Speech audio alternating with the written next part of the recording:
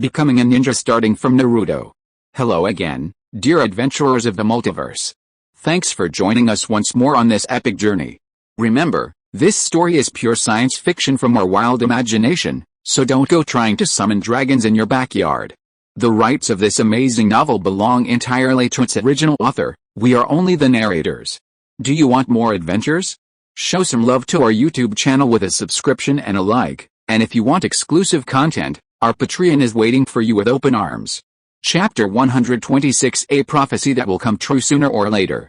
It was a failed exchange. Jiraiya thought back to his own failed life. When his former students, so proud of him, died, their teacher, was nowhere near them. Fate marked his incompetence. It seemed as if his life had always been a failure. Jiraiya lay on the grass, thinking of his failure to protect his students, his failure to truly pursue his beloved Tsunade, and his failure to save his errant companion, Orochimaru. Emiya. Jiraiya was still reminiscing when a young man's high-pitched voice interrupted his thoughts, causing him to instinctively turn around and look. A yellow-haired boy wearing goggles rushed towards Emiya Shiyuan with a grin, his face bruised and blue with fresh scars. It was Uzumaki Naruto. No one else in the village would dare call him Emiya Shiyuan that. Slow down, Emiya Shiyuan extended his hand, inviting him to sit down, his palm brimming with emerald green chakra. He didn't inquire about the origins of his injuries, but instead healed the bruises on his face. Arigato, Uzumaki Naruto thanked him with a grin, then turned to look at Jiraiya lying next to him and asked curiously, "Are you also a friend of Emiya?"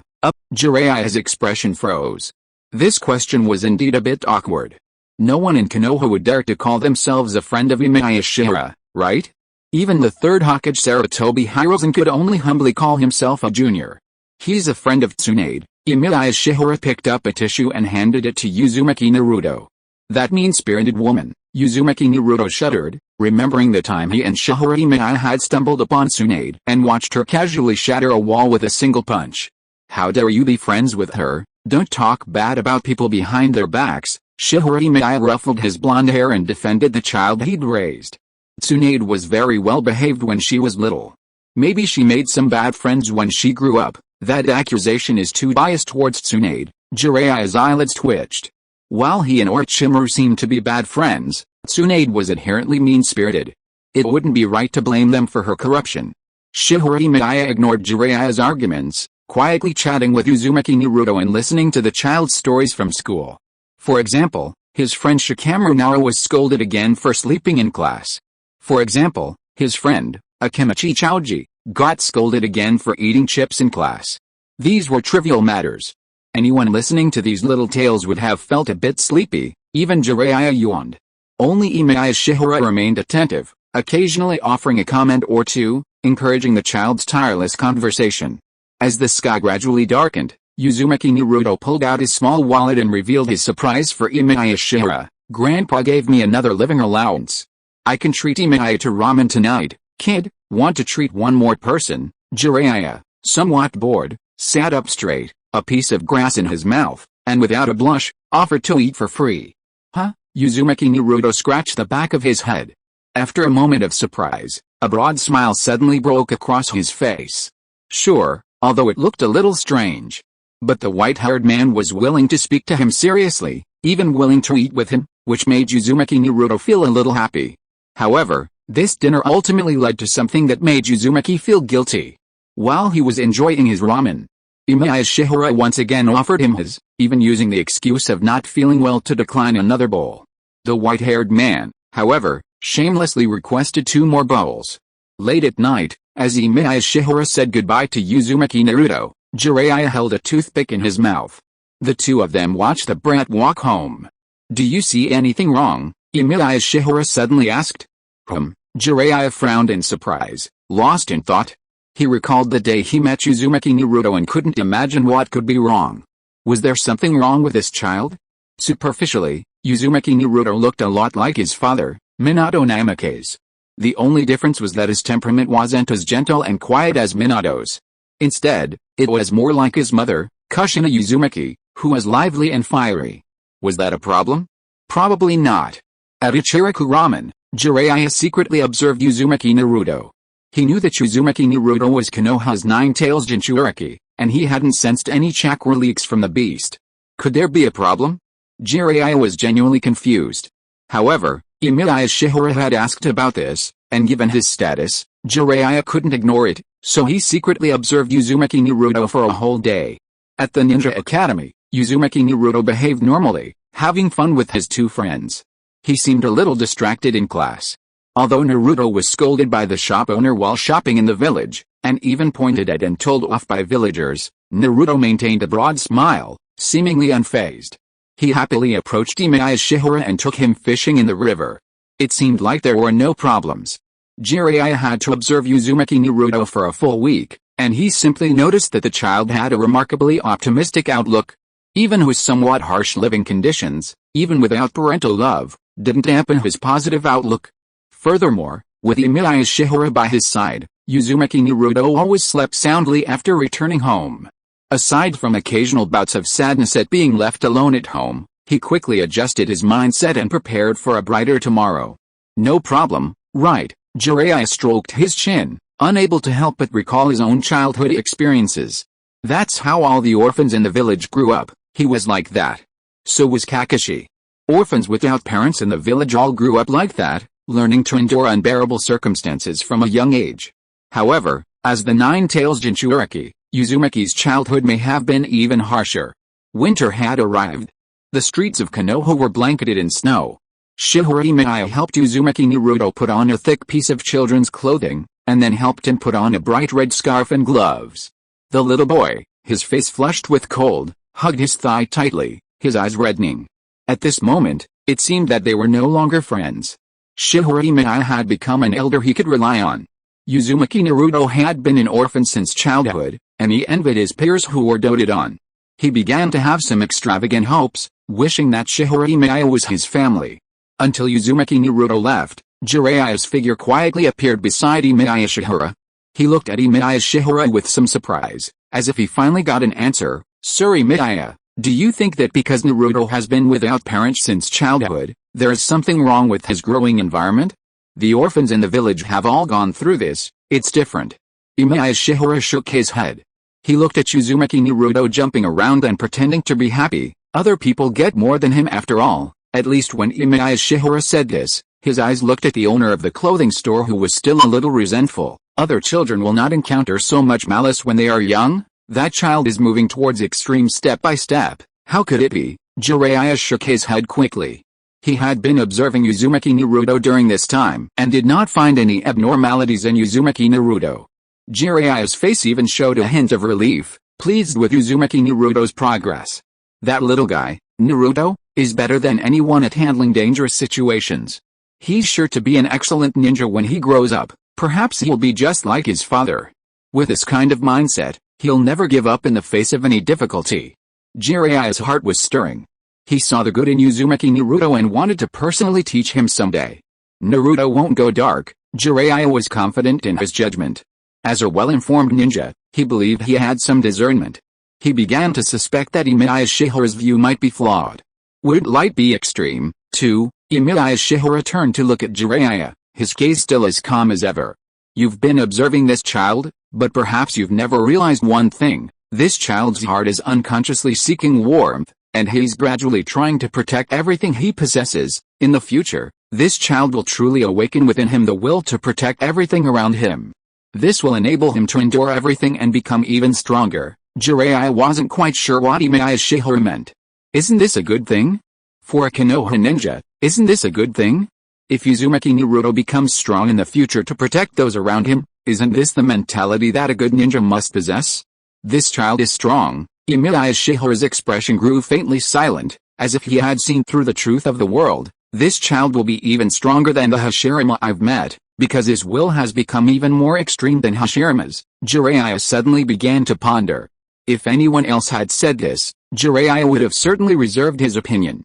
Even if he believed Uzumaki Naruto would become an excellent ninja, there would still be a gap between them if he wanted to surpass the first Hokage, right? But it was Emiya Shiyuan who said this. Jiraiya believed that Shihara's insight was definitely more influential than his own on this matter. He didn't believe he had any better judgment than Shihara. Could Uzumaki Naruto really surpass Hashirama's Senju?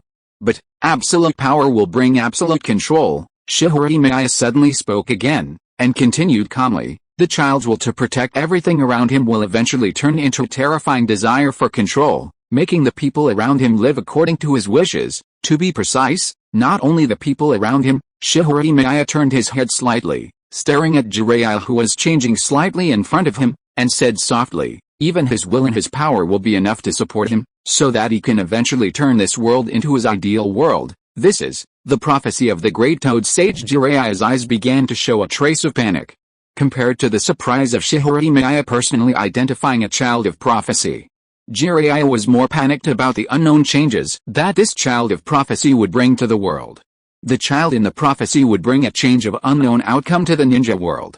Even Jiraiya realized that what Shihara Emiya said was right.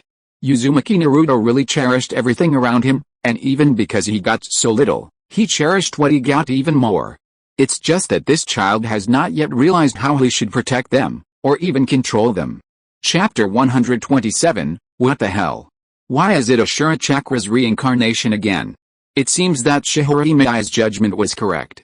Because Jiraiya fell into the thinking pattern provided by Shihara Emiya, he could no longer find reasons to refute Shihara Emiya. If Uzumaki Naruto really has enough power in the future, this child will definitely turn this world into the world he wants. In fact, anyone with enough power will find ways to make their environment more comfortable, until the environment changes little by little until it becomes an ideal environment. After Jiraiya accepted Shihara Emiya's judgment, he observed Uzumaki Naruto more carefully. This child wanted to become Hokage and be recognized by everyone in the village. So will the villagers recognize a Jinchuriki? Will Konoha, which suffered the Nine Tails Rebellion, really be willing to recognize a Jinchuriki? The tailed beast Jinchuriki will only bring fear to other villages. So how will Uzumaki Naruto gain recognition? Jiraiya couldn't imagine a scene he had never witnessed before. He had already resolved to stay in Konoha and guide Uzumaki Naruto onto the right path. He had a connection to Uzumaki's father, and he hoped that Uzumaki could bring about positive change in the ninja world. The first order of business, naturally, was to pique Uzumaki's interest. This proved simple enough for Jiraiya. He simply displayed his skills, and Uzumaki readily and swiftly bowed down. Furthermore, this wasn't a violation of the rules. After all, Konoha's ninja clans had always taught their children the family's secret arts, some even hiring tutors for their children's development. Jiraiya was merely assisting Uzumaki Naruto with his studies, a seemingly trivial matter. However, as Jiraiya truly witnessed Uzumaki's training, he was overcome with doubt. Could this child truly be the child of prophecy? In Jiraiya's time, students at ninja schools often graduated by the age of 5 or 6, and no later than 8 or 9. The graduation exams were even more challenging in his time. So why was Naruto, a kid, so poorly gifted in learning? Aside from his abundant chakra, Uzumaki Naruto was anything but exceptional. Fortunately, Jiraiya had different teaching styles for different students. He quickly adjusted his approach, prioritizing Uzumaki Naruto's chakra control. In traditional teaching methods, Jiraiya was an excellent teacher. Uzumaki Naruto quickly mastered the three-body technique and chakra control, and his Nine Tails was perfectly compliant, preventing any incidents during his training. This composure made teaching much easier for Jiraiya.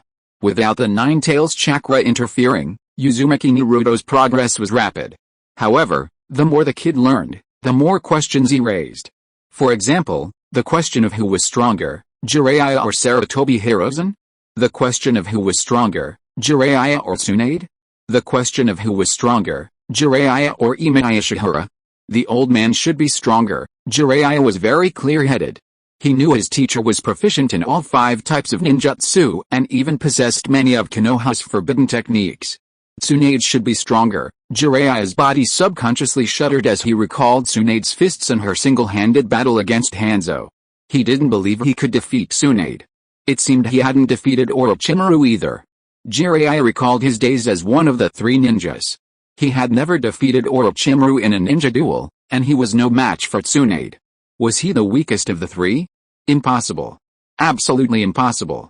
Jiraiya immediately rejected the idea. In the past, he had only shown mercy during ninja battles between Orochimaru and Tsunade, never having been willing to truly ruthlessly attack his 2 former friends. As for the last question, was that the kind of a question a 9-year-old should ask?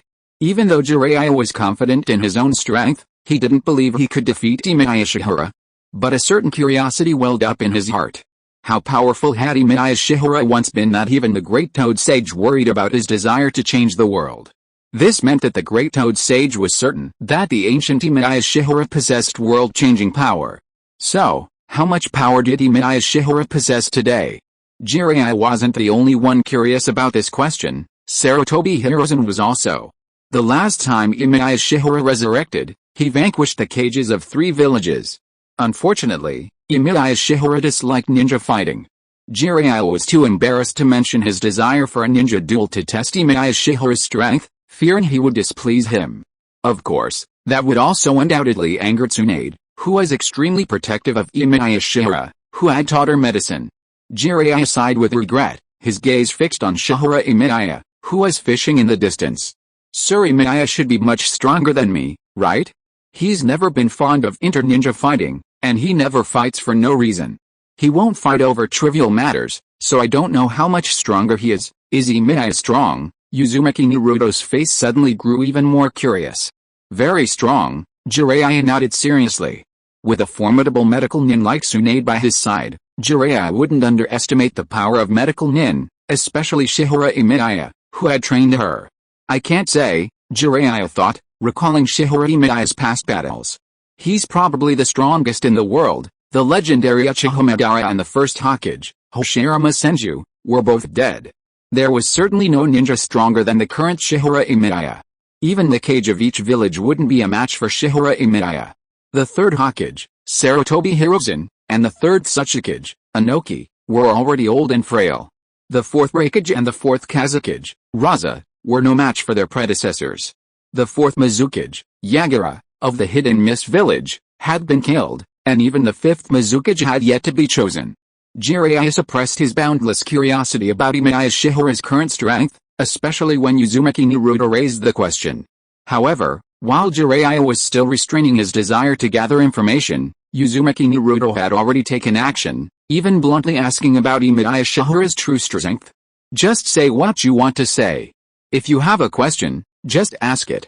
Uzumaki Naruto never cared about whether it would offend anyone, and he didn't think such a thing would offend Emiya Shiyuan. Emiya, Jiraiya-sensei said you're very strong. Uzumaki Naruto sat beside Emiya Shiyuan, his head tilted up against his goggles as he pressed forward. Is he really stronger than Jiraiya-sensei? Besides Grandpa Hokage, Jiraiya-sensei is the strongest ninja I've ever met. He's even stronger than Iruka-sensei. Emiya Shiyuan's expression was odd. Doesn't that Iruka-sensei from the ninja school know you're comparing him to Jiraiya? Does Jiraiya know you're comparing him to me? Do you want to see it for yourself? Emiya Shiyuan ruffled his yellow hair. He, too, wanted to plant a seed of growth in this little one. Yes, Uzumaki Naruto's eyes were filled with anticipation. It was only natural. Jiraiya was somewhat shocked by Emiya Shiyuan's doting on Uzumaki Naruto. To satisfy Uzumaki Naruto's curiosity, he even offered to challenge him when he was about to show off his skills to the brat. Because there was no better opportunity than actual combat. Jiraiya thought it unlikely that Emiya Shiyuan would want to change the ninja world, but it was the ninja's habit to do everything in their power to gather all the information. However, this might make Tsunade a little unhappy. Emiya Shiyuan seemed to be a little too doting on Uzumaki Naruto. Fortunately, there were people in this world who were even more unhappy than Tsunade. When Black Zetsu secretly had nothing to do and planned to come to Konoha to chat with Emiya Shiyuan, he noticed the doting Emiya Shiyuan showed towards Uzumaki Naruto. This isn't right? This kid named Uzumaki Naruto's chakra vaguely resembles that of an old friend? It seems to be the chakra of that bastard Hashirama again? Black Zetsu suddenly realized a terrible problem. Uzumaki Naruto, the nine-tails Jinchuriki that Emiya Shiyuan came to Konoha to protect, seemed to be the reincarnation of Hashira's chakra. This was really a problem that worried Black Zetsu. When Black Zetsu noticed this problem, he suddenly became worried. He was a little afraid that Emiya Shiyuan would be bewitched by Hashira's chakra again and again. Don't be afraid. White Zetsu's clone was also a little afraid of Black Zetsu's low pressure, and quickly comforted Black Zetsu. Lord Emiya will never change his mind for a little kid. No. Black Zetsu's face was extremely gloomy. He thought he understood Emiya Shiyuan's thoughts better than anyone else in the world. You won't understand. Although Shihara may not completely change his mind because of a little kid, he may be soft-hearted and hesitate to take action in the future. Even Hashirama Senju, Shihara has never forgotten their friendship. As long as the situation in this world improves a little, Shihara will probably doubt that there is still hope in this world. We must find a way to make Shihara recognize their true colors. Let Shihara know that the Moon Eye Project is his only destination in this world, and let Shihara know that in this world, I am the only companion who will always be by his side. Not some Ashura chakra reincarnation who brings useless promises again and again. Wei Yuan's will has never been strong enough. In fact, he has never been qualified to destroy the world. It's just that I lured and forced him step by step to this day. Chapter 128 The confrontation between Jiraiya and Emiya Shiyuan. Black Zetsu is a bit possessed. He'd practically entered anti-Ashura mode. Emiya Shiyuan hadn't expected that, perhaps because he'd given so much effort in the past. His desire to help Uzumaki Naruto grow as quickly as possible would lead Black Zetsu to believe he'd once again fallen for the Ashura's language. What good were the Ashuras? Besides their eloquence, what else could they do? Even as Black Zetsu gritted his teeth, Emiya Shiyuan and Jiraiya had already arrived at the Konoha training grounds. Go, Emiya, go, Jiraiya-sensei. Uzumaki Naruto stood outside, shouting his support. The only problem was that he was rooting for both sides in the duel, seemingly unaffected by any conflict, as if he had no particular bias, considering both were important figures. Let's get started. Emiya Shiyuan raised his fingers, forming the seal of opposition, as if well versed in the etiquette of ninja combat in this era.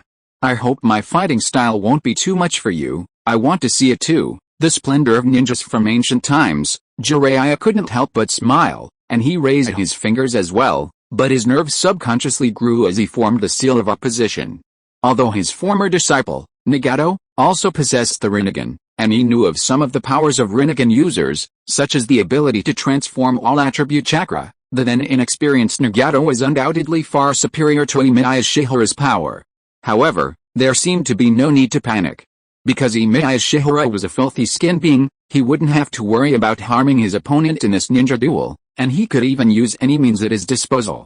For Jiraiya, who was hoping to gather intelligence on Emiya Shiyuan, this news was fantastic.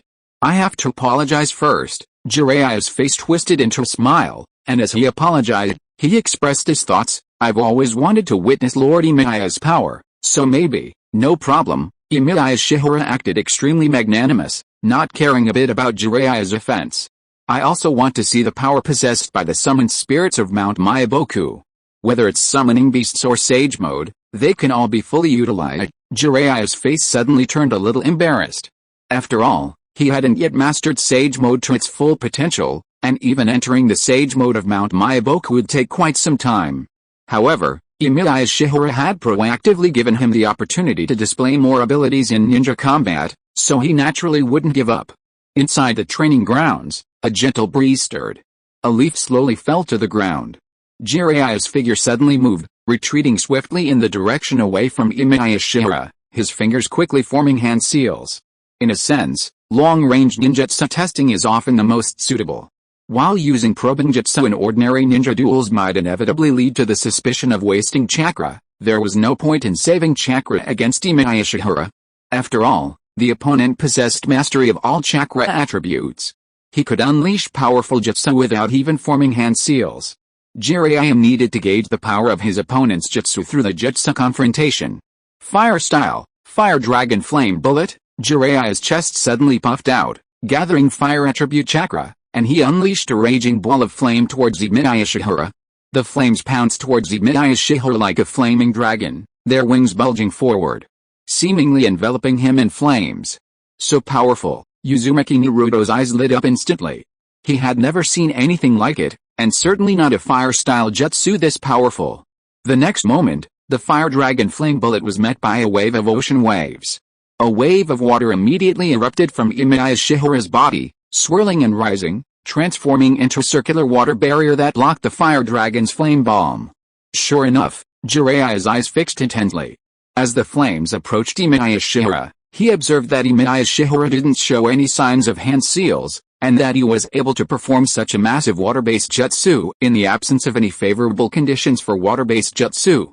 This completely matched the information circulating in the ninja world. However, the sheer power of the water-based jutsu alone immediately gave Jiraiya some idea. After all, Emiya Shiyuan's water-based jutsu wasn't earth-shattering. It doesn't look that powerful. Jiraiya breathed a sigh of relief, reflecting on the information regarding the Impure World Reincarnation technique. It's only the boundless chakra of his Impure World Reincarnation body that allows him to use jutsu without restriction, which is why he can force opponents into desperate situations in battle. Sure enough, Emiya Shiyuan's fighting style was exactly as Jiraiya had predicted. Balls of flames began charging towards Jiraiya, completely oblivious to chakra consumption. However, the power of his fire jutsu was comparable to Jiraiya's mastery of fire jutsu. After all, Orochimaru's Impure World Reincarnation technique wasn't perfect. Even if Emiya Shiyuan used Hashirama cells to strengthen his reincarnated form, he could only generate an S-level chakra, severely limiting his power.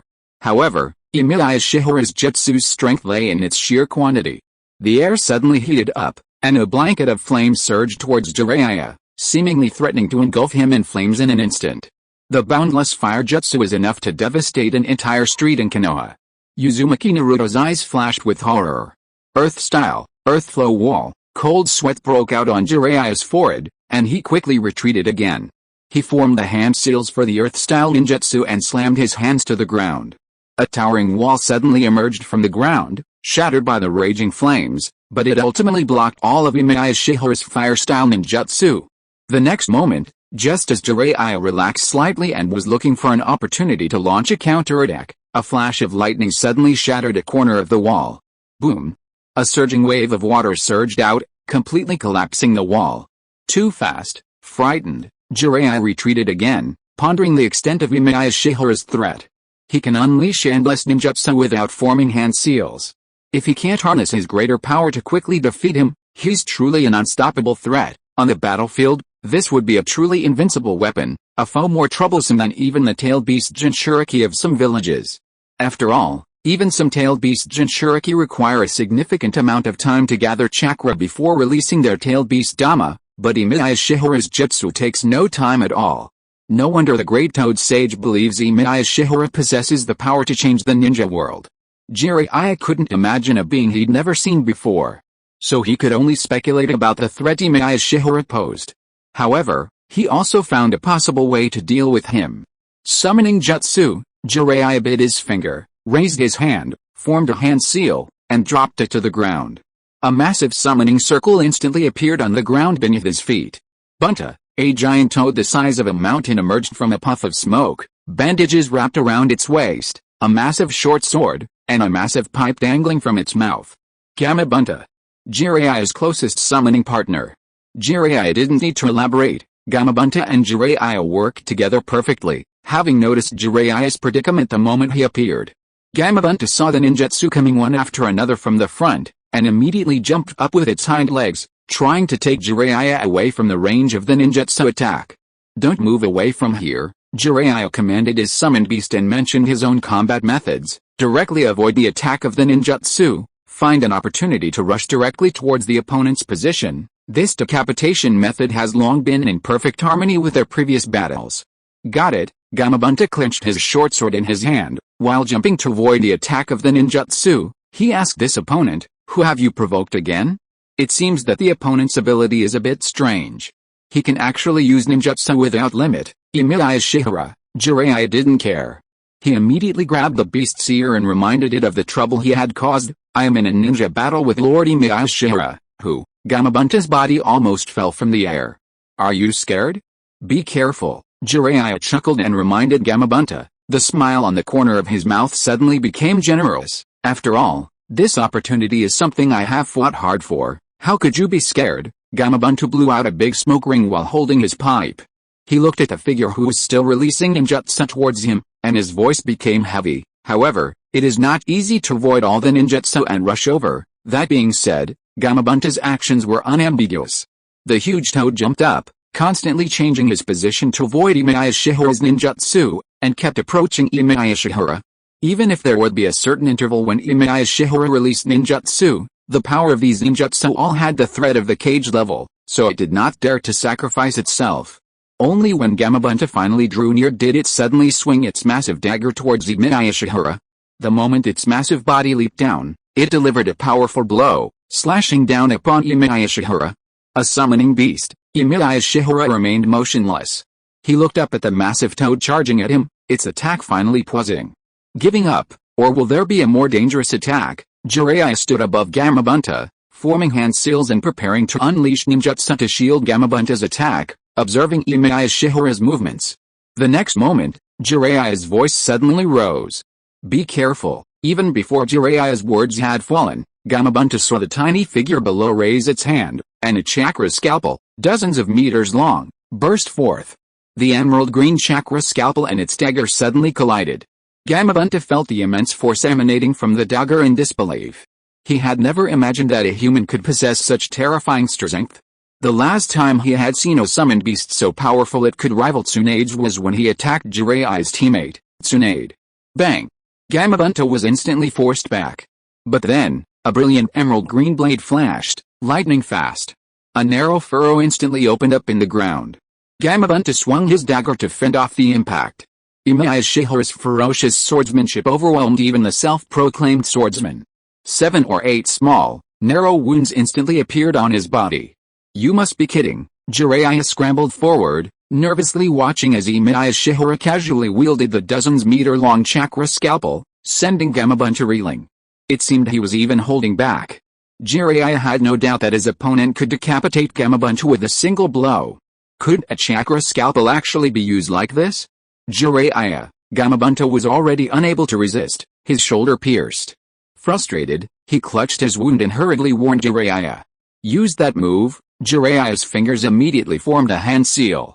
The next moment, Gamabunta and Jiraiya simultaneously concentrated their chakra. Gamabunta opened his mouth and spat a ball of kerosene toward Emiya Shiyuan.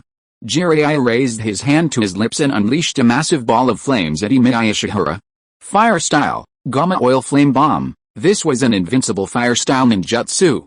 Gamabunta's kerosene increased the power of Jiraiya's fire style ninjutsu by more than a level.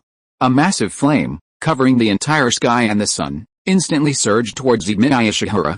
This move was unstoppable by any water-style ninjutsu.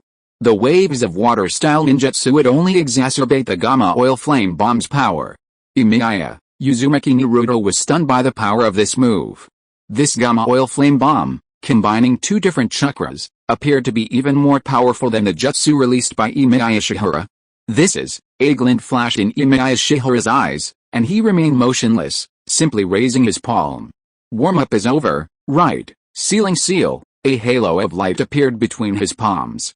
The toad oil flame bomb's soaring waves of fire and kerosene were instantly absorbed by the halo on his palm like a trickle, transforming into pure chakra that flowed into his body. How? Maybe, when Gamabunta and Jiraiya saw this scene, their pupils, one large and one small, simultaneously trembled as they stared at Emiya Shiyuan's still-standing figure. Even the grass around him was undamaged. Unleashing ninjutsu without seals and being able to absorb enemy ninjutsu, coupled with unlimited chakra, Jiraiya's head couldn't help but ache. He actually didn't know how to deal with Emiya Shiyuan. However, an even more terrifying scene also happened. When Emiya Shiyuan absorbed all the toad oil and fire waves, the chakra momentum on his body suddenly changed, and a power more refined than chakra surged out. That is the breath of Senjutsu chakra. Jiraiya immediately sensed the momentum of Emiya Shiyuan, and he couldn't help but think of a possibility. His voice became quiet. Is he now Emiya Shiyuan who can use Senjutsu infinitely? If you are listening to this novel on a channel other than Fanfic World, it means it was downloaded and re-uploaded without effort. We warmly invite you to visit our channel, Fanfic World. There you will find the original version of this story and many other novels of various genres. We look forward to seeing you dive into a world of incredible novels. Chapter 129. Let's talk about the opponent we are going to face, Emiya Shiyuan. As a ninja who had mastered Sage Mode, Jiraiya was incredibly familiar with it and Senjutsu chakra. He even knew a few details about Emiya Shiyuan. Thanks to Tsunade's comradeship, Jiraiya knew that Emiya Shiyuan, having single-handedly raised the Slug Sage thousands of years ago, must be exceptionally proficient in the use of Sage Mode and Senjutsu chakra. Sage Mode not only enhanced the ninja's physical strength, but the power of the ninjutsu released from Senjutsu chakra was horrifyingly increased. It was precisely this understanding of the power of Senjutsu that made Jiraiya realize just how formidable Emiya Shiyuan, now in Sage mode, was. A Shihara with the potential for unlimited Senjutsu use would be a nightmare for any ninja. Senjutsu, Emiya Shiyuan raised his hand. The natural energy in the air seemed to be controlled by him, and a suffocating sensation crept into Jiraiya's nostrils. As soon as Emiya Shiyuan made a move, his sage magic would spontaneously cause all natural energy to surge. This was Jiraiya's first time facing an opponent capable of using Sage mode, especially one whose Sage mode was even stronger than his own. Emiya Shiyuan glanced at the nervous Jiraiya and Gamabunta with a hint of surprise, as if taken aback by Jiraiya's indifference. He gently reminded Jiraiya that their warm-up session was over. Now, you can enter Sage mode too. Ha ha ha, great. Jiraiya couldn't help but smile, then immediately made his request seriously, but it might take me a while. After all, entering Sage mode would require time to absorb natural energy, and he would also need the help of the sages Fukasaku and Shima from Mount Myaboku to extend his Sage mode's duration. Hey, Jiraiya, Gamabunta had to remind Jiraiya, hoping he would consider it carefully. Mom and Dad might. I have to try. Jiraiya still wanted to try. After all, he wanted to know how long Emiya Shiyuan could maintain his Sage mode, and how powerful his ninjutsu is in this state. However, even if he entered Sage mode, he still wouldn't be a match for this ancient ninja. As Jiraiya's eyes fell on Emiya Shiyuan, he noticed that he hadn't moved a single step the entire time. Now, Jiraiya could only hope that by entering Sage mode, he could team up with Fukasaku and Shima to gain some advantage. HMPH, what an overconfident fool. Black Zetsu and White Zetsu hid underground, deeply annoyed that Jiraiya had dared to challenge Emiya Shiyuan. Even if Emiya can only wield less than 1% of his full power at this stage, he's still no match for you. Of course, Jiraiya didn't know this. Even if he did, he wouldn't have given up. After receiving Emiya Shiyuan's permission, the white-haired man sat cross-legged on Gamabunta's head, slowly clasping his hands together, and began to sense and absorb natural energy. Will it take time? Emiya Shiyuan clasped his fingers together, and the natural energy in the air instantly surged towards Jiraiya, instantly making Jiraiya realize with astonishment that he had entered a state of mind. The manipulation of natural energy had always been a key focus of Emiya Shiyuan's cultivation in ancient times. After all, before he gained the power of the Six-Path Sage, Emiya Shiyuan's only remaining strength was his Sage mode. This, Gamabunta's eyes flashed with shock. Even he had to admit Emiya Shiyuan's mastery of natural energy, a power not even possessed by those of Myaboku Mountain. This terrifying power of natural energy manipulation was so powerful that Gamabunta couldn't imagine how powerful his Sage mode would be once unleashed. At least, he no longer had much faith in himself to help Jiraiya. But he didn't need it anymore.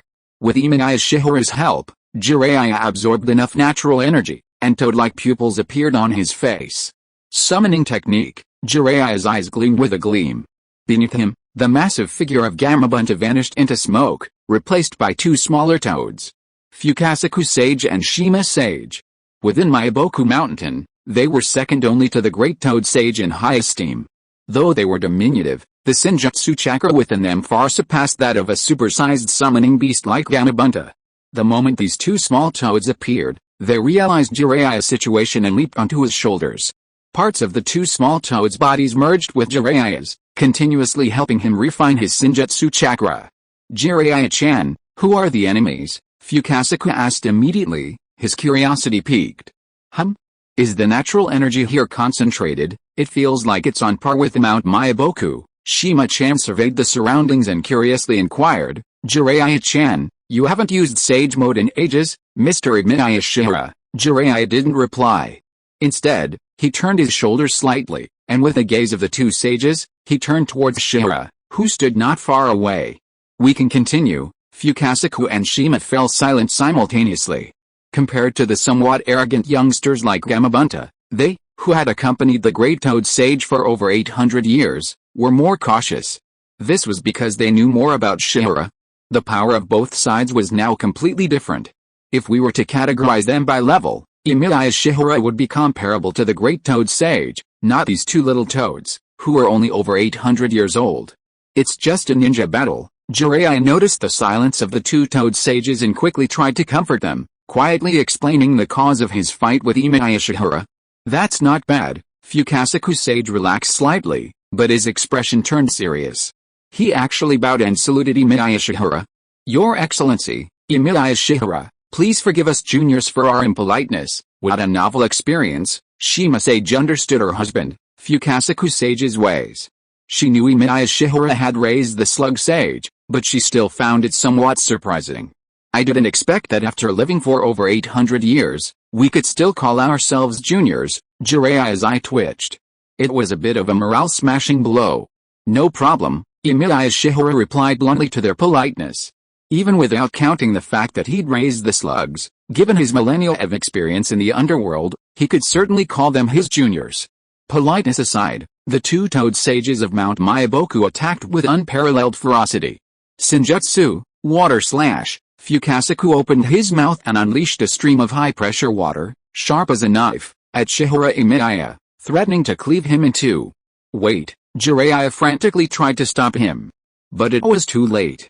Shihara Emiya raised his palm, a halo of light emanating from it, instantly transforming the high-pressure water stream into Senjutsu chakra and absorbing it completely. Ninjutsu cannot be used, Jiraiya could only remind the two sages. Regarding Emiya Shiyuan's ability to absorb ninjutsu, he added, it seems he can't use senjutsu either. After a second of thought, Jiraiya added, however, the opponent has no restrictions on using either ninjutsu or senjutsu. His techniques require no hand seals, and he must be proficient in all chakra transformations. Fukasaku's expression grew strange. No, how could they possibly fight? It was as if the opponent had no restrictions, and our side was completely defenseless. We couldn't just charge in and try to engage in close combat, could we? In terms of close combat, Jiraiya seemed to understand Fukasaku's thoughts and had to remind him, the opponent must possess the same extraordinary strength as Tsunade, and his swordsmanship could even suppress Gamabunta, even though it sounded a little strange. After all, Emiya Shiyuan was only a human of average height, seemingly nothing like a massive figure like Gamabunta. A swordsmanship clash was impossible. Yet, this was exactly what had just happened. Shima Sage immediately offered his thoughts. Dad, I just happened to be in Konoha. Let's go get some groceries and cook. Though it was a joke, Jiraiya could already sense the two sages were scrambling to retreat. Facing a formidable opponent like Emiya Shiyuan, it wasn't surprising they were tempted to back down. We've got to give it a try. Fukasaku's eyes fixed on Emiya Shiyuan, his jokes dropping. At least the Great Toad Sage wants to know how much strength Emiya Shiyuan still possesses. As the high-ranking officials of Mount Myaboku, they too should uphold the Great Toad Sage's will. I'll prepare a plan. We might not be a match for him in close combat, and ranged ninjutsu won't work against him. Fukasaku devised a plan and discussed it with Shima Sage in a deep voice. Mother, let's try using Jinjutsu to block his perception, giving little Jiraiya a chance to dispatch him. Jinjutsu? Shima Sage's expression grew quizzical. Are you sure the illusion is okay? Jiraiya remembered something and had to bring it up again at this time. I heard that Uchiha Madara once used an illusion against Lord Emiya, but Lord Emiya broke his illusion. Chapter 130 The Power of the Rinnegan. Generally speaking, the more information one has, the easier the battle. However, the more information one has about Emiya Shiyuan, the more difficult he seems, and one might even want to give up the fight. Even Jiraiya, while explaining the information to the two sages, couldn't help but feel a sense of helplessness in this battle. He even regretted challenging Emiya Shiyuan. If he could turn back time, Jiraiya wanted to question himself. He knew quite a bit, so how could he have fearlessly led Gamabunta to challenge Emiya Shiyuan? Let me think. Even Uchiha Madara's illusions can't stand up to him. Fukasaku Sage couldn't help but feel a little worried when he mentioned Uchiha Madara. After a moment of thought, he explained, Uchiha illusions are visual, while the ones my mother and I perform are auditory. While the illusions of a once-renowned ninja like Uchiha Madara are undoubtedly powerful, there are still differences between different factions. Perhaps their illusions can be effective? Besides, their illusion was actually quite powerful. It came from a collection of illusion music treasured within Mount Myaboku. The lyrics and melody could only be chanted by the croaking of toads, making it incredibly difficult to learn. It was considered the ninja world's most advanced illusion, something even young men like Gamabunta hadn't mastered. In the past, two sages courted each other by singing songs from the music, ultimately mastering the ultimate illusion technique from that music. So, When Shima Sage was certain her husband would use that technique, a hint of shyness crossed her face. Really? I never imagined I'd ever have to do the things of my youth again. We have to try. Fukasaku Sage's lips puffed up, and he reminded Jiraiya, but it'll take some time for us to pull it off. I'm sure Emiya-sama will give us that time. Jiraiya's gaze fell on the figure standing there. He knew the other person wouldn't care and would allow them to unleash their full potential. First, this is just a ninja duel after all. Second, perhaps it stems from the pity of the senior for the junior. Jiraiya's expression calmed down, and he even laughed to himself, as if goading Shihara to witness this illusion.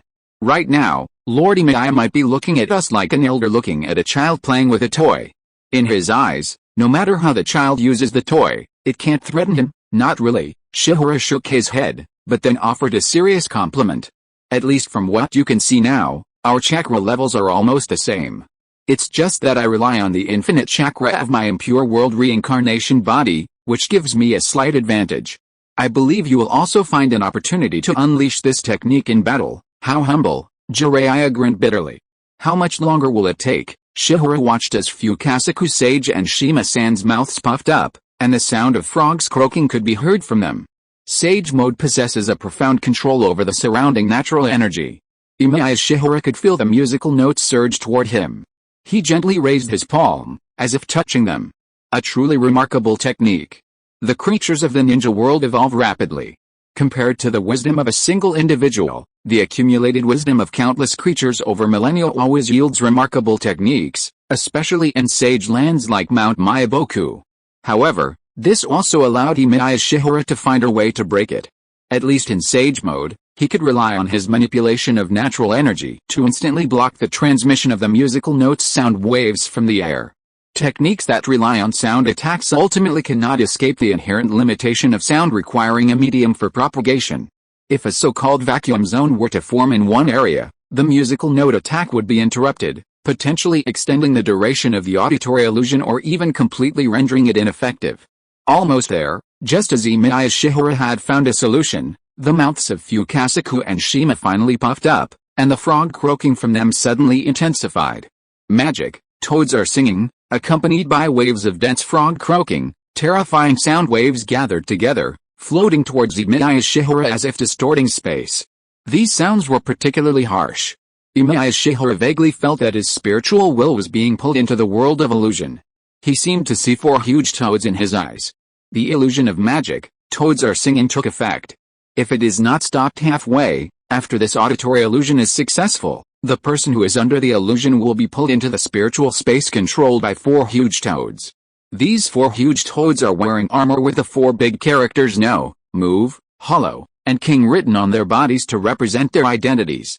They grasped the huge stone swords and raised their palms to create a space that bound Emiya Shihara's spirit. To a certain extent, this illusion is essentially no different from other illusions. Even if this illusion succeeded, the final showdown would be a mental confrontation within the illusion space. Unfortunately, Emiya Shihara's greatest strength lay in his mental will. The next moment, Emiya Shihara's mind rapidly expanded, his body breaking through the control of the 4 giant toads. His mind even grew larger than their bodies.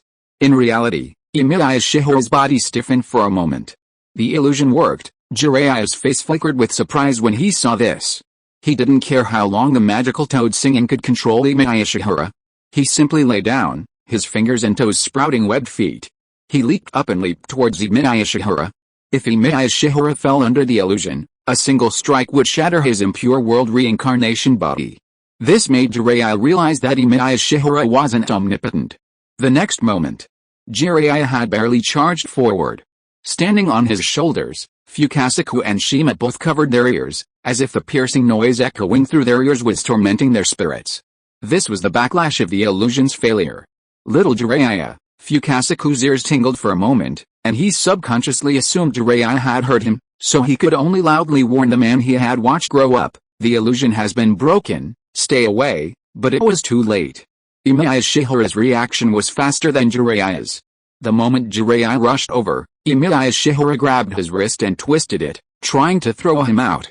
Senjutsu Rasengan, a cyclone of chakra appeared in Jiraiya's palm, and this Rasengan, condensed from Senjutsu chakra, smashed into Emiya Shihara's arm. As long as the Impure World body was broken, Emiya Shiyuan's body would be unable to move. Jiraiya had already determined that Emiya Shiyuan absorbed ninjutsu through the aura on his palm, and his arm should not be able to activate this ability. Unless Emiya Shiyuan was willing to instantly release Jiraiya's wrist, slightly shift his feet, and take a step back to avoid the Rasengan. Then, Jiraiya would probably never have this kind of attack opportunity again. But perhaps this was enough. Jiraiya didn't care about his failure at all, and even couldn't help feeling a little happy in his heart. It's not surprising that I can't win after making such great efforts, but if I can make Lord Emiya move, at least it won't be an absolute failure for me. In the blink of an eye, a strange scene suddenly occurred. Just as Jiraiya had predicted, Emiya Shiyuan had already released his wrist, but Emiya Shiyuan still didn't seem to intend to take a step back. Emiya Shiyuan's eyes suddenly raised, and a strange glimmer flashed in his Samsara eyes. Ignoring the Rasengan that was so close, his voice became extremely silent and calm. Shinra Tensei. The next moment, a repulsive force suddenly hit Jiraiya's body. The moment Jiraiya was struck by this repulsive force, he felt as if struck by a massive wave, sending him careening backwards in a heap. The moment the white-haired man landed, he immediately flipped over, his palms clasped tightly against the ground. He saw the furrow left by Emiya Shiyuan's repulsive force. Is this repulsion? Jiraiya, shocked, deduced the effect of the Shinra Tensei technique. A flicker of silence crossed his eyes. While this repulsive force pushed me back, it also instantly shattered my Rasengan. It can attack and defend simultaneously, an all-purpose technique combining both offense and defense. This is the power of the Rinnegan. Emiya Shiyuan raised his arm slightly, not hesitating to explain this not-so-powerful ability to Jiraiya. The Rinnegan. Jiraiya's expression darkened. He remembered his deceased disciple, Nagato. He remembered Nagato mentioning a burst of Rinnegan power in his youth. Could the power of the Rinnegan be so strange? Indeed, absorbing your technique is also a power of the Rinnegan. As Emiya Shiyuan explained, his arm gradually transforming into a sci-fi, glittering cannon. Sure do, the chakra in the cannon converged, flashing a terrifying light. Hide, Senin Fukasaku and Senin Shima simultaneously warned in shock. Is this also a power of the Rinnegan? Emiya's Sage Mode empowered Jiraiya to react quickly, leaping to avoid the terrifying laser cannon. A laser suddenly surged through him, instantly piercing through the trees in the forest, leaving charred holes in their trunks. If he hadn't dodged in time, the attack could have pierced through him, nearly destroying his lower body. However, only Jiraiya was aware of this danger. The unaware Uzumaki Naruto, watching this spectacular scene, even had a twinkle in his eyes. Wow, so cool, but Jiraiya's crisis wasn't over yet. Emiya Shiyuan's palm transformed from the mechanical, sci-fi cannon barrel back into normal palm. He calmly raised it toward Jiraiya and once again activated the power of the Rinnegan. Telekinesis, a strange gravitational force suddenly absorbed his body. Is this gravity? Jiraiya's face flashed with shock again. Just as he realized this power, the strange gravitational force had already dragged his body rapidly toward Emiya Shiyuan. My body is losing control. Jiraiya tried to form hand seals, but he couldn't steady himself. He could only watch helplessly as he flew towards Emiya Shiyuan. From the moment on, it looked like Emiya Shiyuan was merely using this gravitational force. However, once this gravitational force closed the distance, it would surely be a powerful attack. This is our chance. Fukasaku Sage looked at his wife. It's so hard to control my body. Shima Sage twisted his head with difficulty and instantly released a long tongue toward Emiya Shiyuan, its speed increasing even faster under the gravitational force. Tongue slash. This long tongue, with a length completely disproportionate to its size, drilled towards Emiya Shiyuan and suddenly wrapped around his body. Water slash. Fukasaku Sage also opened his mouth and spit out a high-pressure water jet. This was a combination of the magic and physical attacks of the two-toed sages. Emiya Shiyuan could only helplessly stop the Tensei and raised his hand to release the Shinra Tensei again, sending their bodies and ninjutsu flying. Boom! Accompanied by a repulsive force that pushed the smoke and dust. Jiraiya and the two sages fell into a tree together. Jiraiya was very agile. He didn't care about anything else and quickly changed his position. He lay on the ground like a frog, and looked at Emiya Shiyuan in the distance vigilantly. Hiss, pain, pain. Shima Sage immediately stroked his tongue. Wait, I have a feeling. Fukasaku-senin rubbed his still dizzy head belatedly and forced himself to concentrate. This time the repulsion seems to be stronger than the last time. Not bad. Jiraiya nodded. His fingers had already dug into the ground. Still staring at Emiya Shihara's figure, it seems that the user of the Rinnegan can freely control the repulsion and attraction.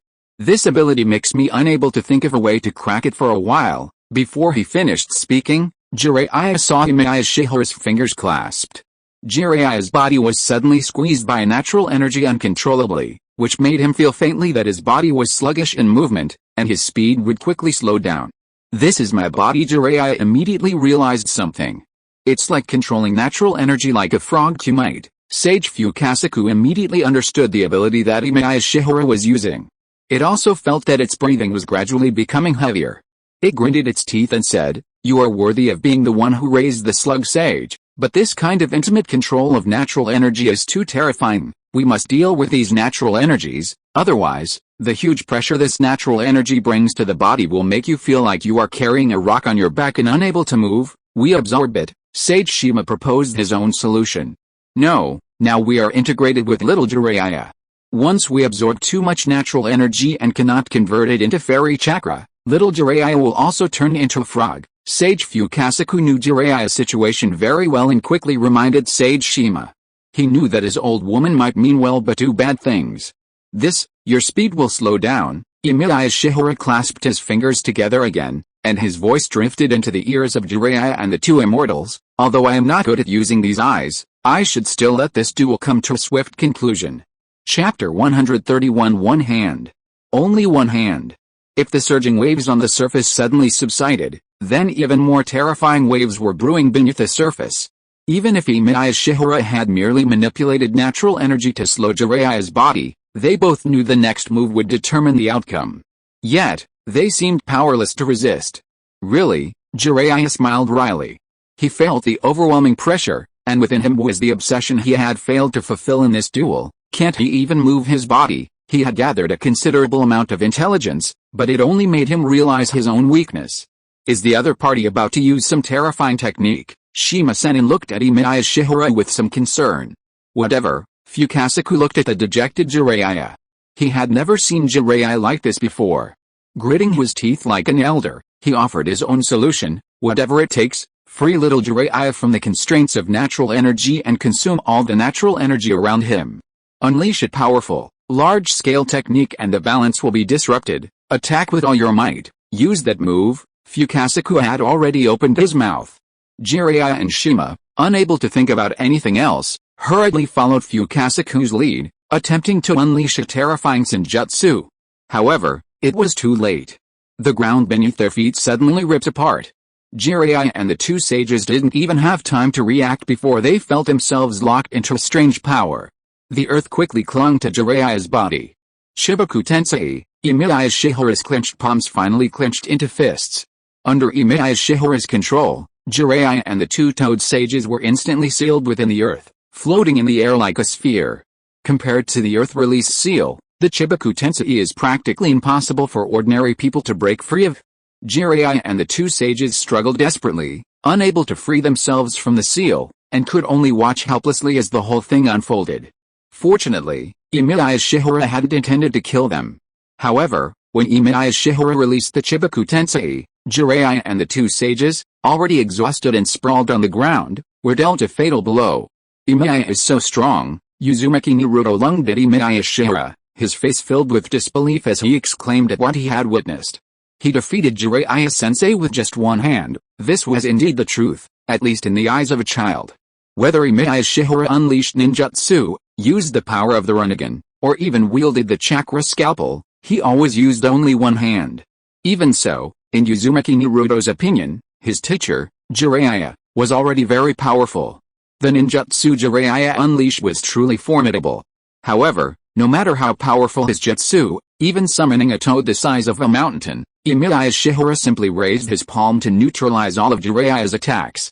His moves were even more impressive than Jiraiya's. He was practically godlike. "Emiya is truly powerful." Uzumaki Naruto clung to Emiya Shihara's thigh, praising him endlessly. Emiya only used one hand. Jiraiya-sensei was completely powerless. Hey, Jiraiya's eyes twitched. No, you little brat, do you know what's going on? Do you know how much power this Lord Emiya is using?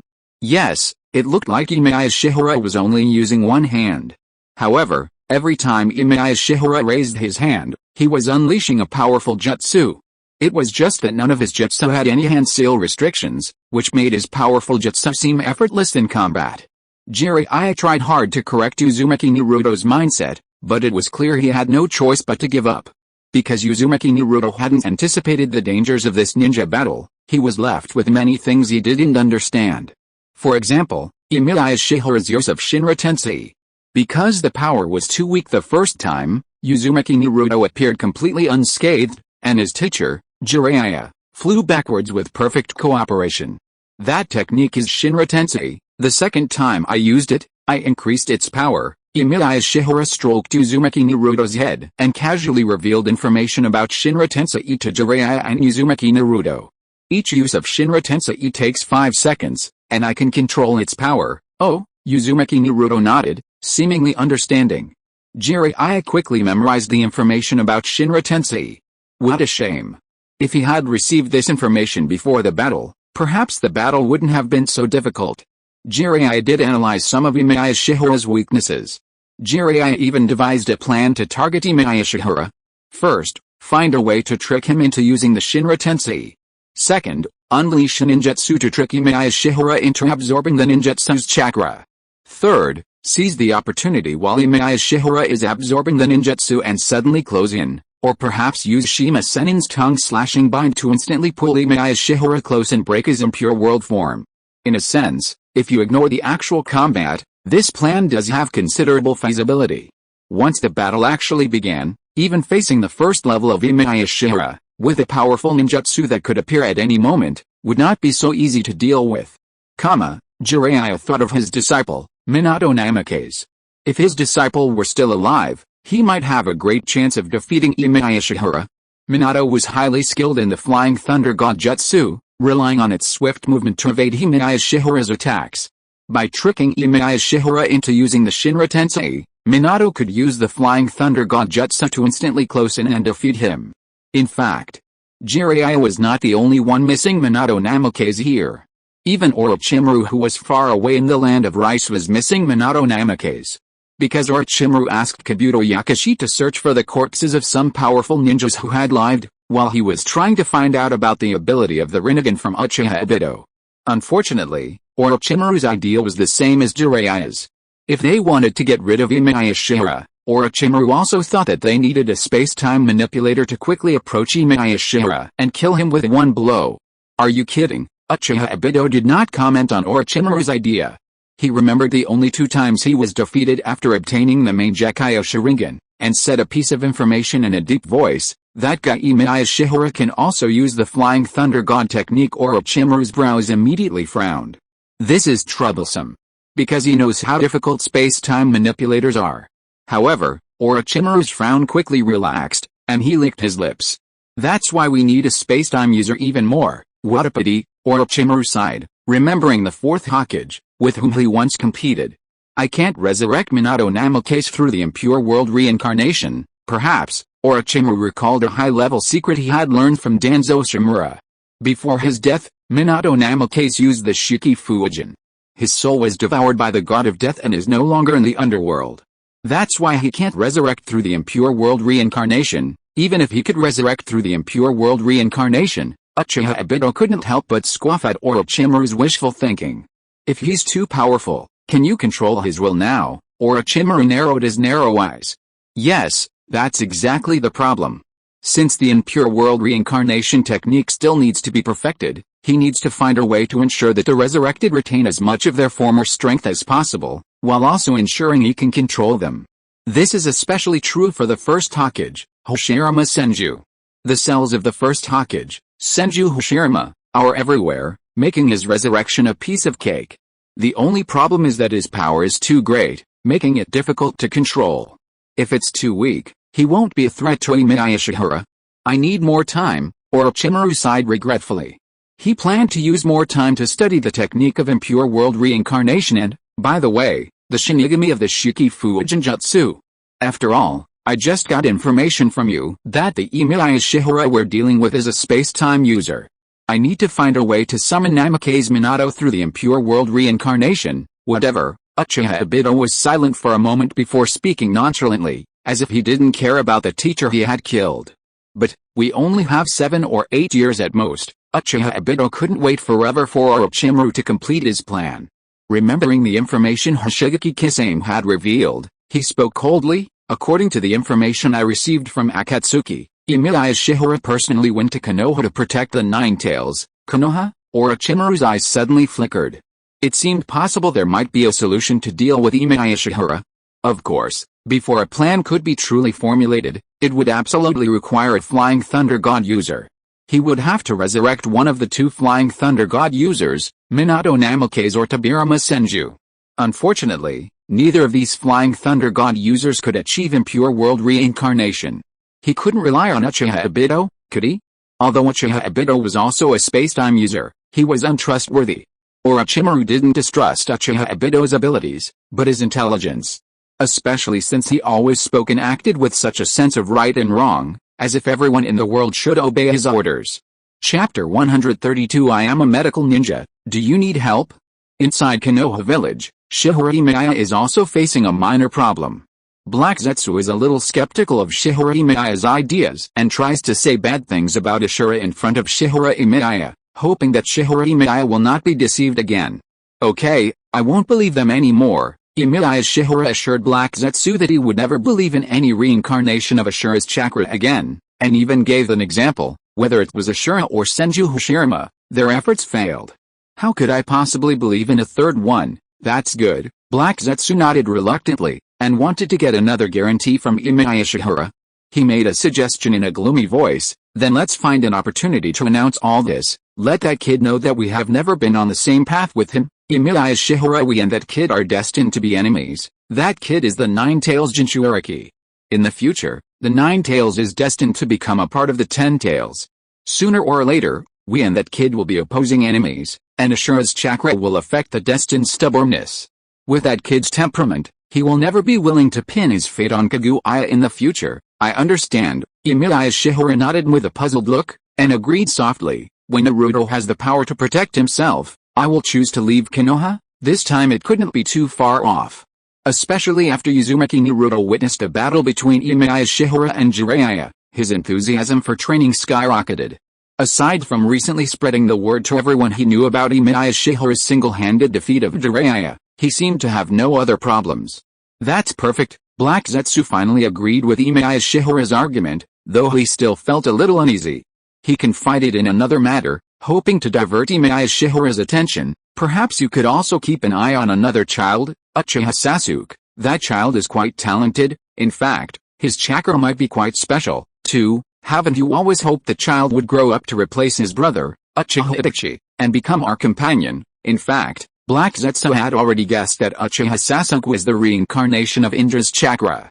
Because those who incarnate Indra's chakra never stay in the ninja world, upon death, they immediately begin their next reincarnation. Based on the time of death of the previous Indra chakra reincarnation, Uchiha Madara, Uchiha Sasuke was the most likely candidate. Uchiha Sasuke, Emiya Shiyuan, sensing Black Zetsu's subtle intentions and fully complying with his thoughts, said in a deep voice, I noticed that child last time. He's very diligent in his training. Indeed, Uchiha Sasuke truly was diligent. Even though he was known as the greatest genius among his peers, his training never faltered. That child worked harder than anyone else, consistently holding the top spot in his class. To dismiss his hard work as genius was unfair. Especially since Uchiha Sasuke had always trained alone, without help from anyone. He could only pursue the traces left by the Uchiha clan, searching for a path to strength and revenge. The cruelest part was that because Uchiha Sasuke bore the blood debt of the Uchiha clan, his own brother had murdered his parents and other members of the clan, he would always draw sympathetic or scrutinizing glances from others. However, the Uchiha clan was born with pride. This pride made Sasuke Uchiha unable to tolerate these sympathetic glances, causing him to become increasingly withdrawn. He never wanted to make friends with anyone his own age, nor did he want to accept anyone's pity. Now, Sasuke Uchiha only wanted revenge. It was evening. By the lake, the former Uchiha training ground.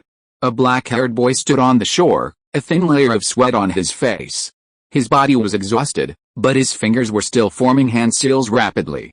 Fire style, great fireball jutsu. The boy gritted his teeth and opened his mouth to expel a ball of fire. However, his body could no longer support him, and he could no longer control the fireball's raging flames. The flames instantly lost control, burning his clothes and the scorching heat burning his arms red. Not yet, the boy finally collapsed to the ground helplessly. This technique was already taking a heavy toll on his body. However, his eyes remained stubborn. He looked at his reddened arm, intending to rest for a while to recover and then continue practicing. I can't fall behind anymore. The black-haired boy clenched his fists, ignoring his red-hot arms, and thought of recent events. The last-place student in the class is getting stronger and stronger. If he continues like this, I may not be his opponent. If even a last-place student can write on his head, how can he kill Uchiha and complete his revenge? Just as the boy was thinking of the last-place student in the class who was becoming stronger and stronger, he heard the last-place student's voice in his ears. Emiya, can you practice with me tomorrow? Uzumaki Naruto pulled Emiya Shiyuan's hand. His face seemed to be a little distressed. Recently, Teacher Jiraiya always leaves me alone there to refine chakra. This kind of sitting and practicing to refine chakra is really boring. Is it effective? Emiya Shiyuan did not question Jiraiya's teaching. Yes, Uzumaki Naruto immediately perked up, chuckling about his own achievements. During the ninja battle today, I finally managed to focus chakra on my fist, and I was so close to defeating that cocky guy. Huh? Emiya Shiyuan's brow furrowed slightly. However, Uzumaki Naruto knew Emiya Shiyuan well and quickly freed himself from his grasp, crossing his arms over his chest. Don't say anything about chakra being used to protect those around you, not for fighting. Uzumaki Naruto already knew Emiya Shiyuan's attitude towards ninja battles. The little guy also knew that Emiya Shiyuan had always wanted their chakra to be used for combat, but Ninja Academy inevitably forced students to practice combat against each other. He had finally managed to defeat Uchiha Sasuke. However, Uzumaki Naruto didn't object to Emiya Shiyuan's idea. Seeing that Emiya Shiyuan's expression still refused to soften, Uzumaki Naruto muttered angrily, "If we ever encounter danger when we grow up, I'll definitely protect Sasuke. After all, Sasuke has been my rival since childhood. While this is wishful thinking on my part, I absolutely refuse to admit defeat to that arrogant fellow at this moment." Emiya Shiyuan's expression remained calm. The black-haired boy at the lakeside gritted his teeth when he heard this. Could it be that Uzumaki Naruto, this self-righteous, last-place finisher, thinks he's so powerful? Well, this last-place finisher does have his merits. But this last-place finisher is a bit too arrogant.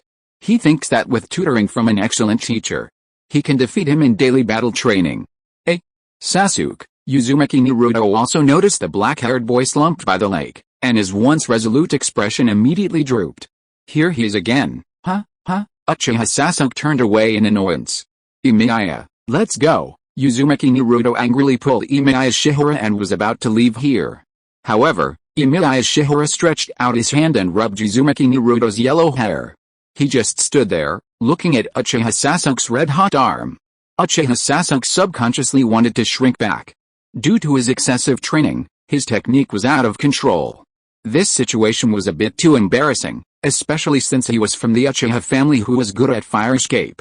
What's more, he was in front of Uzumaki Naruto, the last one. To be precise, Uchiha Sasuke didn't want anyone to see his predicament. Even though he suffered a lot of hardships and injuries during training, he didn't want to show his weak side, because he was an Uchiha. Even though he was Konoha's last Uchiha, Emiya Shiyuan looked at Uchiha Sasuke as if he were an ordinary person, as if he didn't look down on him just because he was an Uchiha, nor did he show any pity for him just because he was the last. At least, Uchiha Sasuke could see Emiya Shiyuan's expression was calm. He seemed to treat him like an ordinary person, and this attitude made Uchiha Sasuke feel both relieved and vaguely uneasy. Although he disliked pity, this guy's attitude was too calm. However, as Uchiha Sasuke's mind wandered, his attempt to hide the wound on his arm only made his skin burn even more. Hiss, the young man gasped, a muffled groan in his throat, and subconsciously bit his lip, still stubbornly trying to hide the pain he was enduring. A gentle spring breeze blew, rippling the surface of the lake. Just as the black-haired boy by the lake gritted his teeth and tried to endure the burning pain, a calm voice fell into his ears. This voice had the power to soothe people's hearts. Thousands of years ago, as recently as 40 years ago, when this calm voice appeared, it meant that a patient suffering from an illness had been cured, and that the pain they had once had to endure had been relieved. I am a medical ninja. Do you need any help? Chapter 133. Who said there is only one son of prophecy? On the lake shore, Emiya Shiyuan's palm glowed with a faint emerald green. Under his care, Uchiha Sasuke's arm was slowly healing, and he hadn't even experienced any discomfort. This man, Uchiha Sasuke pondered. His medical ninjutsu was more advanced than he'd imagined, perhaps due to his own lack of experience. But there was one thing about him that was truly remarkable. Having been struck by the Tsukuyomi during the genocide, Uchiha Sasuke had been forced to recuperate in the hospital for a period. He'd seen countless expressions of pity in the eyes of doctors and nurses, their faces seemingly filled with a constant stream of words whenever they saw him. Is this the only surviving child? How pitiful, to have endured such a fate, but Emiya Shiyuan didn't. From beginning to end, this man maintained a single attitude: he was merely a medical ninja helping with treatment, and Uchiha Sasuke was merely a patient in need of care. Fire-style ninjutsu can be very dangerous if it gets out of control. Emiya Shiyuan gathered his chakra and warned him, as if giving advice to a patient, next time you practice, pay a little more attention to your chakra control. Ninjutsu out of control. Uzumaki Naruto stood beside Emiya Shiyuan. He looked at Uchiha Sasuke and couldn't help but shout, "You're really messing around, aren't you? Shut up." What do you know? Uchiha Sasuke was annoyed and wanted to lose his temper. What did this last place guy know? If he didn't work hard enough, revenge would be a distant dream. Uchiha Itachi's power was too great. As Itachi's younger brother, Uchiha Sasuke knew from a young age how talented Uchiha was. Their father, Uchiha Fugaku, always had high hopes for Uchiha, but was disappointed with Uchiha Sasuke, the younger son. From a young age, his talent wasn't as good as his older brothers. Uchiha Sasuke wasn't disappointed by his father's favoritism, because his father's favorite brother, Uchiha Itachi, had always loved him dearly. But that night's nightmare resurfaced. His father, his mother, the clan members who had watched him grow up, all of them perished that night at the hands of Uchiha Itachi. If he, whose talent had never matched Uchiha Itachi since childhood, didn't work hard now, he would never see the hope of revenge. Naruto, Shihara. Emiya stopped Uzumaki Naruto from arguing. His gaze fell on Uchiha Sasuke, whose face was itched with pain. He spoke softly, "Uchiha Sasuke, if you need me, you can train with Naruto. Your name is nice." Shihara. Emiya looked at the black-haired boy and told him a story. "I once saved a ninja named Sasuke. He nearly died from a fire-style ninjutsu." Uchiha Sasuke fell silent and lowered his head. He truly needed a training opponent. Among his classmates at the Ninja Academy, he had always been number one, with no rivals. The only opponent was Uzumaki Naruto, the one who always struggled with him and was at the bottom. He had recently grown stronger, even drawing closer, and this had given him a growing sense of danger. "Thank you." Uchiha Sasuke's voice was barely audible. When Jiraiya learned of this, he only saw two teenagers clashing fiercely on the riverbank. His eyes widened. This was unbelievable. With all that mischief Naruto had shown at the Ninja Academy, someone was actually willing to train with him, and even top the class. During the time Jiraiya had been teaching Uzumaki Naruto, he'd learned from the Brad's story about his relationship with his school's prodigy, Uchiha Sasuke. This wasn't right, was it? Did Naruto have a bad relationship with the other kid? How could they be training together so soon? That kid, Jiraiya couldn't help but ask Emiya Shiyuan, who was sitting next to him. "Is it Sasuke?" Sarutobi Hiruzen appeared beside them, pipe in hand. He looked at Uchiha Sasuke, who was clashing with Uzumaki Naruto, then glanced at Emiya Shiyuan, who was sitting next to him. Was it because Uchiha Sasuke was Itachi's younger brother? Emiya Shiyuan didn't watch the two children's fight, but his answer surprised Sarutobi Hiruzen somewhat. Did that child get Sasuke's name? Jiraiya couldn't help but rub his head. No, what did that mean? What did the child get Sasuke's name? But the third Hokage, Sarutobi Hiruzen, immediately realized why Emiya Shiyuan had such a special affection for Uchiha Sasuke. Perhaps it wasn't just because he was Itachi's younger brother. Perhaps it was because the name reminded him of an old friend. Yes, Sarutobi Hiruzen sighed and volunteered to answer Uchiha Sasuke's story. Uchiha Fugaku wished to use my father's name for his second son. This naming method wasn't disrespectful. In fact, in the ninja world, It often carried a sense of respect for elders. Your father was truly outstanding, Emiya Shiyuan generously praised Senju Tobira's father, as if entrusting his memories of his deceased father to the living. He looked at Uchiha Sasuke and said, I hope this child can become a splendid ninja like him. Father would be very happy if he knew. Senju Tobirama couldn't help but smile. His father, when he was alive, held Emiya Shiyuan in high esteem. He even treated him with respect comparable to that of the first Hokage, Senju Hashirama. He often mentioned Emiya Shiyuan during his family's teachings, and was particularly proud that Senju Tobirama had followed him through the ninja world. Unfortunately, Uchiha Sasuke, living in hatred, was different. A hint of worry returned to Senju Tobirama's gaze. Even though he knew the root cause of the Uchiha clan's demise, he still couldn't think of a way to resolve the hatred between Uchiha Itachi and Uchiha Sasuke. Should he tell the truth? Could Uchiha Sasuke withstand it? Wouldn't this child truly resent the Konoha High Command? If he didn't reveal the truth, Uchiha Itachi would forever be his brother's target, and the hatred between these two brothers would likely remain unresolved even until death. That Sasuke kid is excellent, Jiraiya observed, subconsciously praising Uchiha Sasuke and Uzumaki Naruto, while casually disparaging his own student.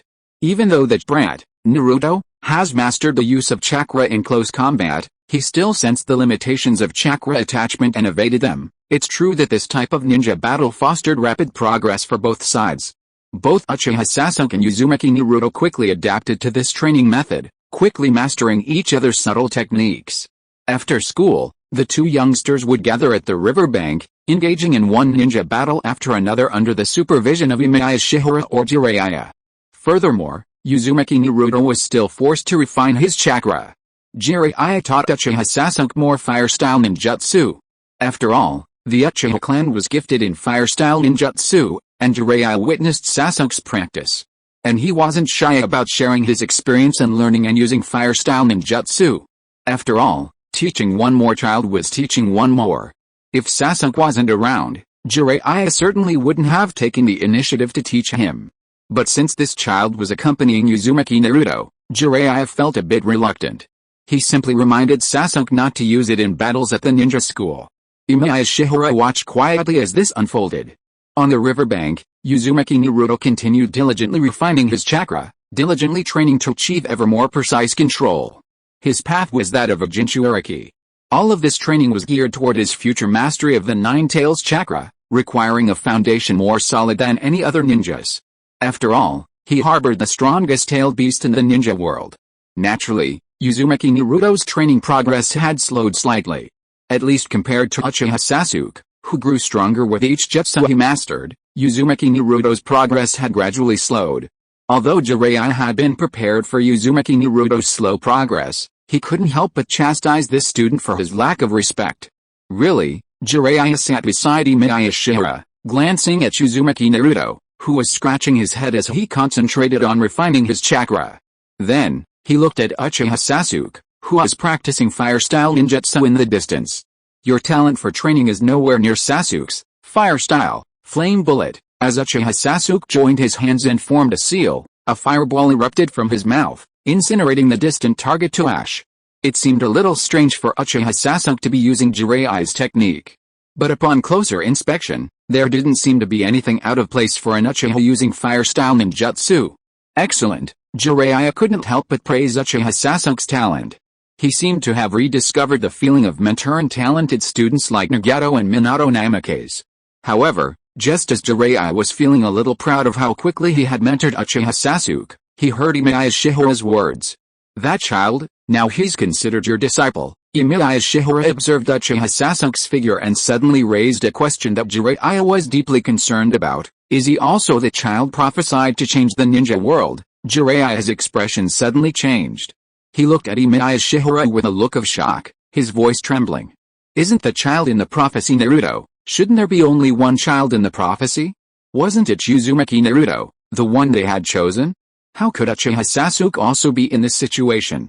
Jiraiya was reluctant to believe Emiya Shiyuan's hypothesis. He didn't believe Uchiha Sasuke could be the child in the prophecy at all. But if that child also wants to change the ninja world in the future, Emiya Shiyuan looked at Uchiha Sasuke, as if hinting at something. Why do you think he can't become the child of the prophecy? In this world, no one is special. These two children are just like Hashirama and Madara in the past. After all, there are so many human beings in this world, there will always be some who are very similar or attracted to each other. Even if you want to change the world, even if you want to end the war with powerful force, this great ideal will have different people walking on the same path. Emiya Shiyuan looked at Jiraiya in front of him, and finally brought out the introduction he wanted to bring out, and took the initiative to prepare a kind of psychological prevention for Jiraiya in advance. Before the moment when the ninja world truly changes, your disciples are actually all children predicted by the prophecy.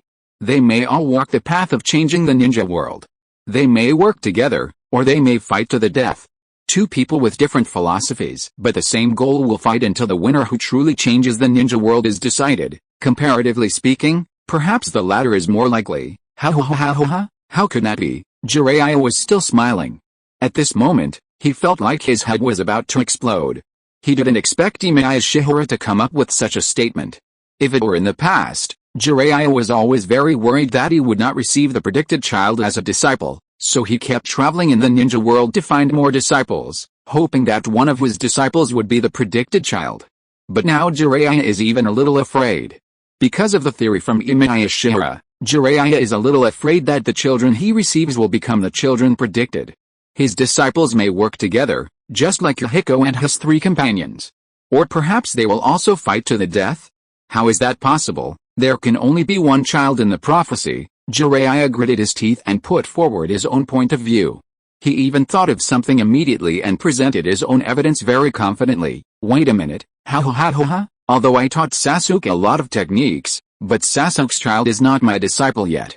Chapter 134, A conspiracy that everyone welcomes. This was the proof. Jiraiya believed he had found it.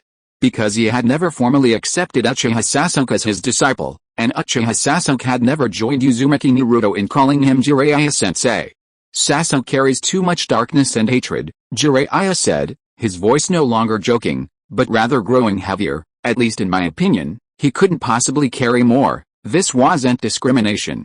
It was a pity for Uchiha Sasuke. Emiya Shiyuan's expression remained calm, as if unconcerned with Jiraiya's valid evidence. He simply instilled in Jiraiya the fact that there were two children of prophecy. Jiraiya now believed that Uzumaki Naruto was his only disciple.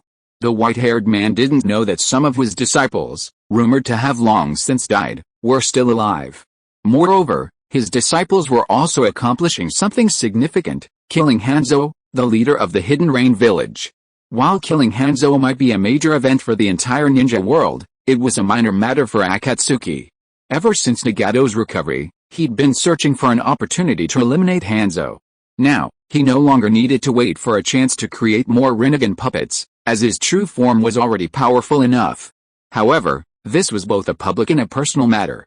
Nagato believed they needed to control the entire Land of Rain to protect Akatsuki's secrets, but this was ultimately a matter of revenge for the past. Land of Rain. A cage-like building nestled in a valley. However, the building had collapsed into shattered ruin, with the bodies of a group of rain ninjas scattered around the wreckage. Only one person remained alive, Hanzo. Hanzo looked in horror at the approaching pain, and Nagato and Konan, who stood behind him, cowering and trying to retreat. The aged man had long lost his former courage, the resolve to protect his country at the cost of his own life. As he aged, he even grew attached to power, clinging to his dwindling life. Goodbye. Pine raised his hand. The next moment, a repulsive force crushed Hanzo. The leader of the Hidden Rain village, once a formidable figure in the ninja world, who had once resisted the invasions of numerous great powers, stared wide-eyed. Instantly, crushed by this sudden repulsive force, his death was utterly tragic.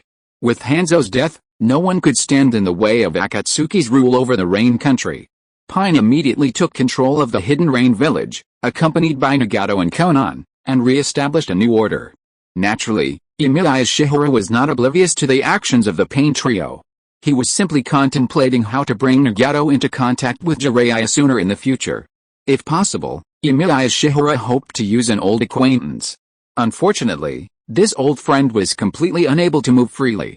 Although he had secretly sought contact with Emiya Shiyuan after learning of his arrival in Konoha, the third Hokage, Sarutobi Hiruzen, had forbidden him from even appearing before Shihara.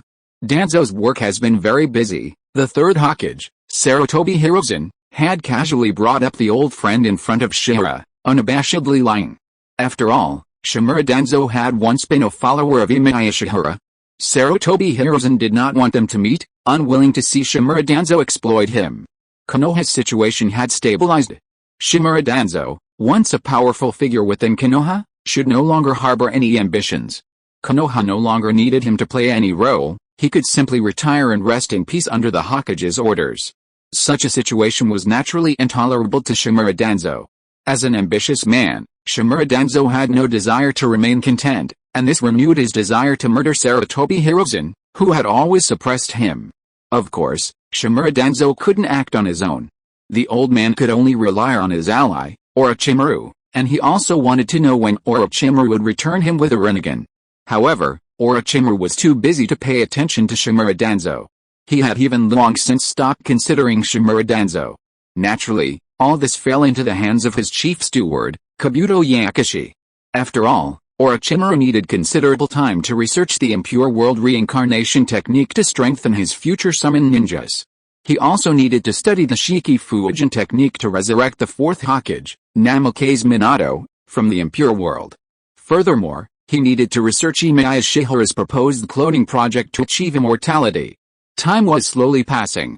As Uzumaki Naruto and Uchiha Sasuke of Konoha grew rapidly, Orochimaru finally achieved a breakthrough in his research. He had finally discovered, within the forgotten documents, a method for breaking through the bodies of Shinigami.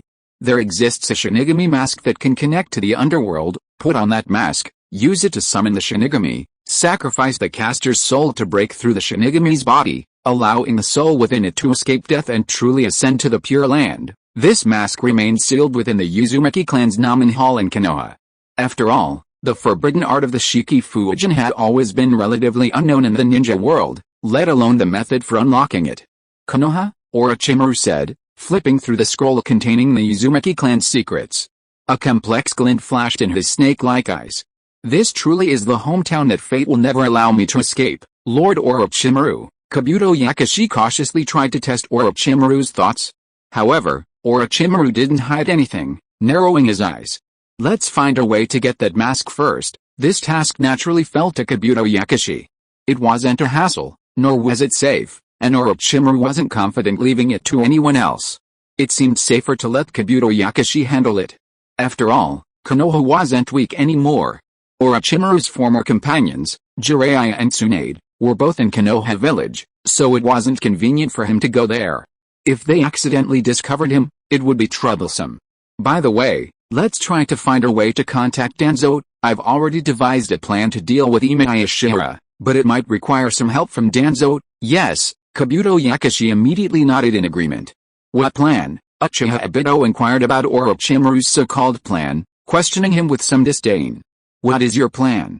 For all these years, you've claimed to be working hard to perfect the Impure World Reincarnation technique, but I haven't seen any results from you. According to their old plan, to eliminate Emiya Shiyuan, Orochimaru would have done everything he could to create an Impure World Reincarnation army of powerful warriors. However, he currently lacked the Impure World Reincarnation technique to summon many, not even the most powerful first Hokage, Hashirama Senju. Orochimaru's reasoning was simple. A resurrected Hashirama Senju would be too weak to be effective, a potential match for Emiya Shiyuan and ultimately useless. A resurrected Hashirama Senju would be too powerful to be controlled, easily escaping his control and potentially defeating Orochimaru with a single blow. It was a vicious cycle. Orochimaru narrowed his eyes, the corners of his mouth slowly curled up. He chose to ignore Uchiha Obito's rudeness and mentioned his true thoughts. Forget it, since you are so anxious, then I will just tell you the plan I originally made. If we can't control the first Hokage, then why do we have to control him on purpose? We have always overlooked one problem.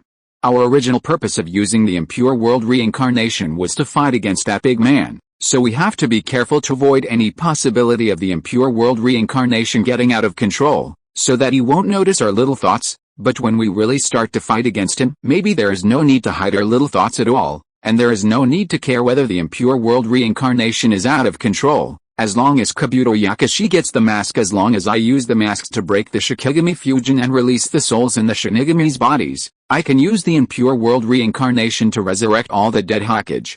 even if these Hokage retained their power in their lifetime and therefore lost control. However, when these dead Hokage learned at the right time that Shihara Imiya's will had changed, and that Shihara Imiya was secretly planning a conspiracy to subvert the ninja world, they would naturally become hostile to Shihara Imiya. We only need to be a gust of wind that stirs up the entire ninja world. Orochimaru narrowed his eyes, his understanding clear as if he had attained enlightenment. He cared nothing for the outcome of the battle between these out-of-control Hokage and Emiya Shihara.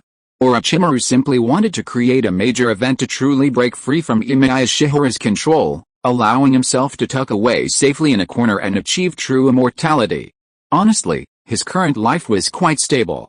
However, Emiya Shihara could threaten his safety at any moment.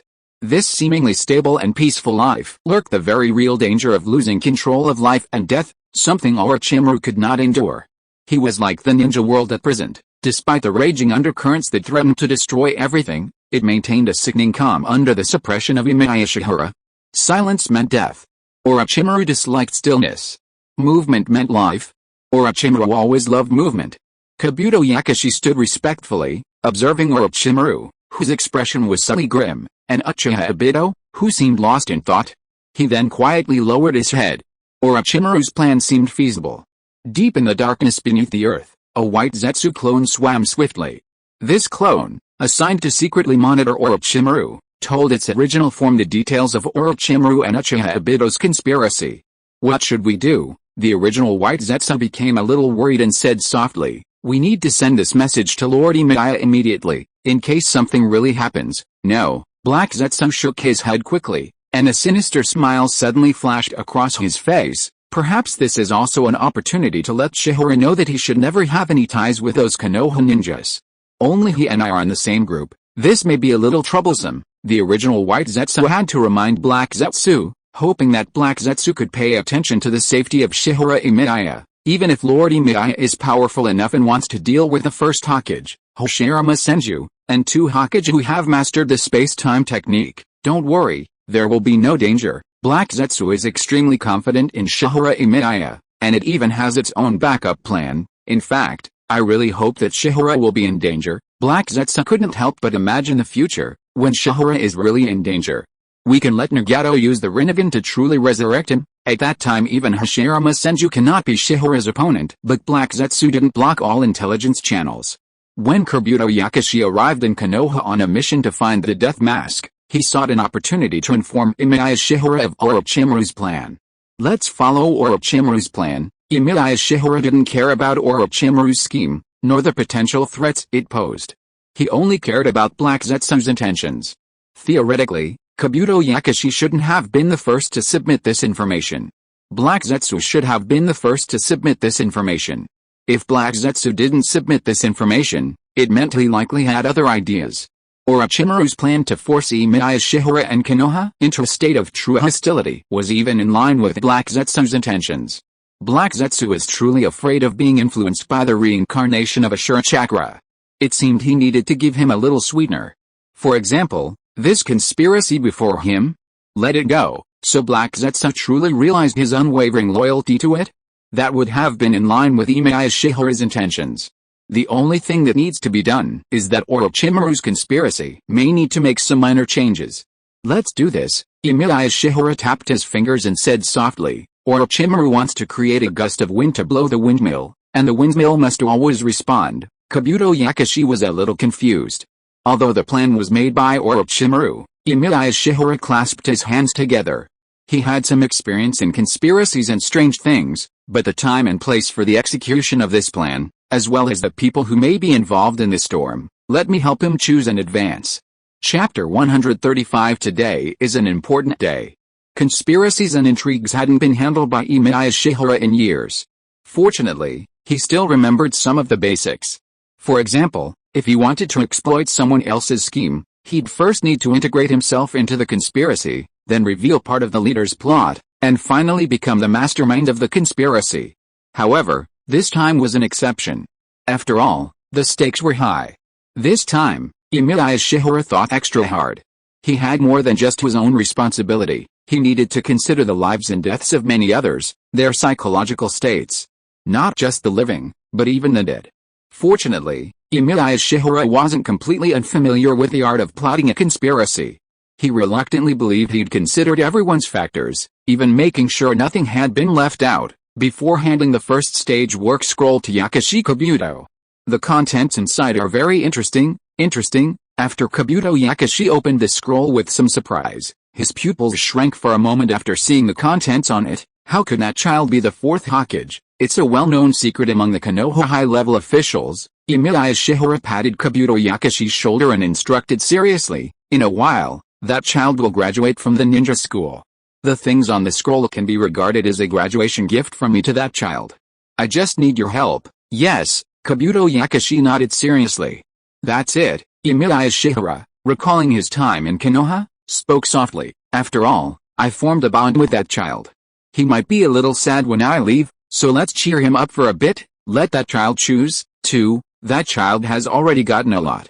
Let's see if greed will sway that child to choose another path. That's the first thing. Emiya Shiyuan looked at Kabuto and continued in a deep voice. The second thing is, I remember Orochimaru asked you to contact Danzo. So, let's pass on this information. Hanzo, the leader of the Hidden Rain village, has been killed by a Rinnegan user. They've taken over the village and might seek revenge against him and Konoha. Kabuto's pupils trembled. Was it really necessary to tell Danzo Shimura such important news in advance? Kabuto Yakushi couldn't understand. Shouldn't information like this, which might put Danzo Shimura on guard, be kept secret? Just do it. Let Danzo have a little sense of crisis. At least let him understand that he can't stay out of a major event in the future, and he must take the risk to get into it himself to get what he wants. What should be given to him, I should give it to him. What should be taken back from him, I should take it back too. After Emiya Shiyuan finished talking about his arrangements, he reminded Kabuto Yakushi, after you have completed 2 things in Konoha, don't take the risk of getting involved in the rest. Orochimaru is going to cause a big storm if you get involved too much. You will also be in danger. Yes, Kabuto Yakushi felt a warm feeling in his heart, and he took another look at the contents of the scroll. Then I will contact Mizuki, who worships Lord Orochimaru. Be careful, if you encounter danger. Emiya Shiyuan stared at Kabuto Yakushi, his voice calm. It doesn't matter how much power is exposed. What we're doing now isn't actually that important. It simply makes our journey smoother. Even if our plans go awry, or if there are minor setbacks along the way to our ultimate goal, it won't hinder our progress. Yes, Kabuto Yakushi lowered his head again. At the Ninja Academy, the new generation's graduation exams were underway. Once the school's last place student, Uzumaki Naruto's academic performance was still at the bottom of the class, but his continuous practice in chakra control had catapulted his ninja combat performance to a level that even rivaled Uchiha Sasuke's. However, the Ninja Academy graduation exam was about the clone technique. Uzumaki Naruto wasn't particularly adept at it. He excelled at the more advanced shadow clone technique, and even the more difficult multiple shadow clone technique. As Uzumaki Naruto's teacher, Jiraiya would certainly not give up on teaching him the multiple shadow clone technique. He knew his strengths well. It was only natural. This exam was a piece of cake. Even their teacher, Umino Iruka, was surprised. Ninjutsu, multiple shadow clone jutsu. Uzumaki Naruto slowly raised his finger, a smug smile appearing on his face. He wanted to show off his prowess during this graduation exam. The next moment, the entire classroom was filled with Uzumaki Naruto's shadow clones. Even the school corridors were filled with shadow clones, attracting a crowd of ninja students who stared in amazement at the densely packed Uzumaki Naruto.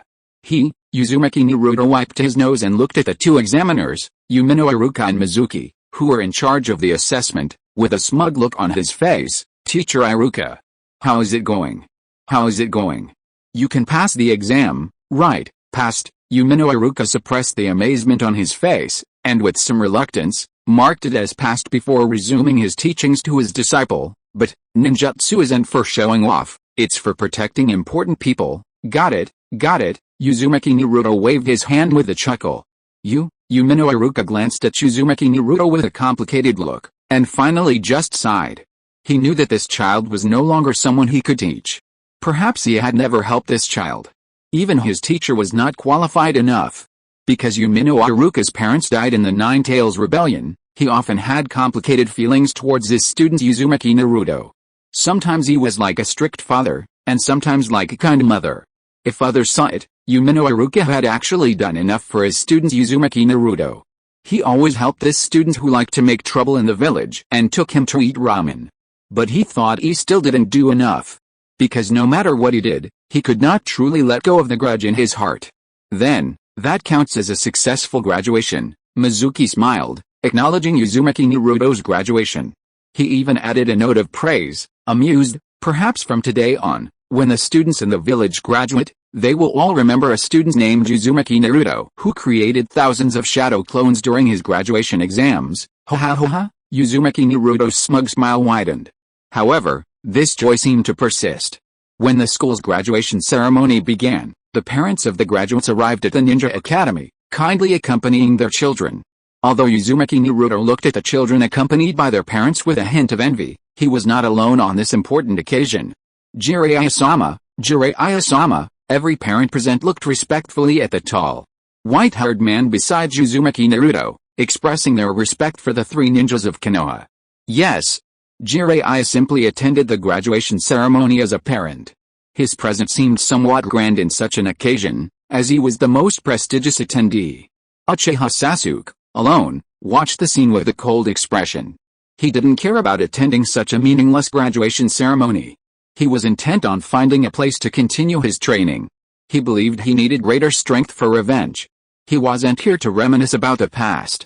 And certainly not here to harbor jealousy towards Uzumaki Naruto. Jealousy. It seemed so easy to grow. Uzumaki Naruto, once overlooked, had become the center of attention after the graduation exams, even with a respected Konoha-san in attendance. And what about himself? He had been the top student in the ninja school, and he had behaved well during the graduation exams. And yet, he was still alone at this important graduation ceremony. The more alone he was, the more hatred he felt. Because he had all these things before. These things were clearly his, and yet, that man had taken them away. Uchiha Sasuke suppressed his hatred for Uchiha Itachi and his jealousy of Uzumaki Naruto, and went to the river where they often practiced. Unfortunately, someone seemed to be sitting by the river. Since Jiraiya was Uzumaki Naruto's teacher, Uzumaki had immediately invited the elder Jiraiya.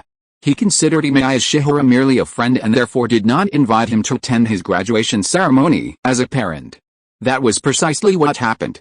Emiya Shiyuan was feeling somewhat lonely that day, and he wasn't surprised to see Uchiha Sasuke appear. His presence was indeed expected.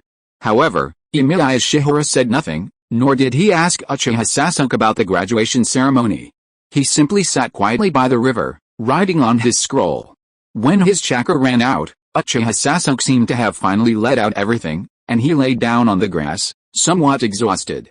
"Thank you," Uchiha Sasuke suddenly said. Uchiha Sasuke couldn't help but want to thank Emiya Shiyuan for training with him during his most lonely time, even though he probably had nothing better to do. A hint of confusion crossed Emiya Shiyuan's gaze, as if he didn't quite understand why the black-haired boy had suddenly offered his thanks. Uchiha Sasuke didn't elaborate. He glanced at Emiya Shiyuan, who sat by the river, and mentally cursed himself for his intrusiveness. This man never seemed to care about helping them. This man never seemed to understand that he had so casually helped others. What could this man care about? Was there anything in this world that this man cared about? What could possibly cause this man's expression to change? He seemed never to be happy, never sad. If Uchiha Sasuke had indulged his limited curiosity and secretly glanced at the scroll, he would have found many names he recognized, even his own. Unfortunately, Uchiha Sasuke was rarely curious. Even if a flicker of curiosity flickered within Uchiha Sasuke, he would suppress it as his curiosity grew stronger, citing his need for revenge and his inability to be distracted. However, Emiya Shiyuan seemed oblivious to the curiosity of the black-haired boy beside him. He held a pen in his hand, scribbling a line across a scroll covered in names. A single line appeared clearly above. Uzumaki Naruto, Mizuki, Kabuto Yakushi, Orochimaru. Emiya Shiyuan glanced up at the sky, watching the fiery clouds blaze across the horizon, and also at the gradual darkening of the horizon. This night would be the beginning. From this night, darkness would descend upon the ninja world. The man who had once brought infinite light to the world had finally decided to share with it the darkness he once possessed before becoming light. Today is an important day, Emiya Shiyuan's voice echoed by the river. It's not that important, Uchiha Sasuke, thinking Emiya Shiyuan was alluding to his own graduation ceremony, lay on the grass, gazing at the sky, his voice cold. It's not important at all. If you are listening to this novel on a channel other than Fanfic World, it means it was downloaded and re-uploaded without effort. We warmly invite you to visit our channel, Fanfic World. There you will find the original version of this story and many other novels of various genres. We look forward to seeing you dive into a world of incredible novels. Chapter 136. It's time for you to know who your parents are. Ninja School.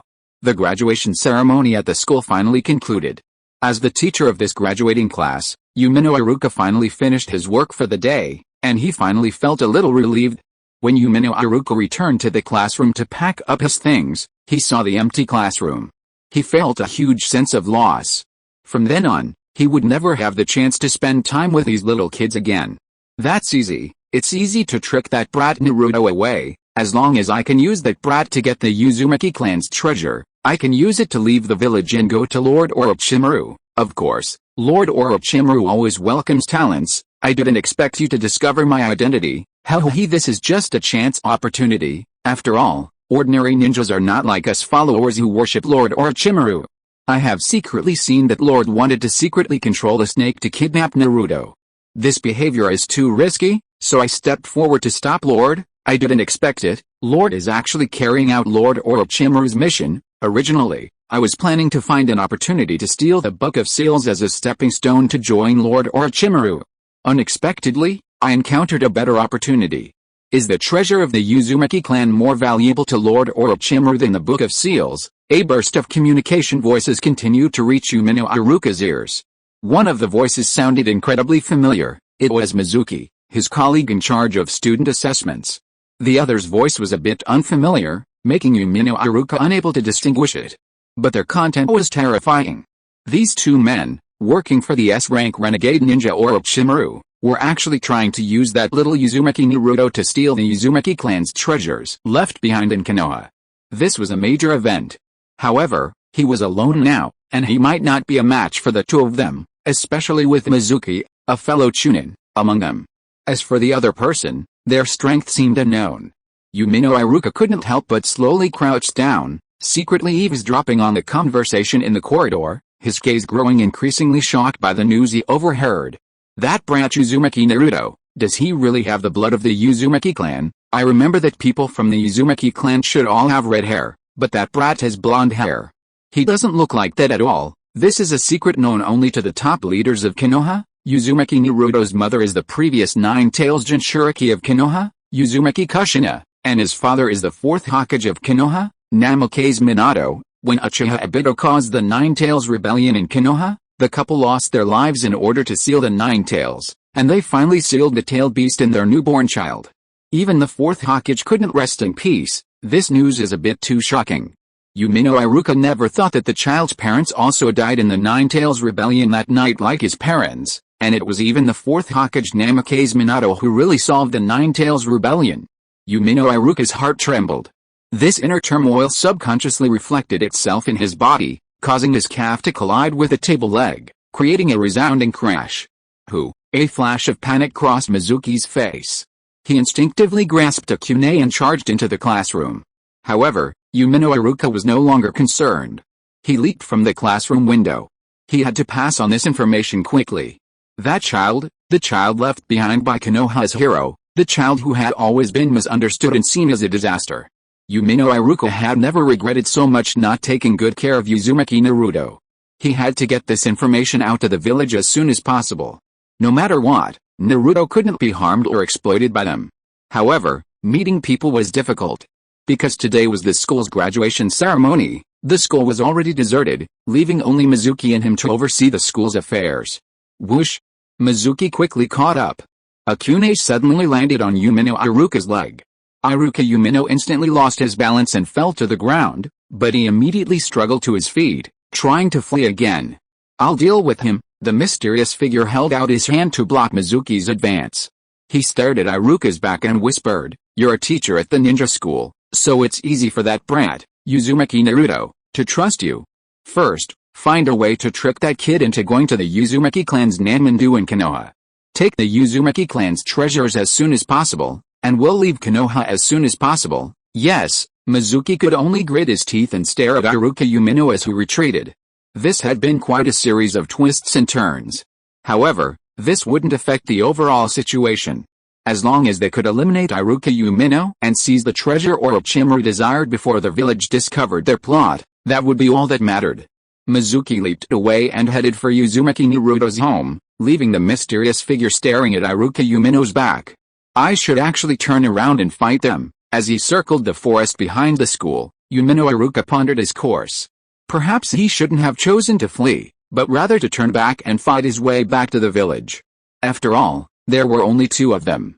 But the strength of the other man was unknown, and it seemed impossible for him to pass on the information.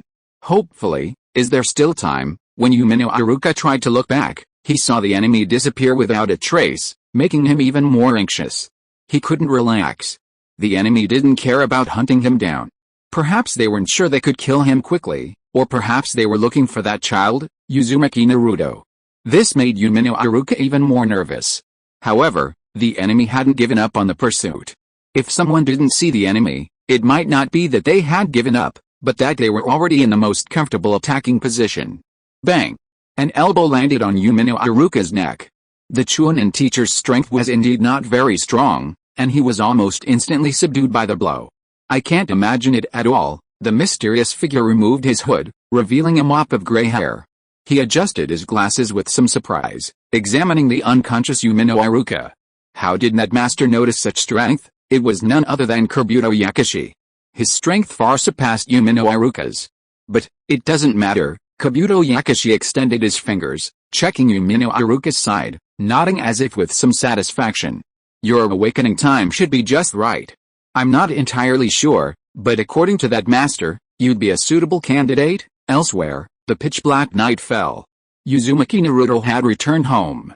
At today's graduation ceremony, Uzumaki Naruto had experienced an unprecedented sense of accomplishment. He had garnered the attention of many, and those who had previously looked down upon him were now in his newfound respect. Even his crush, Hiruno Sakura, approached him. Although the other person, after asking about Jiraiya-sensei, immediately delved into questions about Uchiha Sasuke, it still delighted Uzumaki. What a wonderful day! Uzumaki Naruto could barely contain his excitement. Yes, a sinister voice echoed from his room. Yes, who is it? Uzumaki Naruto's expression suddenly changed, his body subconsciously on guard, nervously glancing at the figure sitting by his window. Mr. Mizuki. Uzumaki Naruto stared at the examiner with some surprise, then immediately relaxed his guard and inquired about his purpose. Mr. Mizuki, why are you here? Uzumaki Naruto still had a great deal of trust in the teachers at school. This year, Naruto was only 12 years old, and since starting school at 6, he had spent half his life in the ninja academy. This teacher, in particular, had praised him profusely today. It almost made him feel a little embarrassed. I came here, I want to tell you something. Mizuki's mouth curled up, revealing 2 rows of teeth on his sinister face. Now that you've graduated from school, it's time for you to learn about your origins and who your parents are. A hint of confusion crossed Uzumaki Naruto's face. Because this is a field he has never touched before. Then, you should be interested too. Mizuki spread out his palms and asked a question that Uzumaki Naruto was concerned about. Why have you always been excluded by the people in the village? Uzumaki Naruto's mood immediately became depressed. Although he has attracted a lot of attention today. But that is just relying on the identity of Jiraiya's teacher. In fact, everyone still hates him. Come with me. Mizuki looked at Uzumaki Naruto, his lips curled up into a smile, and he stretched out his palm very confidently. I will let you know the truth of all this, and I will also give you a treasure left to you by your mother, the treasure of the Uzumaki clan. The Uzumaki clan, who were once on par with the Uchiha clan in the ninja world. Naruto, you are a descendant of the Uzumaki clan, and you should inherit that precious treasure. Chapter 137 The Nine-Tailed Fox Rebellion. This is a gift from Lord Orochimaru. Uzumaki Naruto wasn't interested in treasures. The child was solely interested in his own past and why everyone in the village hated him, answers he desperately wanted. And rightfully so. Mizuki wouldn't deny a child's curiosity. He even exploited his own curiosity. Late at night. Konoha Village. The Uzumaki clan's Namen Hall. The hall had become somewhat dilapidated.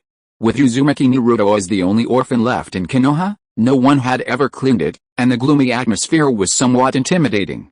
Even though Naruto had just graduated from the Ninja Academy, he was still a child at heart, inevitably a bit timid in such an environment. It was only his unwavering desire to get to the truth that gave him the courage to linger. When they arrived at the Uzumaki clan's Namen Hall, Mizuki wanted to reveal all the answers to Naruto, as this was part of their plan. 12 years ago, the Nine-Tailed Fox Rebellion broke out in the village. A nine-tailed demon fox killed many people that night, and many people lost their loved ones that night.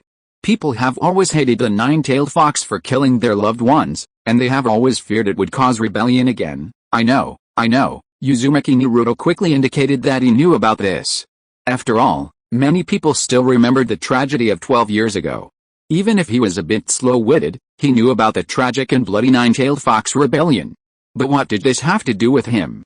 Hasn't it occurred to you? Mizuki forced a smile, wanting to see Naruto's face when he knew the truth. Are you the hated Nine-Tailed Fox? Uzumaki Naruto suddenly stopped in his tracks. The yellow-haired boy's pupils suddenly lost focus, and his mind seemed to short-circuit, unable to think. All he could hear was Mizuki's question. Uzumaki Naruto's body stiffened. That's why everyone in the village hates you. Mizuki continued to prod Uzumaki Naruto without hesitation, a smile even forming on his lips. Many people in the village wish you were dead, like your teacher, Umino Iruka. Umino Iruka's parents also died that night. Mizuki continued to irritate Uzumaki Naruto with a fierce look on his face. Although that guy usually seems kind to you and accepts you, he actually wishes you, his student, would die. No, that's not the case. Uzumaki Naruto leaned against a tree, somewhat terrified. He recalled the villagers' scolding of him, and with a touch of fear, he thought of his teacher, Umino Iruka, who had once been so kind to him. Did that teacher really wish him dead too? That teacher had shown him kindness much earlier. Even before his friends Narashikamaru and Akimachi Chouji, before Emiya Shiyuan, before Jiraiya, that teacher had always cared for him. Although Umino Iruka-sensei wasn't as good as Jiraiya or Shihara Emiya, he still held a high position in Uzumaki Naruto's heart. Before he met Shihara Emiya and Jiraiya, he had no choice but to rely on Iruka-sensei. Did that teacher actually always hate him? Don't be afraid. Mizuki slowly crouched in front of Uzumaki Naruto, smiling at the yellow-haired kid, whose face was filled with fear at the truth. He continued with a smile. Actually, it's not your fault. You were just born that night, too, Nine-Tailed Demon Fox. It wasn't you at first, it's just that someone sealed the Nine-Tailed Demon Fox inside you. Is that so? Uzumaki Naruto's heart felt like it had finally been broken. He quickly wiped his tears and clenched his fists. Yes. It wasn't his fault. It wasn't his fault that he was the Nine-Tailed Demon Fox. Back then, he was just born. Someone, without caring about what his life would be like or how difficult it would be, forced the Nine-Tailed Fox into him. This isn't his fault. This is all that person's fault. Who did it? Uzumaki Naruto kept asking. Your father. Mizuki's answer once again froze Uzumaki Naruto's expression. Uzumaki Naruto's face was completely expressionless, turning pale, as if he had grasped not a lifeline but a curse that would lead to his own death. How could his own father have sealed the nine tails within him? Aren't all fathers supposed to be great? Uzumaki Naruto had met his classmates' fathers more than once. Some were kind, some were stern, but their eyes were filled with love for their children. How could his father do this? How could he let his son become the nine-tailed demon fox? You actually have a great father, Naruto. Mizuki's smile widened, as if he didn't realize the child was already angry with his father. He even praised the child's father. Your father's name is Minato Namikaze. He's the fourth Hokage of the village. Uzumaki Naruto was struck by lightning. This was an identity he had never imagined. How is that possible? Uzumaki Naruto's eyes widened in disbelief. He had never imagined he was the son of the fourth Hokage, for he had only known him as the village hero. How could that hero be his father? How could a hero like that allow his son to become the Nine Tails? The fourth Hokage is the village hero. Mizuki spread out his palms, still trying to praise him. In order to stop the Nine Tails from harming the village, he sealed a wreaking havoc within his newborn son. Uzumaki Naruto's fingers finally dug into his flesh. Just as Mizuki was about to say something, a terrifying burst of chakra erupted from Uzumaki Naruto, and the child screamed at the sky. The child could no longer tolerate Mizuki's words. Or rather, The child could no longer bear the truth. In these 12 years of his life, Uzumaki Naruto had endured countless discrimination, abuse, and beatings. Wherever he went, he was greeted with strange looks, and everyone wished him dead. In fact, the little guy had slowly grown accustomed to this kind of life and was even trying to change. However, someone suddenly told him that his life was so difficult because of his heroic father. Mizuki nervously watched Uzumaki Naruto's chakra outburst. He looked around in horror and quickly soothed, Naruto, calm down, calm down. This was truly unexpected. Mizuki was even more surprised by Uzumaki Naruto's chakra outburst. He could already see the scarlet chakra coat, and even more tails emerging from behind. It seemed like he had no way of handling this brat's chakra. No, not just him. Maybe even Konoha couldn't handle it. Mizuki watched with horror as more and more red chakra emerged from Uzumaki Naruto. He knew this meant the Nine Tails chakra was leaking. The Nine Tails Rebellion, wouldn't there be another Nine Tails Rebellion? Within the sealed space. This was the place where the tailed beasts resided within the Jinchuriki's body. Uzumaki Naruto's chakra touched this place for the first time. His short body stumbled through the sealed water dungeon, step by step, reaching a barred door. Looking up, he saw a terrifyingly large demon fox. This was the Nine Tails. This was the Nine Tails. The Nine Tails that had brought his life to this point. The Nine Tails that his father had sealed within him in the name of a hero. The Nine Tails, Uzumaki Naruto looked up into its crimson eyes. This was their first encounter. Although the Nine Tails had observed Uzumaki Naruto's life for the past 12 years, this was the first time it had seen this brat in the sealed space. And the amazing thing was, this was exactly the state the Nine Tails wanted to see. A distraught brat, completely disappointed in life. This delighted the Nine Tails so much that it could easily control him. The Nine Tails' mouth curled into a sinister grin, its eyes fixed on Uzumaki Naruto, who seemed to have lost all willpower. This was truly a golden opportunity. For the first time, the Nine Tails felt such a shocking darkness from Uzumaki Naruto. It hadn't expected its chance to escape would come so easily. The Nine Tails was actually a little tempted. This dazed brat was the easiest time to give its body to it. The only pity was that the brat's timing wasn't right. Emiya Shiyuan was still in Konoha. If only the brat could show this state after Emiya Shiyuan left Konoha, then it could take over the brat's body and wreak havoc in Konoha. What a pity. Emiya Shiyuan was still around. He definitely wouldn't tolerate it wreaking havoc here, would he? In fact, Emiya Shiyuan had been accompanying the brat until he grew up, to calm him down and stop him from causing trouble.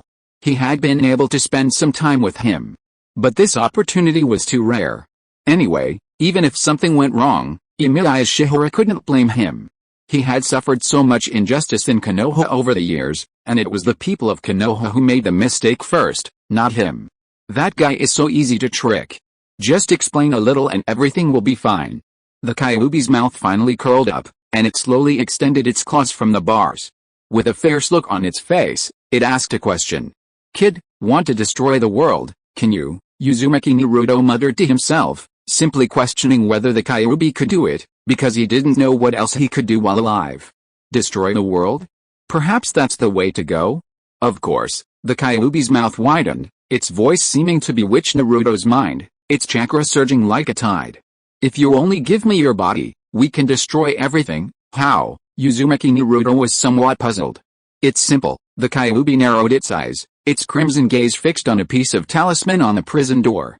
It would be even better if you could tear off the seal on it. Inside the Namen Hall, Mizuki's body was retreating. The Chunin teacher was so frightened he peed his pants.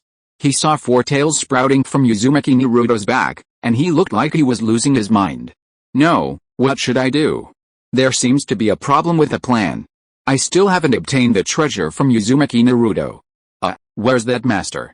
What should I do now? Mizuki stared at Uzumaki Naruto with fear, his body trembling as he tried to escape. However, seeing Uzumaki Naruto staring at him, he dared not move at all. Am I going to die here, in the forest? Kabuto Yakashi toyed with a death mask. In fact, Kabuto had already obtained this treasure when the plan began, and he naturally couldn't let this mask, which could break the Shiki Funjin, go awry. From the beginning, Mizuki had only one purpose. To activate the nine tails within Uzumaki Naruto. It's almost time. Kabuto Yakashi tilted his head slightly to glance at Haruka Umino. It happened that Iruka Umino, who was lying on the ground, woke up from his coma. His eyes saw the back of Kabuto Yakushi and the direction where Kabuto Yakushi was looking. In that direction, a ball of terrifying red chakra was rising into the sky. Is that the Nine Tails? Iruka Umino panicked at this moment. He also recalled the fear of being dominated by the Nine Tails rebellion in the past, which made him look at the mysterious man in front of him with some fear and uncertainty. What are you going to do? Haven't you seen it? Kabuto Yakushi seemed to speak intentionally or unintentionally. We have obtained the treasure of the Uzumaki clan. Everything that happens now should be regarded as a return gift from Lord Orochimaru to his hometown. It's just the Nine Tails rebellion. I believe Konoha will be able to handle it. Kabuto Yakushi looked up at the death mask in his hand, and said with a pleasant face, next time we come, with Lord Orochimaru's tolerance and generosity, he will not just give his hometown a small gift like the Nine Tails rebellion, like an appetizer. Chapter 138. The first two arrived. It's just the Nine Tails rebellion. How easy it is to say this.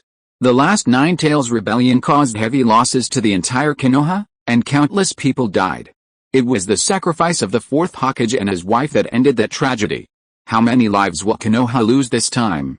Iruka Umino's eyes couldn't help but become bloodshot. He looked at Kabuto Yakushi in front of him with some anger, wishing he could cut Kabuto Yakushi into 8 pieces at this moment. This guy actually called this kind of thing a gift. Orochimaru is a lunatic, and his subordinates are also a bunch of lunatics. You seem a little angry. Kabuto Yakushi seemed to have noticed Iruka Umino's anger. He understood Uzumaki Naruto's situation and asked in surprise, but haven't you always been the ones who kept the child with the Nine Tails sealed in his body on the verge of a mental breakdown? Iruka Umino's expression was stunned. At this moment, he was actually unable to refute the other party's words. If you must say it, Uzumaki Naruto has always been on the verge of losing control.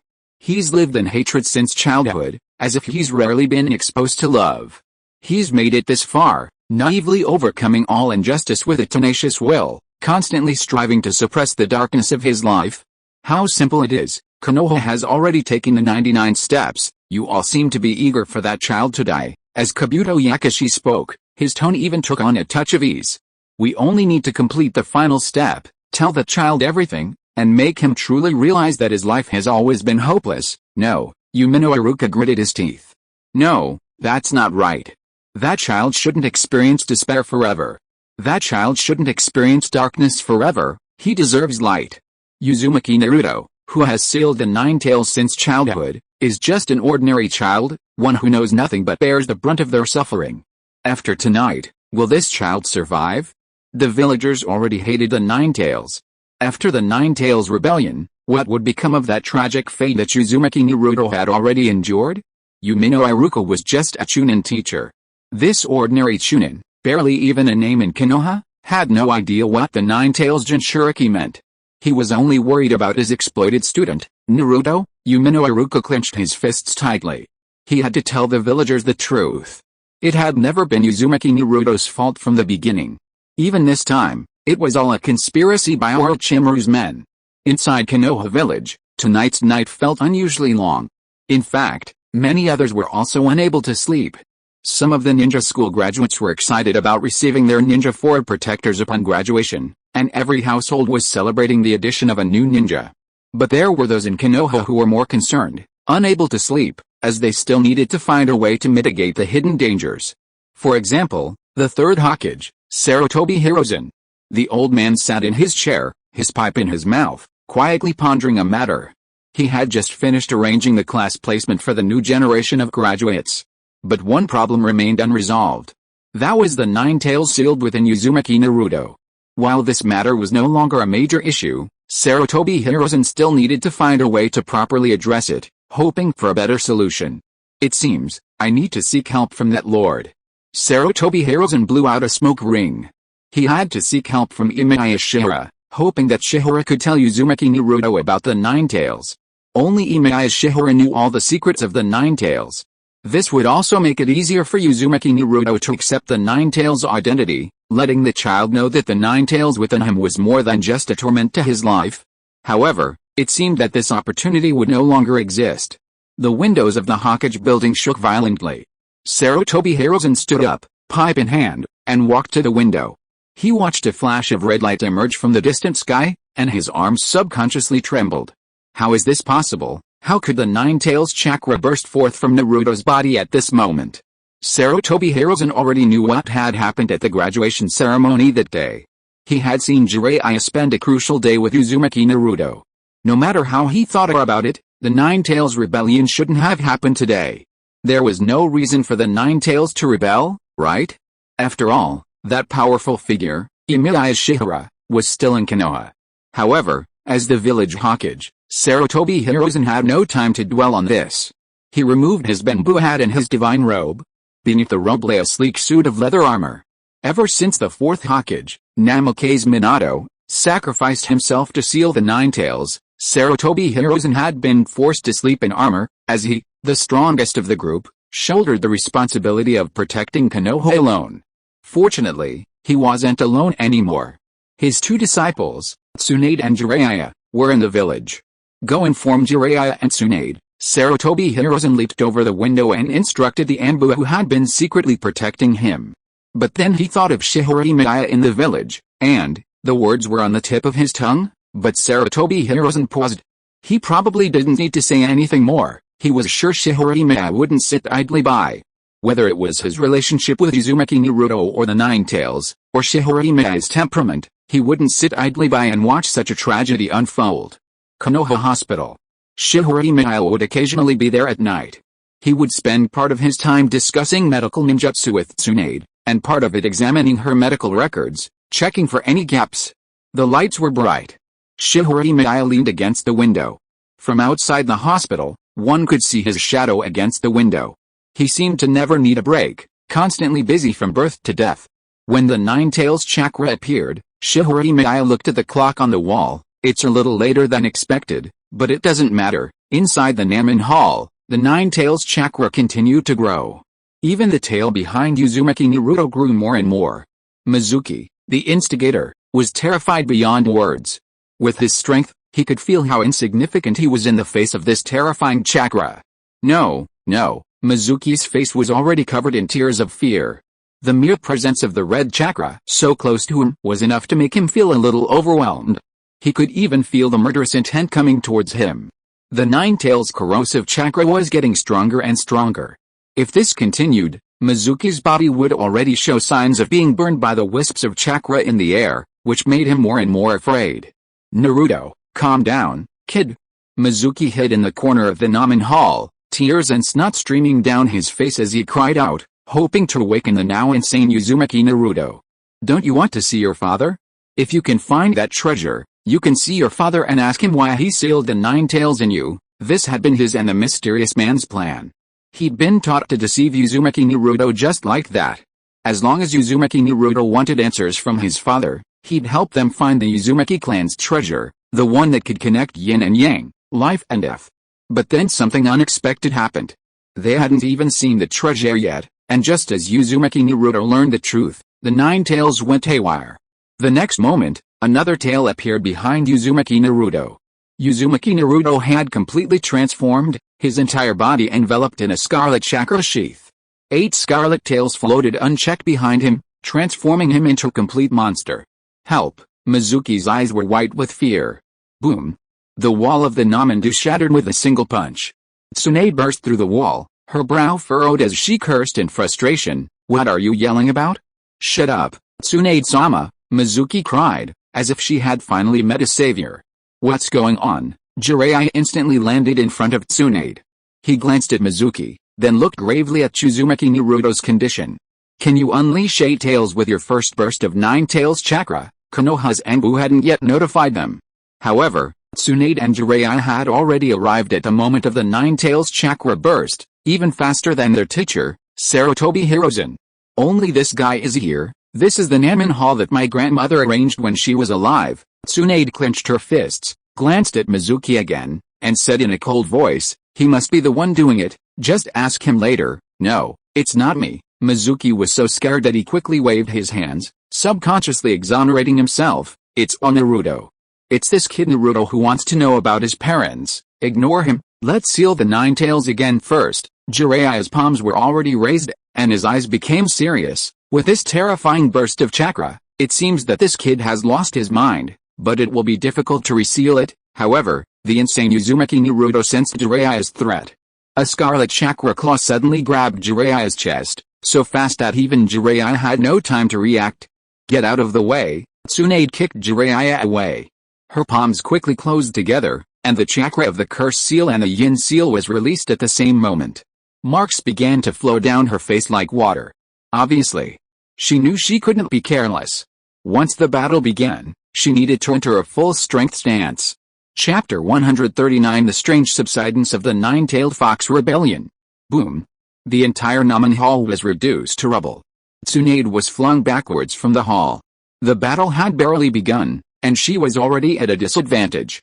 She had barely unleashed her curse seal and yin seal forms when, caught off guard, the Nine-Tails, one of its 8 tails, instantly scratched and swatted her away, even striking her again. A scarlet claw emerged from the rebel and clawed towards Tsunade, its sharp claws piercing her flesh. The tail beasts, especially the Nine-Tails, the most ferocious in the world. Truly a monster that no human could contend with. Even with the blood of the Senju clan, the curse seal bestowed upon her by Emiya Shiyuan, and the chakra accumulated from years of yin seal, Tsunade was no match for the Nine-Tails, not even in its full form. However, Tsunade's expression remained unchanged. The woman spat blood from the corner of her mouth, reached out and grasped a claw, roaring and throwing the Nine-Tails from the rubble. Tsunade, Jiraiya escaped, Mizuki in one hand. Upon seeing this, a look of fear crossed his face, and he hurriedly formed summoning hand seals with his fingers. It won't die. Tsunade looked at the Nine-Tails she had thrown, wiped the blood from the corner of her mouth, and then glanced down at her rapidly healing wounds. This was the yin seal's unsealed self-healing technique. But the Nine-Tails wasn't idle. Its form shifted mid-air, and it opened its mouth to spew countless crimson chakra bullets in Tsunade's direction, raining down like dense raindrops.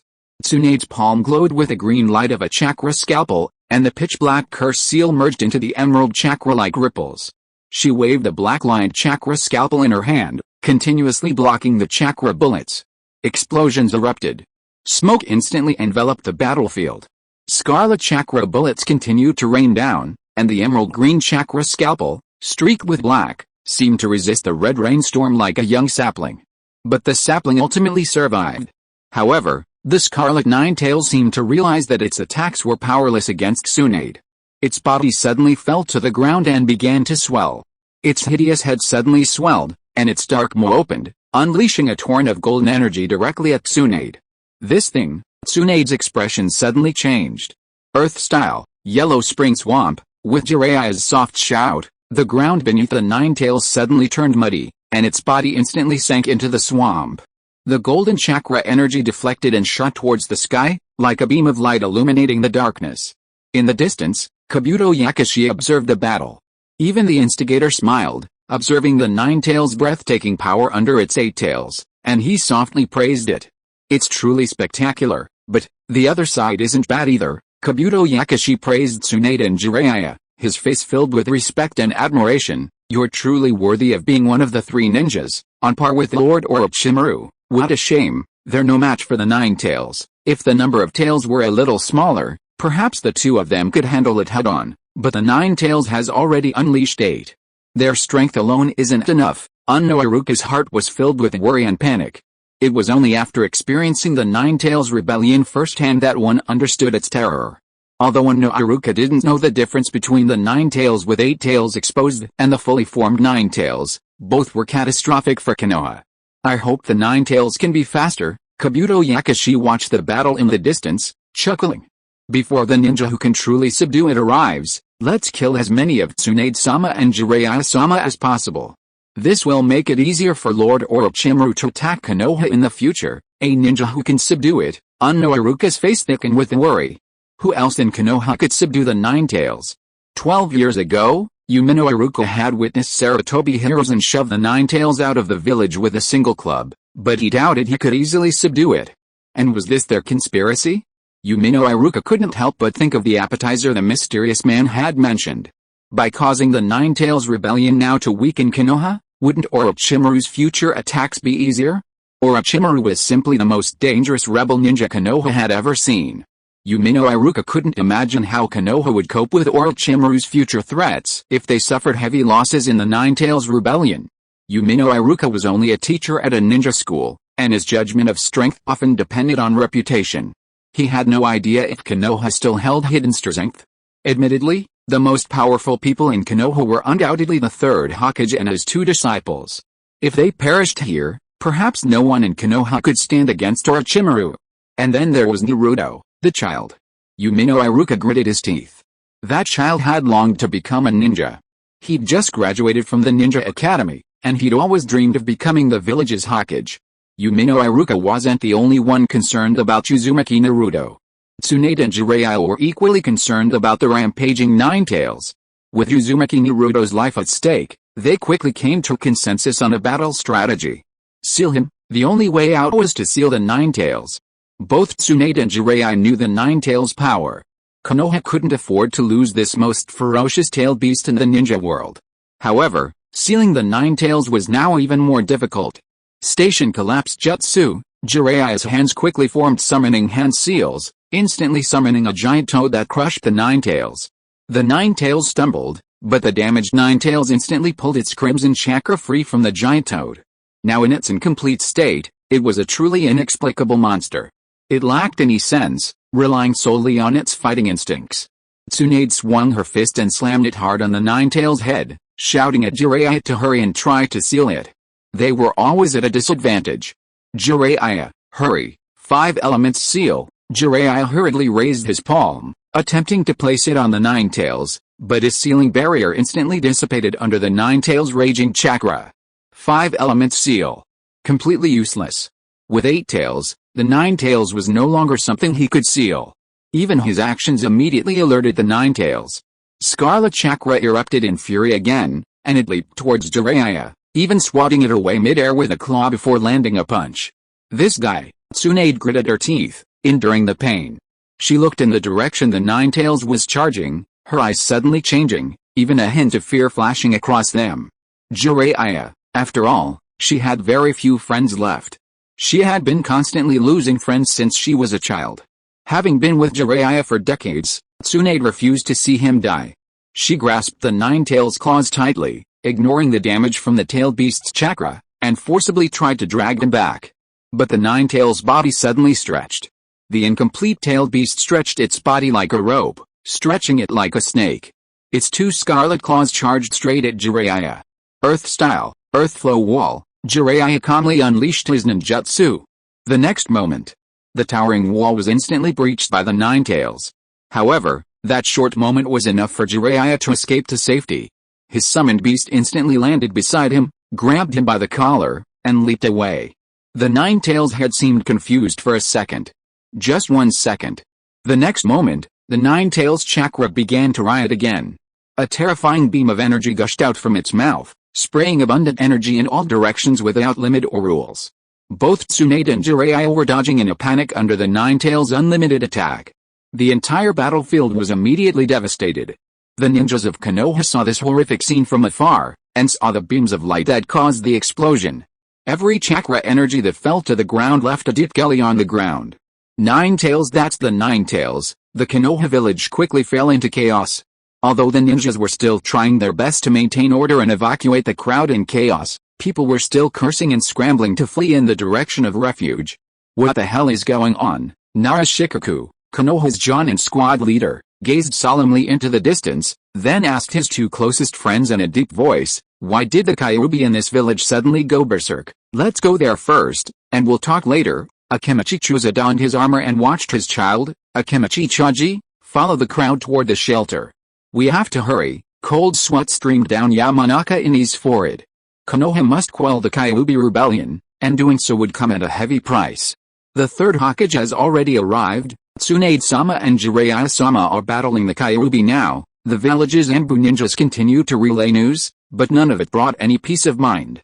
Based on their experience with the Kyuubi rebellion 12 years prior, they knew they would need help stopping the Kyuubi now. In other words, someone would have to sacrifice their own lives to stop the Kyuubi before it could reach Konoha's heartland. Let's go. A smile crossed Narashikaku's face, the scars crisscrossing his face as if they too were smiling, as if he were ready for sacrifice. Yes, Akimichi Chosen nodded without hesitation. Yamanaka Inochi also nodded slowly. Not only these middle-aged ninjas, but also many young ninjas, disregarding their own lives, rushed towards the direction of the Nine-Tails outbreak. Without receiving complete orders, perhaps the third Hokage Sarutobi Hiruzen was confident he could quell the Nine-Tails rebellion, or perhaps he was in a hurry to get there, so he didn't even issue any instructions to the village. The Konoha ninjas rushed to the area where the Nine-Tails was causing trouble. However, they were clearly a step too late. By the time they arrived, Sarutobi Hiruzen had already arrived. Seeing his two disciples fumbling to dodge the Nine-Tails attacks, the old man, without further ado, swung his club, suddenly extending it and bringing it down hard on the Nine-Tails' head. The blow. The Nine-Tails instantly collapsed. Of course. The beast wouldn't give up. The terrifying tailed beast bared its fangs, attempting to unleash its full tail, its body rapidly transforming into complete beast form. Sarutobi Hiruzen, his expression grave, flew over to Tsunade and Jiraiya, wanting to inquire about the Nine-Tails rampage. What's going on? Why did Naruto's Nine-Tails have an accident today? I don't know. Tsunade hurriedly tended to Jiraiya's shoulder wound, glancing back at Mizuki, who lay paralyzed in a pit. It must be related to that guy. When we arrived, he was alone with Naruto. Mizuki's face was covered in tears and snot. He desperately wanted to escape. However, the Nine-Tails attack was so chaotic that even Tsunade and Jiraiya had no time to dodge. He barely took a step away when he was nearly struck by a chakra energy cannon from the Nine-Tails' mouth. The aftermath of the explosion sent him flying, forcing him to hide in a pit in fear.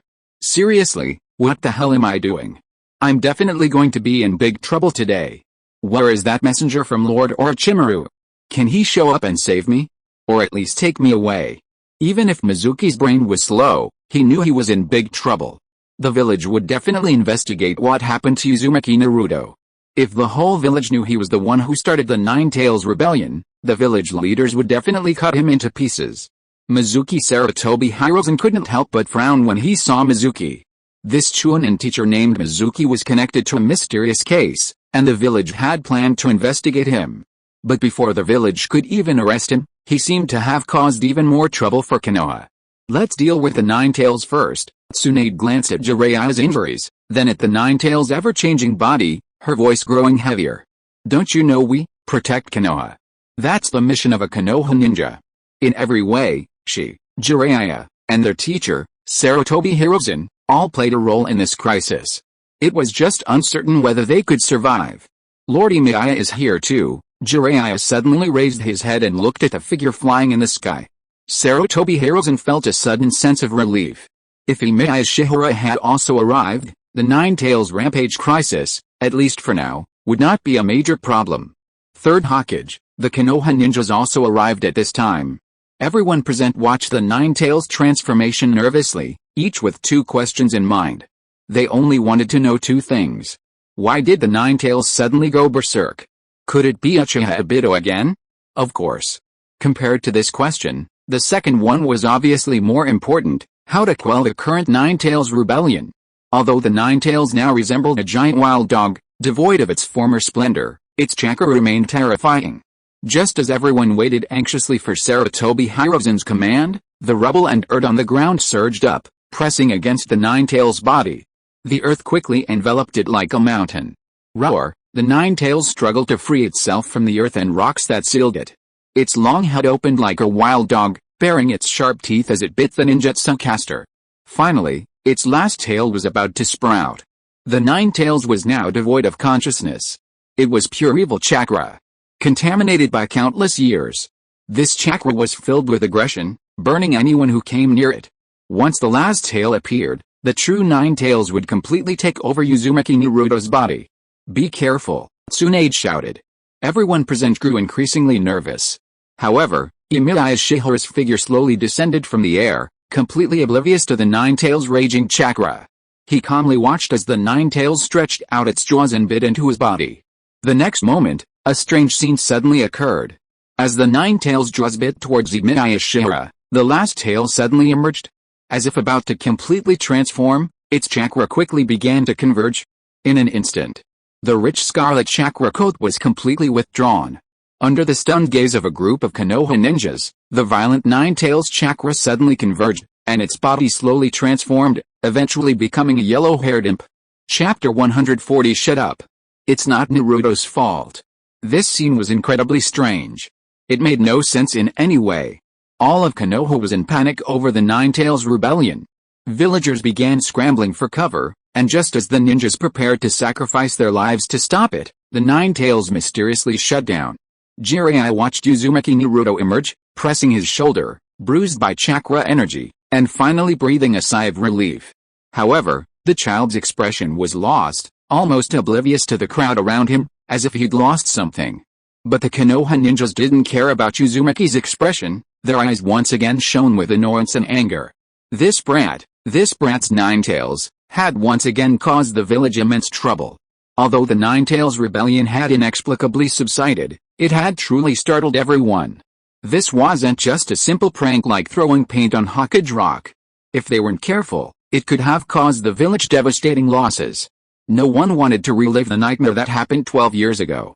The Konoha ninjas present dared not confront Uzumaki Naruto, fearing the Nine-Tails within him would erupt again. Their faces were filled with anger, unable to speak. This child was truly a disaster for the village. However, they weren't the only ones watching the Nine-Tails rebellion. When the Nine-Tails chakra suddenly vanished, Kabuto Yakushi, who had been observing the situation, seemed to express regret, a hint of disappointment laced in his voice. It's over just like that, your plot has failed. Umino Iruka breathed a sigh of relief, not even caring that his life was still in the hands of the enemy. To him, the cessation of the Nine-Tails rebellion was more important than anything else. Really? Kabuto Yakushi's lips curled up into a smile again, his disappointment seemingly vanishing in an instant. He even raised the mask he had received. But it doesn't matter. While it's a pity we didn't take this opportunity to kill the third Hokage and the two Sannin, we have obtained the greatest treasure the Uzumaki clan left in Konoha. Umino Iruka looked at the mask in Kabuto Yakushi's hand with some concern. That mask? What exactly is that mask? Wait for news from Lord Orochimaru. Your luck ends here. Kabuto Yakushi's voice was a distant one. He quietly disappeared from the spot, leaving behind only a resounding declaration. When Lord Orochimaru returns to his homeland, we will bring the remains of the past Hokage to Konoha, King of Konoha. Umino Iruka's brows furrowed. However, he was only a Chunin teacher. This matter could only be reported to the third Hokage. No, he was a teacher. Umino Iruka immediately remembered his duty. He thought of the questions his student, Uzumaki Naruto, would face after the Nine-Tails rebellion. He ignored his leg injury and rushed in that direction, desperate to explain things to Uzumaki Naruto. Furthermore, the village had always ordered that the news of Uzumaki Naruto's identity as the Nine-Tails be suppressed. But after tonight, that child would surely learn the truth. That child, the one who had always been misunderstood, would be misunderstood forever. Fortunately, the journey wasn't far. Even the location where Yakushi Kabuto was watching the battlefield was nearby.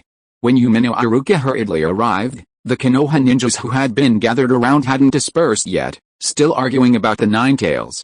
Coincidentally, a certain Impure World Reincarnated guest in Konoha was chatting with Sarutobi Hiruzen, delaying the process until Sarutobi felt somewhat constrained. Truly, the other party's status was too high. Even as the Hokage, he couldn't influence his decision. Only Uzumaki Naruto stood alone in the crowd, a forlorn expression on his face. The little creature listened intently to the villagers' pointing fingers, accusations, and insults, his eyes revealing a hint of sadness and confusion. This brat is a disaster. He should have been killed long ago. Such a dangerous thing must never happen again. He can't become a ninja. Take off the ninja form protector from his head and lock him up in the village prison. He can't be seen in the village again. The nine-tailed demon fox is indeed the nine-tailed demon fox. This brat is a demon fox. There's no way he can live like a human. He'll make the same mistake again sooner or later. Rumors, accusations, and slander. This was what Uzumaki Naruto had endured for 12 years. He had endured countless times, even initially resenting his father for turning him into a demon fox. But when, incited by the nine-tailed fox, he was about to lose his way, he tried to tear open the talisman on the prison door within the sealed dimension, and thus met his father, Minato Namake's, within the sealed dimension. Or perhaps it was the chakra left behind by Minato Namake's. Although Uzumaki Naruto was furious that his father had left him with this kind of life, even wanting to vent all the grievances and anger he'd felt over the years, under Minato's comfort, Uzumaki chose to accept it. He promised Minato that he would bravely face all the hardships in life, strive to become Hokage, and gain everyone's true recognition. It was actually quite good, wasn't it? He finally saw his father on the day he graduated from the Ninja Academy. He learned what kind of ninja he was, a ninja he had never known since childhood, and knew that he had both a father and a mother. But this path was truly difficult. As Uzumaki Naruto listened to the increasingly harsh curses, his eyes reddened and tears slowly flowed. It was truly difficult for him to continue living this way. The relief he had just felt now intensified the child's pain. That brat, Tsunade, noticed Naruto's condition. This is what he must go through. Jiraiya's voice was heavy. He had always been aware of Konoha's slander against Uzumaki Naruto, but he had always believed that this was something Naruto had to endure. This was the path a Jinchuriki should have taken. Jinchuriki from any village would face rejection, but they would ultimately have to face it on their own, finding ways to break through these stinging words and gain recognition. As a teacher, Jiraiya knew exactly what he was doing. His job was to teach Uzumaki Naruto to grow up quickly, to teach him how to face the world, and how to transcend the limitations of his Jinchuriki status and gain recognition. Ninja, Jiraiya's gaze rested on Uzumaki Naruto from afar, as he earnestly explained to Tsunade the meaning of being a ninja. It means enduring everything that ordinary people cannot endure. Tsunade's expression darkened. However, as a group of Konoha ninjas continued to argue, Umino Iruka, his face filled with anger, pushed into the crowd, his loud shouts piercing everyone's ears. "Shut up, stop talking nonsense, Naruto is not a demon fox.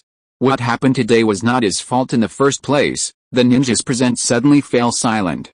Because there seemed to be an outlier among them. What was this guy kidding? Had he forgotten the Nine Tails rebellion that had just broken out? Iruka-sensei, Uzumaki Naruto looked at Umino Iruka, who had squeezed out of the crowd, in some surprise. He was so dazed that he even forgot to wipe away his tears.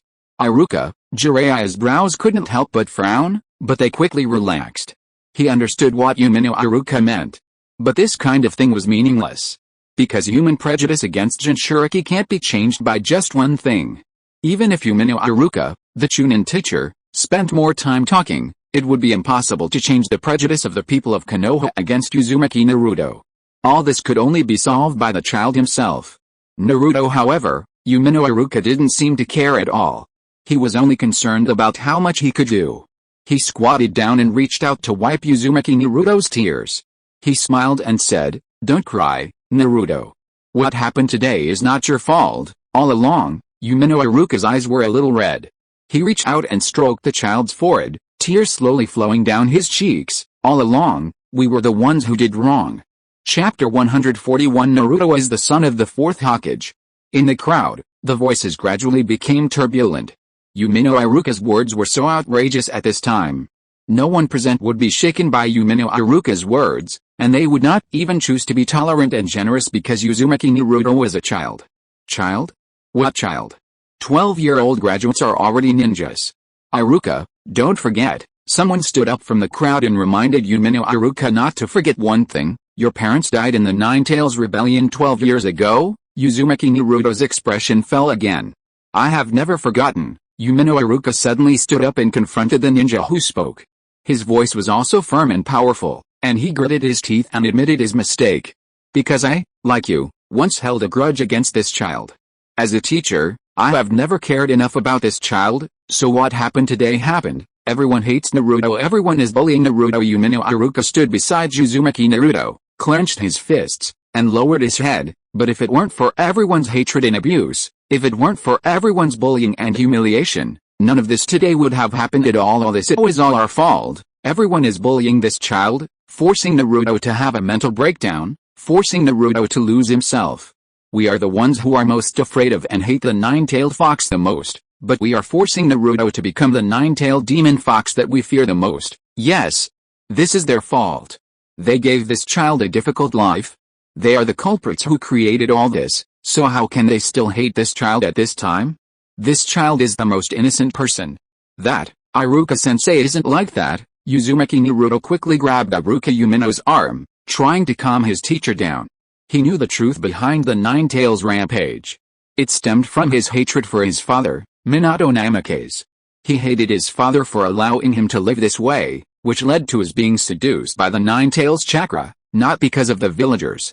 "Your leg is injured," Emiya Shiyuan's voice suddenly interrupted Uzumaki Naruto, glancing at the wound on Iruka Umino's leg. Iruka, the third Hokage, Sarutobi Hiruzen, immediately noticed Iruka Umino's leg injury and quickly sought a change of subject, asking gravely, "What's going on?" The wound clearly looked like it had been pierced by a sharp blade. Konoha was preoccupied tonight by the Nine-Tails rampage. How could Iruka Umino suddenly have a leg injury? "It's Mizuki-sensei from the village." Umino Iruka's face immediately grew serious, and he said in a deep voice, "Mizuki and Orochimaru's men have been colluding. I discovered their plot, and they're hunting me." Every Konoha ninja present instinctively began searching for Mizuki. No, Mizuki, noticing the glances coming his way, quickly waved his hands in an attempt to explain. A fawning smile appeared on his face, and he trembled as he tried to throw mud at Naruto. It was that brat, Naruto himself, not Naruto. Umino Iruka immediately launched into a rebuttal. "This is a conspiracy between you and Orochimaru's men. You know Naruto is the child of the fourth Hokage and Uzumaki Kushinosama. They want to exploit Naruto's Uzumaki bloodline to obtain the Uzumaki clan's treasures." "No." Mizuki's face grimaced again. "Wait, what did Iruka just say?" The Konoha ninjas were suddenly in an uproar. Everyone present subconsciously whispered to each other, wondering if they had heard correctly. The Konoha ninjas didn't dwell on the irrelevant treasures, they simply listened to Umino Iruka's mention of Uzumaki Naruto's background. "Uzumaki Naruto, is he the fourth Hokage's son? How is that possible? How could he be the fourth Hokage's child?" The Konoha ninjas' eyes were filled with shock as they discussed the village's hidden secret. They had never known that Uzumaki Naruto was the fourth Hokage's child. Granted, the fact that Uzumaki Naruto was the fourth Hokage's son wasn't important. What mattered was that this child was, after all, the son of a hero. When Uchiha Obito unleashed the Nine-Tails, the fourth Hokage had sacrificed his and his wife's lives to seal it away. But sacrificing just the couple wasn't enough, they had even sacrificed their son, Uzumaki Naruto. This was a bit unsettling. Every ninja present who had previously insulted Uzumaki Naruto instinctively lifted their heads with their hands, beginning to feel guilty for their past actions.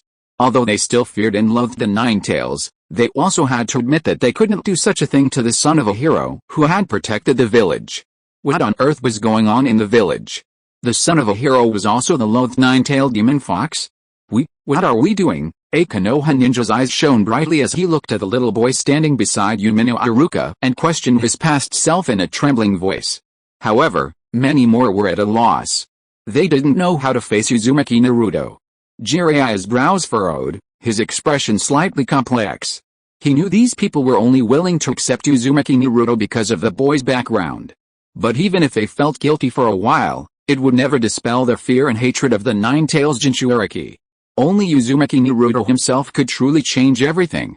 At least let the world see that the Nine-Tailed Jinchuriki Uzumaki Naruto is not a disaster. The Nine-Tailed Jinchuriki Uzumaki Naruto is an excellent ninja like his father, a hero who can protect everyone. The crowd was noisy. Many of the Konoha ninjas turned pale. At this time, Sarutobi Hiruzen stopped their noise, waved his hand to quiet the crowd, and his eyes fell on Mizuki. Compared to the exposure of Uzumaki Naruto's life experience, Sarutobi Hiruzen was more worried about Orochimaru's conspiracy. Mizuki and Orochimaru's men wanted to use Naruto to steal the treasure of the Uzumaki clan. What exactly do they want to do with the treasure? No, that's not the case. We didn't find the treasure. Mizuki waved his hands hastily, a trembling smile etched on his face. I had just told Naruto my origins when the Nine-Tails inside him went berserk. We didn't even have time to find the treasure has been taken. Umino Iruka's face was speechless, as if he didn't quite understand why Mizuki hadn't yet grasped the situation. That Orochimaru's men have already taken the treasure. As for Mizuki, he was nothing more than a discarded pawn. Mizuki's eyes flashed with despair. The treasure had been taken? Wasn't it said to be in the Uzumaki clan's Namandu? Had he been tricked? You've been tricked, Umino Iruka could only helplessly remind Mizuki, sighing, that guy just wanted to use you to instigate Naruto's emotions to lose control, taking the opportunity to create the Nine-Tails rebellion in the village. And use the Nine-Tails to kill Hokage-sama, Tsunade-sama, and Jiraiya-sama, making it easier for Orochimaru to invade the village in the future. Mizuki's eyes turned red. It wasn't that bastard. Why did he deceive him? Does that bastard know how dangerous he was when the Nine Tails erupted? Doesn't he know how scared he was just now, actually making himself a victim of the Nine Tails rebellion? Mizuki felt annoyed and wronged, but when he saw the eyes of the other Konoha ninjas, he felt a little scared and wanted to collapse and retreat. Some of them felt that Mizuki was being used a little bit, but people were more angry at the evil of his fellow villagers who caused the Nine Tails rebellion. Did that bastard know how dangerous the Nine Tails rebellion 12 years ago was? Fortunately, nothing serious happened in this Nine Tails rebellion. Take him away. Sarutobi Hiruzen waved to the interrogation ninjas and gave his orders. Excuse Mizuki for everything that happened tonight, and, Anbu, search the village immediately. Sarutobi Hiruzen's voice grew cold, his hands clenched tightly. We must not let that person who infiltrated the village escape. Yes, the Anbu ninjas sprang into action. Judging by the time available, the man shouldn't have gotten far, and perhaps the Anbu could even track him down. Unfortunately, they couldn't catch him no matter what. This was because Kabuto Yakushi was hiding somewhere that couldn't be searched at will. The route. This was Shimura Danzo's territory. When Kabuto Yakushi arrived at the route, Shimura Danzo didn't look very happy. The very person he once wanted to eliminate was right in front of him. No matter how he thought about it, it was hard to be happy. Of course, Kabuto Yakushi didn't care. He knew the news he brought would only make Shimura Danzo even more unhappy. HMPH, when Shimura Danzo saw Kabuto Yakushi, his anger was almost piled on his face. You guys made quite a commotion tonight and almost brought Konoha into big trouble. It was just a small accident. Kabuto Yakushi sighed helplessly, as if fate had its way with the man. If this Nine Tails rebellion had gone smoothly, we should have been able to take advantage of the opportunity to kill the third Hokage and the two Sannin. That's kind of. Kabuto Yakushi's lips curled up into a smile. He reached out to adjust his glasses and mentioned his boss's name. A small gift from Orochimaru-sama to Danzo-sama. Chapter 142, Orochimaru, this guy has done something really great. I don't want this gift. Danzo Shimura's heart was clear. If Sarutobi Hiruzen, Tsunade, and Jiraiya died in the Nine Tails rebellion that night, it would mean that Konoha would be severely weakened. They were of great significance to Konoha. But, if they all died, Kabuto Yakushi adjusted his glasses and smiled, poking Danzo's soft spot. There would be no one in the village suitable to become Hokage. Danzo Shimura's heart suddenly began to beat rapidly. Indeed, if they all died, then the only candidate left who could become Hokage would be him, the former Hokage's assistant. Huh? So much talk, you didn't do anything? Danzo Shimura had already received the news through his own people in the Anbu. The village had not suffered any major losses from the Nine Tails rebellion. It couldn't be called a false alarm. But it was definitely thunder and rain. I heard. Shimura Danzo slowly drank his tea, and vaguely mentioned a piece of news. You got the Uzumaki clan's treasure. Yes, Yakushi. Kabuto nodded, and continued with a smile. This treasure can be used in conjunction with the Impure World Reincarnation technique. To be more precise, it can obtain some powerful souls. Shimura Danzo immediately lost interest. Because he still had not mastered the Impure World Reincarnation technique. However, this did not prevent Danzo Shimura from giving orders. He even criticized Orochimaru's style. What has Orochimaru been doing all these years? Did he say he would kill the Rinnegan practitioner and provide me with a Rinnegan? Now, hasn't he been able to solve it yet? Kabuto Yakushi's eyes suddenly lowered, and he said calmly, there was a small problem. What kind of problem could it be? Danzo Shimura snorted coldly, and he was extremely contemptuous of Orochimaru's methods. That guy couldn't even control someone as gullible as Shihara and even took away his Kido Matsukami Sharingan. Danzo Shimura simply could not tolerate Orochimaru's mistakes. If Orochimaru hadn't left him an arm last time, and it seemed that his science and technology were still useful, Danzo Shimura would have wanted to abandon Orochimaru. But Danzo Shimura soon didn't dare to think so. The situation is a little dire. The strength of that Rinnegan user seems to be a little beyond our expectations. Kabuto Yakushi observed Shimura Danzo leisurely sipping his tea and continued with a smile. Hanzo, the leader of the Hidden Rain village, was killed by a Rinnegan user. Shimura Danzo's body trembled. Hanzo was killed?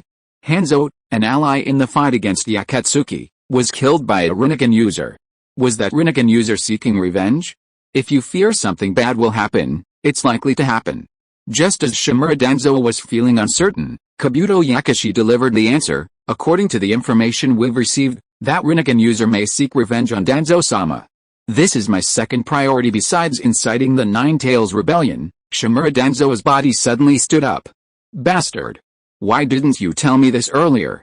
And Orochimaru, that bastard. Knowing full well that the Rinnegan user would seek revenge, he still went so far as to kill Sarutobi Hiruzen and Tsunade, who were capable of protecting themselves. Although Shimura Danzo had just been dreaming of ascending to the Hokage throne after the deaths of Sarutobi Hiruzen and Tsunade, the deadly threat immediately transformed his mindset back into that of an ordinary Konoha ninja protected by the Hokage. Don't worry, we've already obtained the Uzumaki clan's treasure. Kabuto Yakushi observed the distraught Shimura Danzo and casually reassured him, we'll soon be able to resurrect 2 more powerful ninjas through the Impure World Reincarnation. In a sense, Shimura Danzo was the first to learn of the treasure. Inside the Hokage building, with the Nine Tails crisis resolved, the village ninjas began to discuss Uzumaki Naruto's identity once again, a discussion that seemed to have no end in sight. Sarutobi Hiruzen waved the village ninjas back to their respective posts and returned to the Hokage building with the most important figures involved in this incident. Clearly, ordinary ninjas would be content to focus solely on Uzumaki Naruto's background. As the third Hokage, Sarutobi Hiruzen and the Konoha High Command had much more to consider. They needed to consider the threat posed by Orochimaru and the purpose of the Uzumaki clan's treasure, which had been stolen by Orochimaru's men. That Orochimaru, Jiraiya's eyes dropped slightly, and he let out a long, dark sigh. He's really pulled off something quite serious. Even Jiraiya himself hadn't expected his former teammate to want to kill them and even invade Konoha. It seemed he had completely fallen. Although everyone had heard that it was Orochimaru's men who did it, everyone believed it was definitely Orochimaru's own doing. Orochimaru, he's changed a long time ago? Sarutobi Hiruzen sighed, saying gravely, what we need to do now is to be on high alert. If Orochimaru really does invade Konoha in the future, then kill him. Jiraiya clenched his fists. Because the fact that Orochimaru sent his men to provoke the Nine Tails Rebellion tonight was really too much, just like what that traitor Uchiha Obito did. It was intolerable. Not only did the other party want to kill him, but they also wanted to kill Sarutobi Hiruzen and Tsunade. At this moment, after the Nine Tails Rebellion was quelled, Jiraiya completely made up his mind, and even a hint of murderous intent appeared between his eyebrows. What happened tonight is already very clear. In the Konoha interrogation department, they got the information revealed by Mizuki, and compared it with the information obtained by Umino Iruka. They already knew everything that happened tonight. Orochimaru sent people to steal the treasures of the Uzumaki clan, and used Uzumaki Naruto's life experience to lure the child into darkness and thus ignite the Nine Tails Rebellion. He wanted to use this opportunity to seriously damage the vitality of Konoha village, all in preparation for his future invasion of Konoha. Sarutobi Hiruzen glanced at Jiraiya. Sarutobi Hiruzen knew all too well the friendship between Jiraiya and Orochimaru. Even his former teacher couldn't bring himself to kill Orochimaru, let alone his companion, a man that shared life and death with day and night. It was his own softness that nearly led to the tragedy of tonight. Sarutobi Hiruzen had made up his mind. If he ever saw Orochimaru again, he would never show the same mercy he had last time. He would definitely kill that dangerous disciple next time. A single subordinate had nearly brought Konoha to ruin. If that disciple had taken action himself, who knew what kind of trouble Konoha would be in? Sarutobi Hiruzen's heart was filled with anxiety. He desperately wanted to know how Orochimaru would deal with Konoha, and what would become of the stolen treasure. After all, it belonged to the Uzumaki clan. As distant relatives of the Senju clan, the Uzumaki clan also possesses their own unique powers. Who knows what bitter consequences that treasure will bring upon them? We can only take precautions against Orochimaru. Jiraiya casually sat by the window and raised the most pressing question at the moment. What should we do with that child Naruto? Many ninjas in Konoha now knew Uzumaki Naruto's background. Even at this hour, tomorrow morning, the news that Naruto is the son of the fourth Hokage would spread to everyone. From tomorrow on, Naruto's life would change forever. Perhaps the child would still occasionally be looked upon with fear by those who looked upon him, but at least he would no longer be discriminated against or bullied. But could that child still live a normal life? Based on the way Konoha once treated the Nine Tails Jinchuriki, Jiraiya thought of Uzumaki Naruto's mother and the previous Nine Tails Jinchuriki, Uzumaki Kushina. A nine-tails Jinchuriki can't live like an ordinary ninja. What would Naruto do in the future? Trapped in Konoha like his mother, Kushina Uzumaki? Never mind, Jiraiya didn't mention Emiya Shiyuan's judgment that Uzumaki Naruto was the child of prophecy. He simply praised his students earnestly. Naruto is an excellent child. It would be good for him to continue training with me. No. Sarutobi Hiruzen opened his drawer and pulled out a sheet of squad assignments for the graduates. He said softly, I already have plans for Naruto. What nonsense. Tsunade walked over and unceremoniously snatched the sheet from Sarutobi Hiruzen's hand. After taking a look, she subconsciously frowned. It looks fine. Jiraiya leaned over and looked at the assignments Sarutobi Hiruzen had listed. A kind smile even appeared on his face, as if he was quite satisfied with his arrangement. It looks pretty good. That kid Hatake Kakashi is the leading ninja. Uchiha Sasuke and Naruto and the team have always been friends and rivals.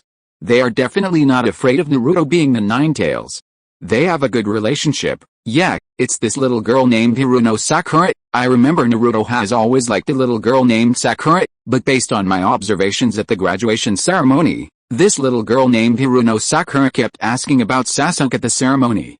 She should like Sasuke. When Jiraiya said this, the corner of his eye couldn't help but twitched, and he glanced at Tsunade next to him, as if thinking of an unhappy past. Will Naruto not be able to catch up with this girl named Sakura? However, Jiraiya quickly covered up everything, and he also put forward his own opinion. If you look at it from an emotional point of view, there is nothing wrong with this grouping, but if you look at it from the perspective of the gap in strength, this little girl may not be able to catch up with Naruto and Sasuke for a while. If you are listening to this novel on a channel other than Fanfic World, it means it was downloaded and re-uploaded without effort. We warmly invite you to visit our channel, Fanfic World. There you will find the original version of this story and many other novels of various genres. We look forward to seeing you dive into a world of incredible novels. Chapter 143 I Want to Complete Revenge in the Name of Yahiko. At the Konoha Ninja Academy, this year's graduates were assigned to teams. 12-year-old Uzumaki Naruto was somewhat pleased to be assigned to Team 7. One of his teammates was his good friend Uchiha Sasuke, and the other was his crush, the pink-haired girl Hiruno Sakura. Uchiha Sasuke didn't mind his teammates, and was in a good mood when he saw Uzumaki Naruto, since he'd been training with him all along. As for Hiruno Sakura, she looked at Uchiha Sasuke with a touch of joy, and then at Uzumaki Naruto with a touch of envy, as she had also learned about his life story. What luck! He was once a hated man in the village, but when it was revealed that his deceased parents were heroes, many people changed their minds about him. Many ninjas even felt even more sorry for him out of guilt. Some questioned the village leadership's concealment of Uzumaki Naruto's life story, but the Konoha leadership remained largely silent, as their understanding of the situation was quite simplistic. Son of the Hokage, son of a hero, these halos meant nothing to Uzumaki Naruto. The village's higher-ups subconsciously overlooked his age, judging a 12-year-old's experiences through the lens of decades of hardship they had endured. These ninja, navigating a past filled with suffering, didn't consider it unusual for a child to endure such hardships in the ninja world. Every Jinchuriki experienced this. Even the orphans of every village experienced this. A ninja must endure immense pain, stumbling and battering their way through all difficulties, ultimately overcoming the obstacles and becoming a skilled ninja. At least that's how Jiraiya saw it. Orphaned at a young age, Jiraiya grew up in a harsh environment, as Konoha's policies at the time were inadequate. Now, at 50, at least one of Konoha's 3 ninjas, he possessed a certain level of success and fame. Looking back, he saw those early years as little more than a minor distraction, his own hardships barely comparable to the tragedies he'd witnessed in the ninja world. In Jiraiya's view, Uzumaki Naruto's life is nothing more than a drizzle. In some ways, the pain Naruto has endured is even less than that of his leader, Kakashi Hatake. Kakashi Hatake's life is truly fraught with thorns, a constant flow of gaining and losing important things, as if fate has destined him to be the last one left. After hearing Jiraiya's theory, Emiya Shiyuan disagreed. You always seem to think suffering isn't a bad thing. Is there something wrong with that? Jiraiya was somewhat confused by Emiya Shiyuan's idea, scratching his head. But life is already like this. But Emiya Shiyuan looked at the medical ninja's way engraved on Konoha Hospital, which he had bequeathed to the world, and whispered, to enable people to live without suffering is the true meaning of chakra. I understand. Jiraiya immediately understood Emiya Shiyuan's meaning, but he recalled the story of the child of prophecy and sighed softly. But Naruto isn't just some ordinary person who doesn't have to endure pain. Naruto is the one who can change the world and free people from suffering. Just like the Jonin and Jinan of Konoha village, the tasks and difficulties faced by Jonin and Jinan are always different, and even their mortality rates fluctuate greatly over time. In this world, there are always different people doing different things. As one of Konoha's 3 ninjas, Jiraiya also had his own mission: to guide Uzumaki Naruto into someone who would end suffering. Tsunade, I want to leave Konoha for a while. Glancing at Tsunade, who was half reclining on a chair in the Konoha hospital, writing on a scroll, Jiraiya spoke in a deep voice, I want to investigate Orochimaru. It just so happened that this was a window of opportunity. Since Uzumaki Naruto had just become a ninja, he needed some time to learn some basic ninja knowledge from the team leader, the senior ninja, Hatake Kakashi. This also gave Jiraiya, his teacher, a break to secretly investigate Orochimaru's case. In reality, this wasn't a request for advice. Rather, it was a notice from Jiraiya to his comrade, Tsunade. Before Jiraiya informed Tsunade, he had already discussed this privately with the third Hokage, Sarutobi Hiruzen. Sarutobi Hiruzen didn't reject Jiraiya's action, but simply asked him to return before the second half of the Chunin exams. After all, the second half of the Chunin exams was a major event. Those exams would be a joint effort of Konoha's allies. Sarutobi Hiruzen desperately hoped that both of his disciples would be present. At least 3 cage-level warriors would be able to intimidate any ulterior motives of his allies. However, this Chunin exam was destined to be turbulent. Many were already eyeing the exam, and many were even secretly plotting to stir up trouble, hoping to cause a major incident. In the land of Rice, at Orochimaru's base, after Kabuto Yakushi returned with the Uzumaki clan's mask, Orochimaru sacrificed the life of one of his own men and used it to communicate with the Shinigami of the underworld, releasing the souls of the second Hokage, Senju Tobirama, and the fourth Hokage, Namikaze Minato. Almost, it's time to act. 3 different materials lay on Orochimaru's desk. These materials were the cells of the first Hokage, Senju Hashirama, and the remains of the second Hokage, Senju Tobirama, and the fourth Hokage, Namikaze Minato. Their souls were now in the underworld. Their physical remains were also here. Even the offerings for their resurrection were ready. The first Hokage, the second Hokage, and the fourth Hokage, Orochimaru licked the corner of his mouth with great satisfaction, narrowed his eyes and looked at Uchiha Obito beside him. Now all our preparations are in place. All we have to do is find the most suitable opportunity to reveal Emiya Shiyuan's true identity to Konoha and force the 3 Hokage to work together to resolve Emiya Shiyuan's threat to the ninja world. Exactly. Konoha's joint Chunin exam is an opportunity. Because this is a chance for them to secretly sneak into Konoha and calmly make arrangements. As long as Emiya Shiyuan is present, they can cause a big incident. And Uchiha Obito also brought a piece of news. Due to the grand scale of this Chunin exam, Konoha's ally Sand Village, as well as some small countries such as Takigakure Village and Omegakure Village will participate in this joint Chunin exam. A piece of news that's neither good nor bad. A sneer crossed Uchiha Obito's lips. The previous leader of the Hidden Rain Village, Hanzo, has been killed. Now, Nagato and his men have taken over the Hidden Rain Village. I don't know what Nagato is thinking, but according to the intelligence I received from Akatsuki, Nagato plans to use this Chunin exam as an opportunity to infiltrate Konoha disguised as a Chunin ninja and assassinate Hanzo Shimura, who once allied with Hanzo to suppress them. Orochimaru's eyes suddenly froze. This news was truly a piece of news that was neither good nor bad for them. If that were the case, they could even use Nagato to force Emiya Shiyuan to take action, thus revealing his true identity. At that point, Emiya Shiyuan would undoubtedly become a public enemy of the ninja world. Of course, this also carries certain risks. Emiya Shiyuan is already powerful enough. Now with Nagato, this battle would require careful planning. After all, facing 2 Rinnegan wielders, Emiya Shiyuan and Nagato, Orochimaru had to consider the risk of overdoing it. But Uchiha Obito certainly didn't care about the risk. He was a lunatic, believing he'd endured long enough, and he also possessed the invincible power of the Kamui Meijekyo Sharingan. We don't have much of a chance, Uchiha Obito had to remind Orochimaru again, hoping he would understand the predicament they faced. It's even fleeting. Don't forget, to deal with Emiya Shiyuan, the 3 Hokage you want to resurrect through the Impure World Resurrection are so powerful they'll inevitably lose control. If we don't start a war against Emiya Shiyuan in Konoha, the 3 out-of-control Hokage might not be willing to help. Don't worry, Orochimaru chuckled and nodded, a cold gleam gradually appearing in his snake eyes. I need to plan carefully, it must be foolproof. After all, if we choose to openly betray the great figure but fail to deal with him, we will be met with a thunderbolt from the great figure in the future, the Hidden Rain Village. This was a village built of steel and concrete. At the highest point of the village, Pain, Nagato, and Konan lived, where they discussed Konoha's joint Chunin exams and the assassination of Shimura Danzo and Konoha. Nagato, Konan took a deep breath, disapproving of their rash actions at this moment. Isn't it a bit too dangerous for us to do this now? Konan frowned, gently reminding him, now all we have to do is bide our time. Once the Three Tails is resurrected, we can follow Emiya-sama in his plan to gather the tailed beasts.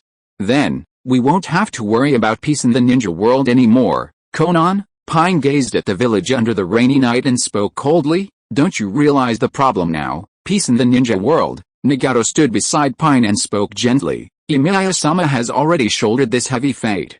There's actually no need for us to do more. Now with Emiya Shiyuan, Nagato no longer needed Pine to become a god. Nagato was just an ordinary ninja. He even believed that Pine was just like when Yahiko was alive. They and Konan were ordinary ninjas, the same three-man team they once were. And revenge for the past is always part of the life plan of an ordinary ninja. This is a mission I took on my own initiative, Pain replied in a cold voice.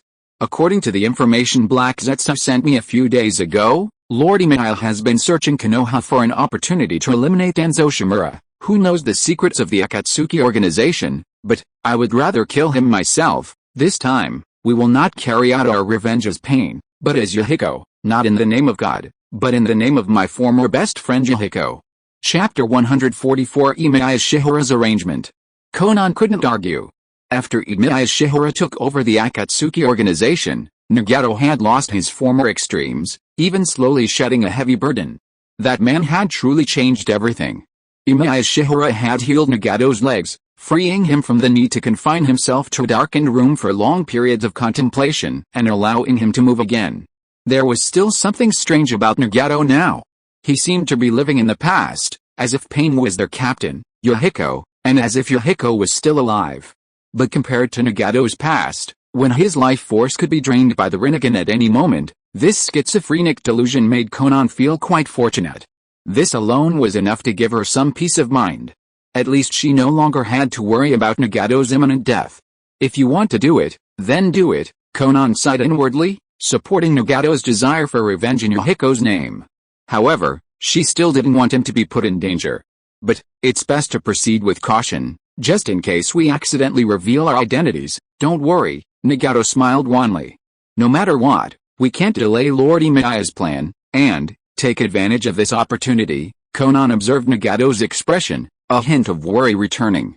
I'll ask Lord Emiya to re-examine you. Even with Nagato's legs healed, the full power of the Rinnegan was still more than he could bear. Even though Hashirama's cells had given Nagato greater vitality, each use of these eyes, which weren't his own, still weakened him, especially since he was constantly maintaining the Tendo pain. However, compared to the past, this little weakness was more than he could bear. At least Nagato believed his body was fine. No matter what, it was much better now than before. Whether it was their plan for peace in the ninja world or their current lives, they were far better than their difficult past. Konoha Village. Late at night in Konoha Hospital, Emiya Shihara was still meticulously examining medical records. The Hidden Rain Village Nagato Trio's plan to infiltrate Konoha and assassinate Danzo during the Chunin exams was indeed orchestrated by Emiya Shihara. Black Zetsu was also a crucial part of the plan. After Uzumaki Naruto graduated from the Ninja Academy and became a ninja, Emiya Shihara's role in protecting him was no longer relevant.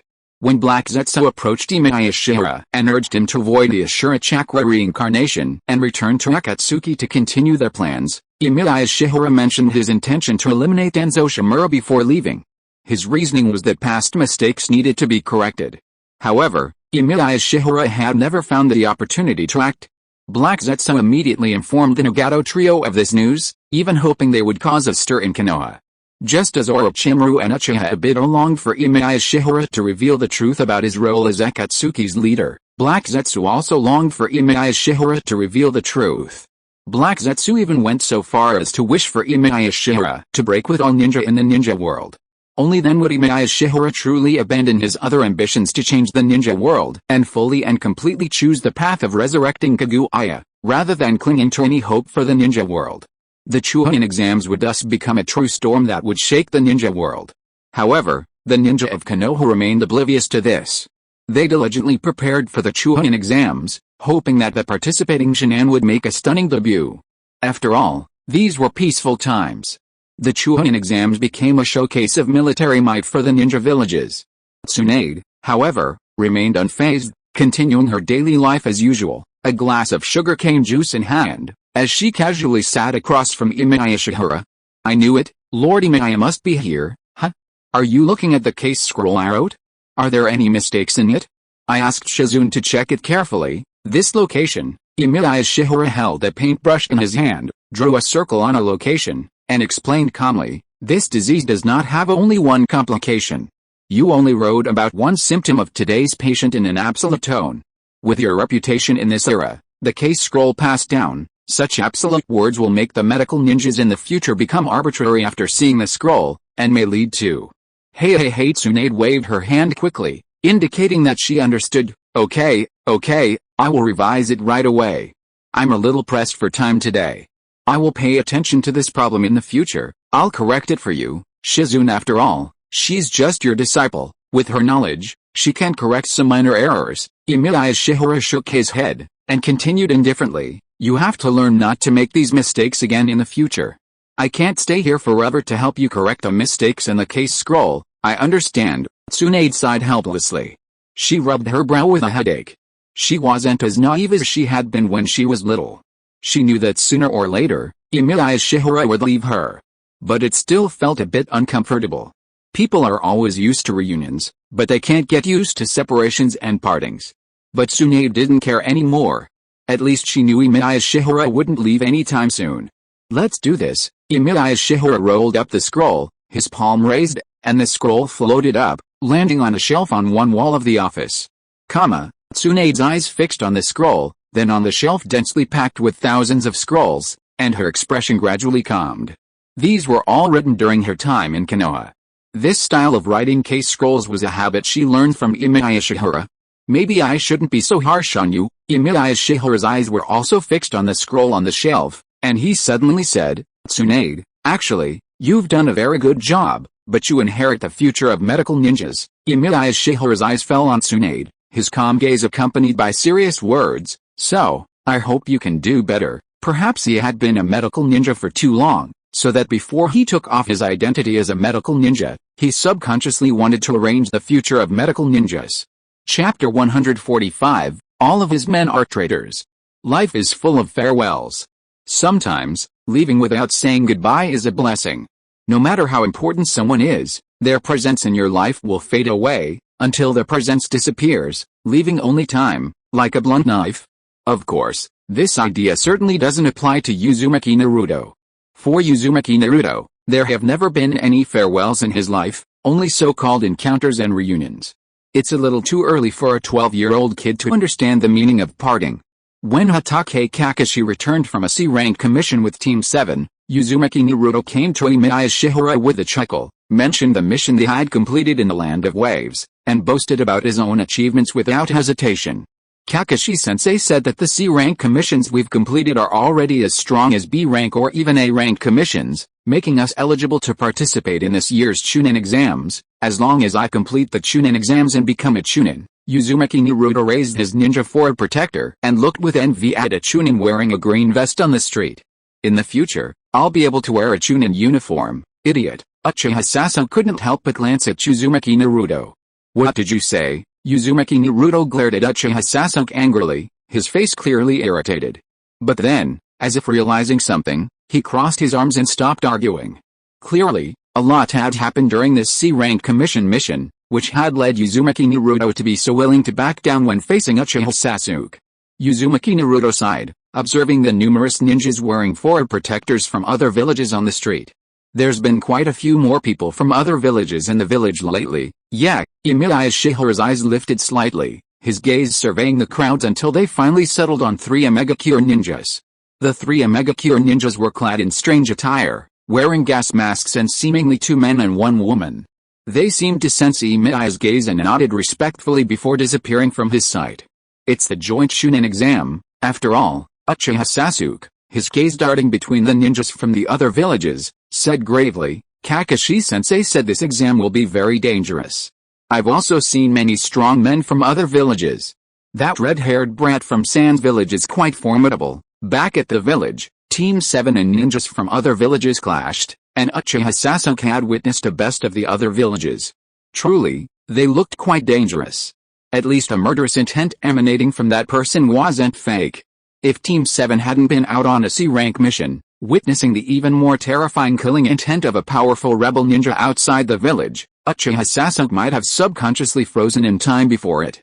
A kid their own age could actually possess such a fierce and terrifying killing intent. Uchiha Sasuke suspected that Gaara might be the most dangerous opponent in this Chunin exam. Of course, Emiya Shiyuan would definitely disagree with Uchiha Sasuke's opinion, as he had already seen even more dangerous individuals. These people were all taking the exams disguised as Jonin. For example, the Nagato trio from the Hidden Rain village. Orochimaru and Uchiha Obito. Emiya Shiyuan calmly chatted with the two brats for a while, then parted ways and slowly walked into a small alley. Long time no see, Emiya-sama. Orochimaru's raspy voice appeared behind Emiya Shiyuan. Although he and Uchiha Obito had long been secretly conspiring to betray or even kill Emiya Shiyuan, at this time, he was still one of his subordinates. We are here to assist Nagato in assassinating Danzo. Orochimaru's reasoning was quite convincing, and he began to explain his purpose with a playful smile. After all, only I can help them find a way to lure Danzo out. Emiya-sama. Nagato's trio also appeared before Emiya Shiyuan. Are you all here? Emiya Shiyuan tilted his head slightly, his Rinnegan eyes no longer peaceful and calm, but rather filled with a hint of majesty and indifference.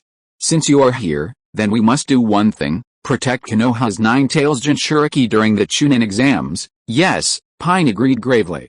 After all, the Nine-Tails Jinchuriki's safety was crucial to Akatsuki's plans.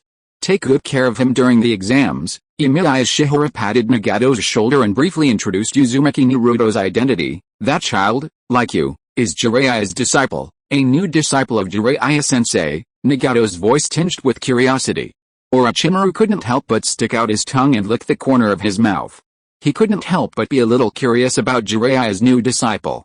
After all, Jiraiya was his old friend. As one of the people who knew Jiraiya best, Orochimaru wouldn't underestimate his abilities, especially when it came to training students. However, Orochimaru was more interested in someone else. He thought of Uzumaki Naruto's companion, Uchiha Sasuke. Seeing the handsome Uchiha Sasuke, a hint of greed crossed his face. That young man looked like a very tempting vessel. Before he could complete Emiya Shiyuan's theory of reincarnation and cloning, he could consider Uchiha Sasuke's child as a backup. Of course, appearance alone wasn't enough. Orochimaru planned to use the Chunin exams as an opportunity to observe Uchiha Sasuke's talents. If the opportunity arose, he would make the boy his own. Orochimaru, Emiya Shiyuan asked casually, seemingly oblivious to Orochimaru's thoughts. When can we deal with Danzo? This, Orochimaru immediately regained his composure and said with a smile, it'll take a while.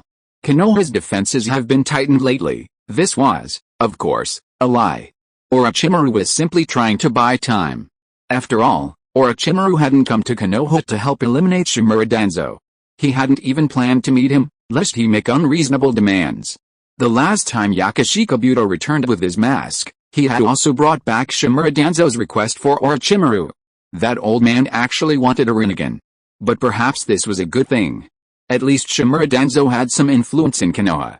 Even if that tiny influence is minimal, it might still reach the third Hokage, Sarutobi Hiruzen. It just requires careful planning to avoid causing trouble. The storm is approaching. It's best if this storm doesn't get out of our control.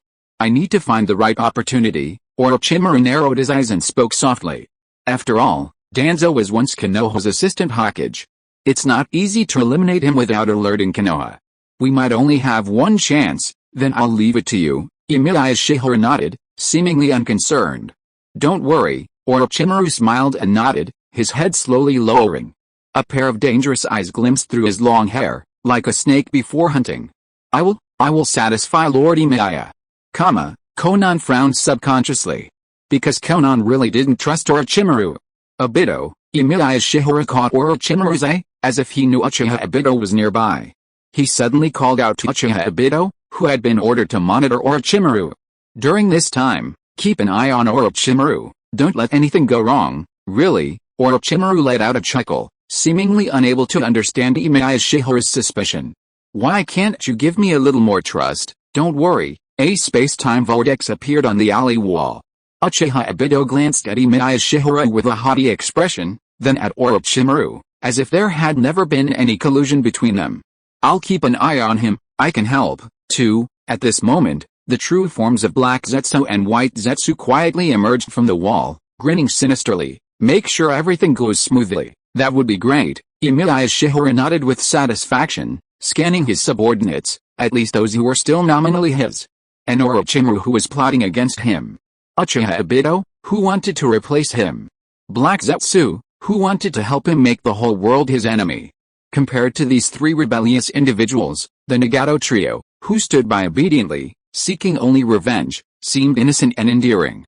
Yet, this innocent Nagato trio would be at the center of the great storm that would ignite the Chunin exams. But once this storm passed, they would no longer need to be drawn into a larger vortex. Chapter 146, Chunin Exam. Nagato was completely unaware of the storm at the center of it all. While taking the Chunin exams, Nagato even expressed a curiosity about Jiraiya's disciple, Uzumaki Naruto, wondering what kind of person he was. However, they soon met. What Nagato wasn't expecting was that the chief examiner for the Chunin exams would be his own teacher, Jiraiya. Having been away searching for Orochimaru, he had been forced to return to Konoha before the Chunin exams. Upon his return, Sarutobi Hiruzen entrusted him with presiding over the Chunin exams. Clearly, this delegation had other implications. The Chunin exams, which included all of Konoha's allies, were of immense significance. Jiraiya was entrusted with presiding over the entire event, both to intimidate them and to show his high hopes for his disciple. For example, he would select the 5th Hokage of Konoha. Although Jiraiya objected, even suggesting Tsunade's assistance, Tsunade had no intention of taking on such a burden. What a hassle. Jiraiya sat in the seat of the 3rd Hokage, Sarutobi Hiruzen, and looked down at the already selected examiners. He was merely there for a title. However, after reviewing the list of all the Genin taking the test, Jiraiya couldn't help but scratch his head. It seemed like he was more than just a title. There were quite a few Genin taking the exam. Among them were the ninjas of the Sand Village, including the 3 children of the 4th Kazekage. There were also quite a few ninjas from Konoha Village, the new generation of Genin taking the exam. Among them were Team 7, his most valued disciple, Uzumaki Naruto, Team 10, the Aino, Shika, and Jo clans, and Team 8, the 3 members of Hinata Hyuga, daughter of the Hyuga clan leader, Kiba Inuzuka of the Inuzuka clan, and Shino Aburame, son of the Aburame clan leader. And then there was Team 3, who had missed out on the previous round. Konoha's most talented new generation of ninjas all took the exam. Besides these, there were also the small and medium-sized ninja villages that had come from afar, such as the Hidden Rain Village, the Hidden Kusagakure Village, and the Hidden Takigakure Village. These small villages were almost negligible, as they rarely produced outstanding talents.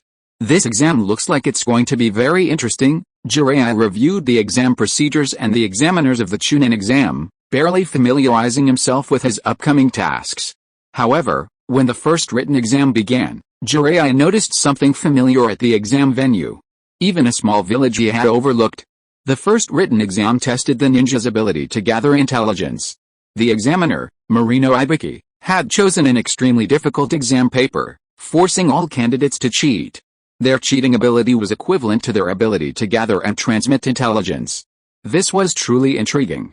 The Hyuga clan's bloodline limit of Byakugan clairvoyance, the Uchiha clan's bloodline limit of Sharingan movement replication, the Sandai used by the little devil Sasugeo, but none of these could be considered rare. Jiraiya had seen much. However, when he saw a masked Megacure ninja using origami to transmit information, a wave of emotion inevitably welled up in him, reminding him of a fallen disciple. Alice, that was all in the past. After the first, somewhat gentle, written exam, the truly brutal second test began immediately. This was the one where death would truly begin. The second exam would test the Genin's ability to coordinate combat, their ability to survive in the wild, and their resilience in the face of adversity. The examiner for the second exam, Anko Materashi, distributed 2 scrolls, one for heaven and one for earth, to each Shin'an team. They were forced to fight through the Death Forest to obtain a different scroll, each one carrying a different one across the finish line. Frankly, the second exam might be the only one where death would occur. Outside the Death Forest, Team 7 was still observing their opponents with curiosity. Uzumaki Naruto glanced back and forth in wonder, trying to identify the different characters, but his eyesight was still limited. That little fellow, he's Konoha's Nine-Tails Jinchuriki, Konan, who had been keeping an eye on Uzumaki Naruto, reminded Nagato in a deep voice, he's also Jiraiya-sensei's new disciple. Lord Emiya also told us to protect him, it seems. Nagato's face showed a hint of confusion. He had been observing Uzumaki Naruto since the first exam. How should I put it? This little fellow seems a little clueless. At least in that respect, he really does look like their teacher Jiraiya. After all, Jiraiya-sensei is a little clueless too. Okay, more than a little. Tendo Pain looked around and said calmly, then, after the exam begins, search for their whereabouts, in case something goes wrong. Tendo Pain finished speaking, then glanced at a piece of paper in his hand. On it was a consent form provided by Konoha to the examinees. By signing this consent form, the examinees accepted their own death during the exam. Of course, Nagato's trio didn't need to worry about this. Perhaps no one in the entire Chunin exam venue, or even in all of Konoha, could possibly defeat them. Even describing their participation in the Chunin exams as a novice village fish fry seems a bit too low-key. However, it's difficult for outstanding people to hide their talents. Even though Nagato and Pain chose not to use the Rinnegan, and even used only the most basic taijutsu and ninjutsu, their performance easily stood out. Inside the examiner's room, Jiraiya's expression grew serious. The team from the Hidden Rain village had indeed performed exceptionally well. No matter how hard they tried to hide their maturity, they still stood out among a group of naive Shin'an. This team performed well. Jiraiya looked at the screen on the monitor and praised them in a deep voice. Before the battle, their team's advanced perception ability, or the fierceness they showed during the battle, are not what an ordinary team of Shin'an can do. Even Jiraiya looked at all the Jonin present, and added, many Jonin performed worse than them. Indeed, Sarutobi nodded, puffing out a cloud of smoke from a cigarette in his mouth. This time, the Hidden Rain village really sent a group of powerful guys. Are they determined to win the prize? Indeed, Hatake Kakashi's vision was not low either. He stared at the picture of the 3-person battle on the monitor and said softly, they are more confident than the team from the Hidden Sands village.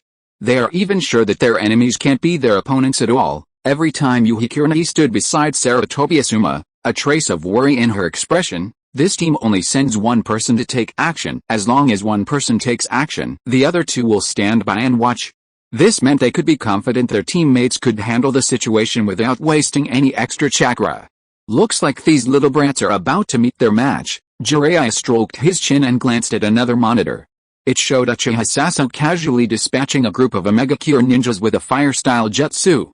However, the sheer power of this fire-style jutsu destroyed the forest's security cameras. They're unlikely to be a match. Might Guy's expression grew serious, still watching the Nagato trio. His combat instincts were so sharp that even a tense ridge formed on his forehead. While I have confidence in Lee and the others, the gap was too great. Might Guy could boast that his subordinates, Rock Lee and Niji Hyuga, could handle other geniuses with ease, even the red-haired, sand-controlling genius from the Sands village. But that didn't include the Omega Cure team. Might Guy saw a hint of danger in them. Danger meant that if he engaged them, he would risk his life. Nagato and the others, they seemed to be doing a little too well. Emiya Shiyuan had been observing the Chunin exam the entire time, and he also noticed the problems with Nagato and the others. They might attract a lot of attention in Konoha. By the way, what names did the 3 of them use when they took the exam? Chapter 147 Orochimaru and Uchiha Obito's actions. Nagato wasn't particularly foolish. He and Konan both used aliases. Zero and White Tiger were their code names within the Akatsuki organization, respectively. As for Tendo Pain, he used his real name, Pain. It seemed there was nothing wrong with the names they registered. Even Jiraiya couldn't spot any flaws. Pain. Jiraiya's eyes fell into deep thought.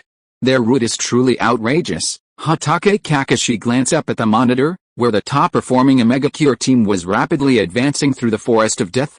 Clearly, either their perception abilities were superior, or they simply didn't take their Chunin exam opponents seriously.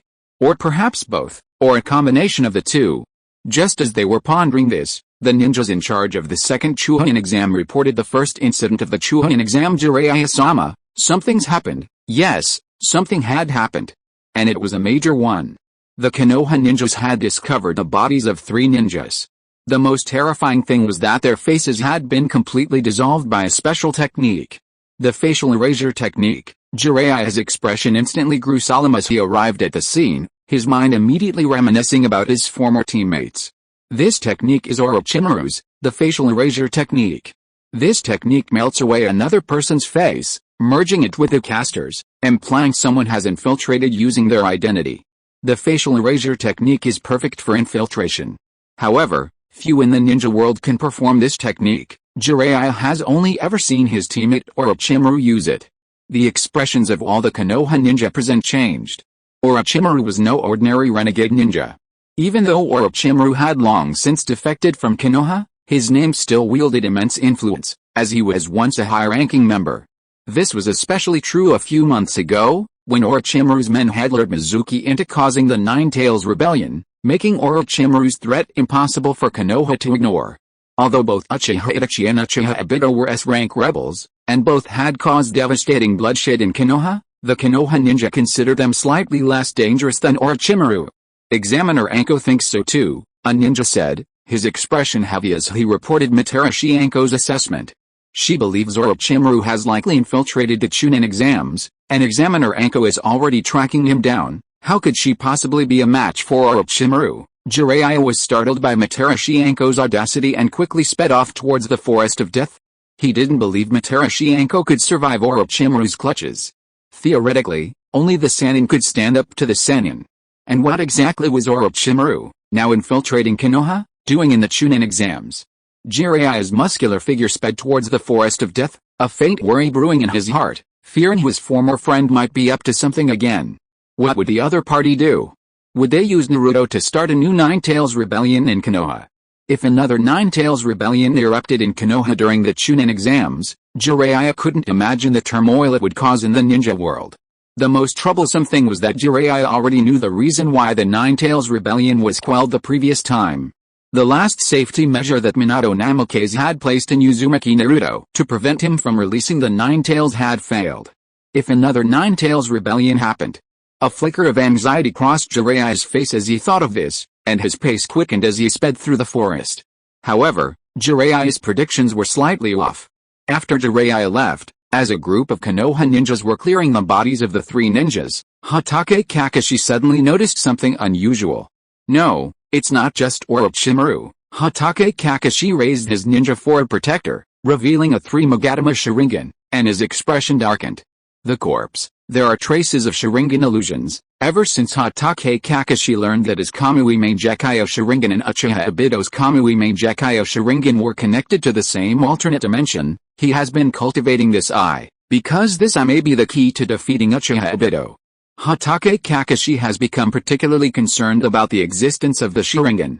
After all, there are only a few people in the entire ninja world who possess the Sharingan. Uchiha Itachi has a dark and secretive past. He holds a huge secret, and he has helped Hatake Kakashi before, so it is unlikely that he is an enemy of Konoha. That little guy Uchiha Sasuke is taking the Chunin exams, and it is unlikely that his Sharingan can possess such a powerful illusion. He is not even very good at illusions. Hatake Kakashi's fingers fell on the neck of the corpse, his face becoming increasingly grim, because he already knew one of the murderers. Obito has also sneaked in. Hatake Kakashi could no longer sit idly by and watch this happen. He didn't know what his old friend was up to, but he knew it wouldn't be a good thing. Maybe he was trying to create a new Nine Tails Rebellion. After all, Uchiha Obito and Orochimaru were both S-rank rebel ninjas from Konoha, and both had caused Nine Tails Rebellion in Konoha before. They might have colluded with each other. It's possible that Orochimaru didn't really succeed the last time he sent his men to start the Nine Tails Rebellion, so it's very likely that he's teaming up with Uchiha Obito. Uchiha Obito seemed to have been involved in Orochimaru's affairs last time, so it's not surprising that the two of them are colluding to endanger Konoha again. The most troublesome thing is that the Nine Tails Jinchuriki, Uzumaki Naruto, is participating in the Chunin exam. Just as Jiraiya couldn't imagine the tragic consequences of Orochimaru creating a Nine-Tails rebellion in this joint Chunin exam, Hatake Kakashi couldn't imagine that his old friend Uchiha Obito would do such a thing again. Obito, stop doing stupid things, Hatake Kakashi swiftly chased after Jiraiya. He couldn't possibly ignore Uchiha Obito's infiltration into Konoha. Elsewhere, in the Forest of Death, Uchiha Obito had indeed infiltrated. He had even followed Orochimaru in. After all, Emiya Shiyuan had ordered Uchiha Obito to monitor Orochimaru, and Uchiha Obito didn't dare slack off at this moment. He and Orochimaru acted and communicated more cautiously. Don't cause trouble, Uchiha Obito followed Orochimaru, casually glancing at Team 7, who were resting in the distance. The Nine-Tails Jinchuriki is inside, and the Nine-Tails is crucial to Akatsuki's plan to collect the tailed beasts. If you try to harm the Nine-Tails Jinchuriki, neither I nor Emiya Shiyuan will let you go. Even if you could escape, you can't escape Emiya Shiyuan and I. Don't worry, I'm not very interested in the Nine-Tails. Orochimaru was wearing a conical hat on his head. He looked at the black-haired boy in Team 7 in the distance, with a greedy look in his eyes. I just happen to be interested in one of the kids, Uchiha Sasuke.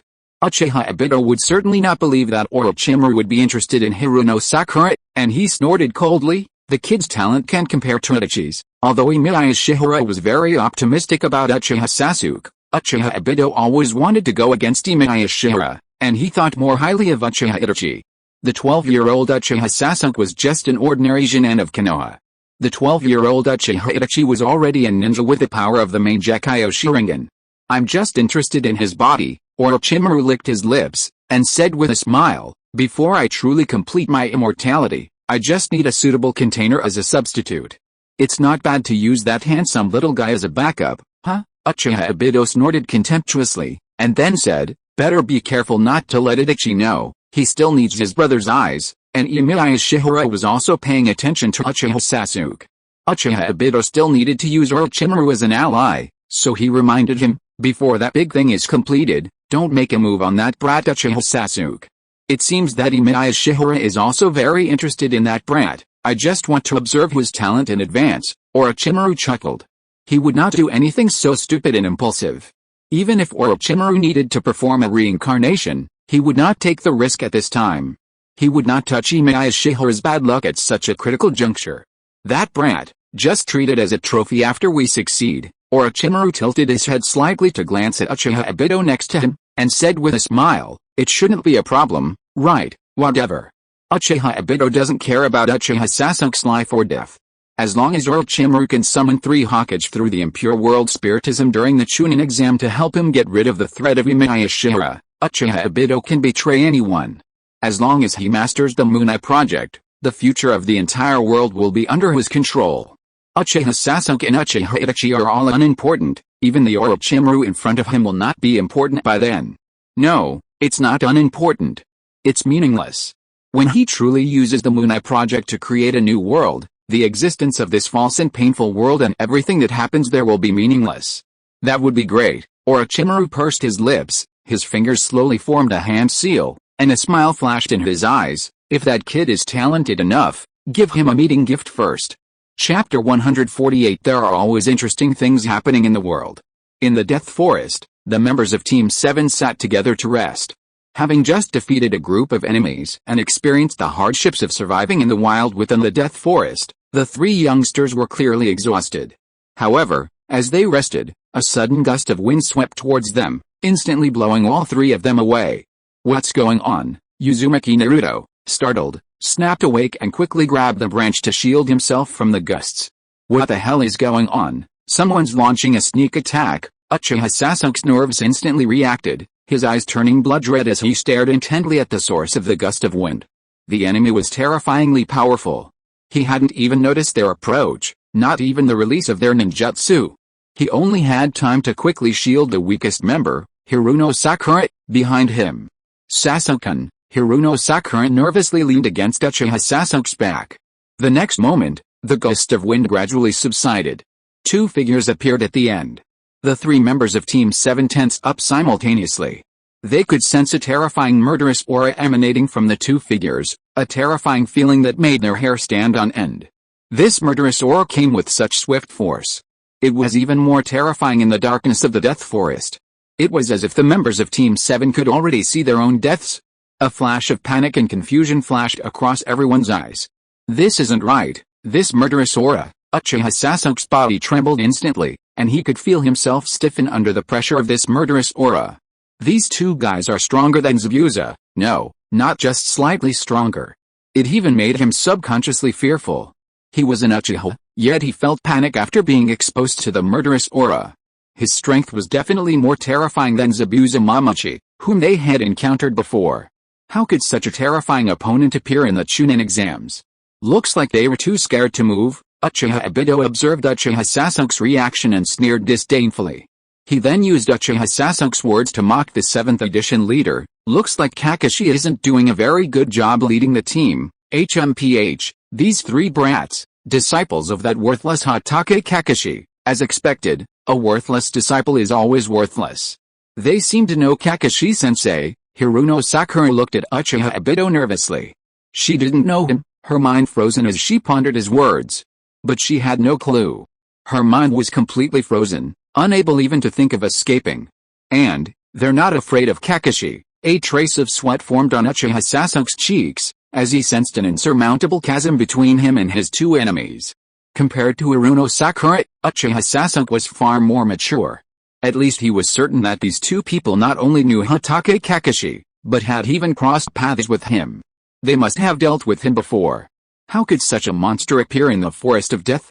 We're not afraid of them. Uzumaki Naruto reached out and grabbed the branch, then leaped down next to Uchiha Sasuke, clenching his fists and pretending not to be afraid. Naruto, don't be impulsive. Uchiha Sasuke quickly spoke up to stop Uzumaki Naruto. Now is not the time to be impulsive. This battle is different from the one they had in the Land of Waves. In that battle, he and Uzumaki Naruto could rely on the ninjutsu they had learned and their determination not to fear death. But in this upcoming battle, the absolute gap would make their determination completely useless. Who on earth are these two guys? Here are the scrolls. Uchiha Sasuke pulled out his team's scroll of heaven and earth from his arms and threw it toward Orochimaru and Uchiha Obito, gritting his teeth. If you're here for the scrolls, we've already given up. Sasuke, what are you doing? Uzumaki Naruto stepped forward to grab the scroll.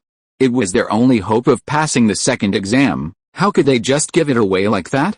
Naruto, come back here. Uchiha Sasuke grabbed Uzumaki Naruto's collar and, gritting his teeth, looked at Orochimaru and Uchiha Obito and said, "You've got what you wanted. The Death Forest is full of enemies. Fighting here wouldn't be in your best interest, would it, huh?" A scornful smile crossed Uchiha Obito's face. Ho-ha, how naive. Orochimaru couldn't help but smile, as if mocking Uchiha Sasuke's naive act of throwing the scrolls to them. Orochimaru reached out and grabbed the flying scroll, smiling and asking, "What makes you think we're here for it?" The next moment, Orochimaru slowly swallowed the scroll, as if to prove that he and Uchiha Obito weren't here for the scroll. This scene made Uchiha Sasuke's face change again. It wasn't that the other party's swallowing of the scroll was too shocking, but if they weren't here for the scroll, what else could these two guys be here for? Run! Uchiha Sasuke's legs remained tense, and cold sweat began to form on his face. Naruto, take Sakura and run. I won't abandon you. Uzumaki Naruto angrily rejected Sasuke's proposal. He raised his finger and said gravely, "Sasuke, I know these two little brats are powerful, but I will never give up a fight, not even if I die." Hell, Jiraiya, you're doing a pretty good job as a teacher. Orochimaru smiled, his gaze slowly shifting from Uchiha Sasuke to Uzumaki Naruto. Despite the murderous intent he deliberately exuded, the brat called Uzumaki Naruto seemed to have some courage, not even looking afraid. Perhaps this was also the result of ignorance and fearlessness. After all, Uchiha Sasuke had a bit of a discerning eye, able to tell the difference between them based on the murderous intent he released. Uzumaki Naruto might be a bit ignorant, not afraid of a terrifying enemy, which made him quite like that idiot Jiraiya. Unfortunately, this idiot wasn't his prey. The real prey seemed to be performing a little less than expected. "Do you want to test more?" Uchiha Obito glanced at Uchiha Sasuke and Uzumaki Naruto, and said in a cold voice, "I don't even have the courage to face you. It seems that there is no need for this kid to be tested, of course." Orochimaru pursed his lips, and his eyes looked at Uzumaki Naruto and Uchiha Sasuke. His eyes seemed to recall his past. Many precocious children in this world think that every step they take in their lives is very rational, So they are afraid of hardships and dangers. But there are always some fearless guys in this world. Their audacity will ignore all consequences, sometimes bringing their companions to desperate situations. Sometimes it will give their companions in desperate situations the hope of rebirth to persevere? Huh? Nonsense. Uchiha Obito snorted nonchalantly, and when he seemed to want to refute, he saw Uzumaki Naruto rushing towards them. This kid seems to be really a bit audacious. Uzumaki Naruto roared as he charged towards Orochimaru and Uchiha Obito, cursing his stunned teammates as he rushed. Sasuke, you've never been one to give up. You're nothing like the Uchiha Sasuke I knew. That idiot. Uchiha Sasuke's arms suddenly drooped weakly. He watched Uzumaki Naruto rushing forward alone, his heart sinking. Don't go over there. They're no match for the enemy. They can't win no matter what. They'll die. They'll really die this time. Uchiha Sasuke's heart sank lower and lower, until it felt like his heart had sunk to the bottom of a valley, and even a hint of despair appeared in his eyes as he looked at Uzumaki Naruto's back. Help me stop that brat. Orochimaru didn't look at the charging Uzumaki Naruto. His eyes were still fixed on Uchiha Sasuke. He watched Uchiha Sasuke's head lower and lower amid Uzumaki Naruto's scolding and accusations, but his interest was rising more and more. It's going to happen. An interesting story, huh? Boring. Uchiha Obito flew towards Uzumaki Naruto, stuck his palm on Uzumaki Naruto's arm and pressed it down, then raised his foot and stepped on the brat. Kakashi's useless disciples are all useless. Don't insult Kakashi-sensei. Uzumaki Naruto wanted to break free, but no matter how he moved his arms, he couldn't reach Uchiha Obito's leg. He could only curse angrily and struggle desperately. We are not useless. Kakashi-sensei is not useless. He is useless. Uchiha Obito's face was even more contemptuous, and he mocked Hatake Kakashi and Uzumaki Naruto without any hesitation. Even you, a kid who is dragging down your teammates, are useless. Actually, Uchiha Sasuke is very smart, because he knows that you are no match for us, although you can't escape from our hands no matter what. You, little kid, are the culprit who really forced him into despair. However, Uchiha Obito hadn't finished speaking. A shuriken was thrown in the direction of Uchiha Obito. Let go of Naruto. Uchiha Sasuke's face was extremely gloomy, with two shurikens tightly clenched in his hands. His scarlet Sharingan stared at Uchiha Obito, repeating his words in a resounding voice. Let go of Naruto. In an instant, the kid who had given up resistance actually rekindled his fighting spirit the moment Uzumaki Naruto was stepped on. Interesting thing, it really happened. Orochimaru looked at Uchiha Sasuke, whose aura was rapidly rising, and the smile on his face became even bigger. Although I have long lost interest in the stories of these young people, they are ultimately a little tonic that can be recalled in the long life in the future. Chapter 149, Just a Small Thing. What a familiar scene. Orochimaru seemed to see reflections of the past. In Uzumaki Naruto and Uchiha Sasuke, Orochimaru saw reflections of himself and Jiraiya as teenagers. He, like Uchiha Sasuke, was rational. That idiot, like Uzumaki Naruto, was impulsive. However, the outcome was different. Tsunade, his and Jiraiya's teammate, was incredibly powerful, possessing a kind heart and a resolute will to mediate the conflict between him and Jiraiya. I say, let Naruto go. Uchiha Sasuke leaped towards Uchiha Obito. Uchiha Obito ignored the incoming Sasuke, even continuing to disdain the bond between the two brats.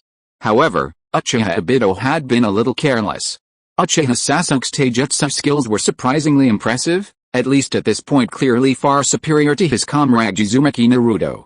Whoosh! The sharp edge of the kunai slashed towards Uchiha Obito's neck. Uchiha Obito casually flicked Sasuke's wrist, only to find the brat's kunai swung around and fiercely stabbed him in the stomach. This brat, Uchiha Obito subconsciously entered his Kamui hollow state.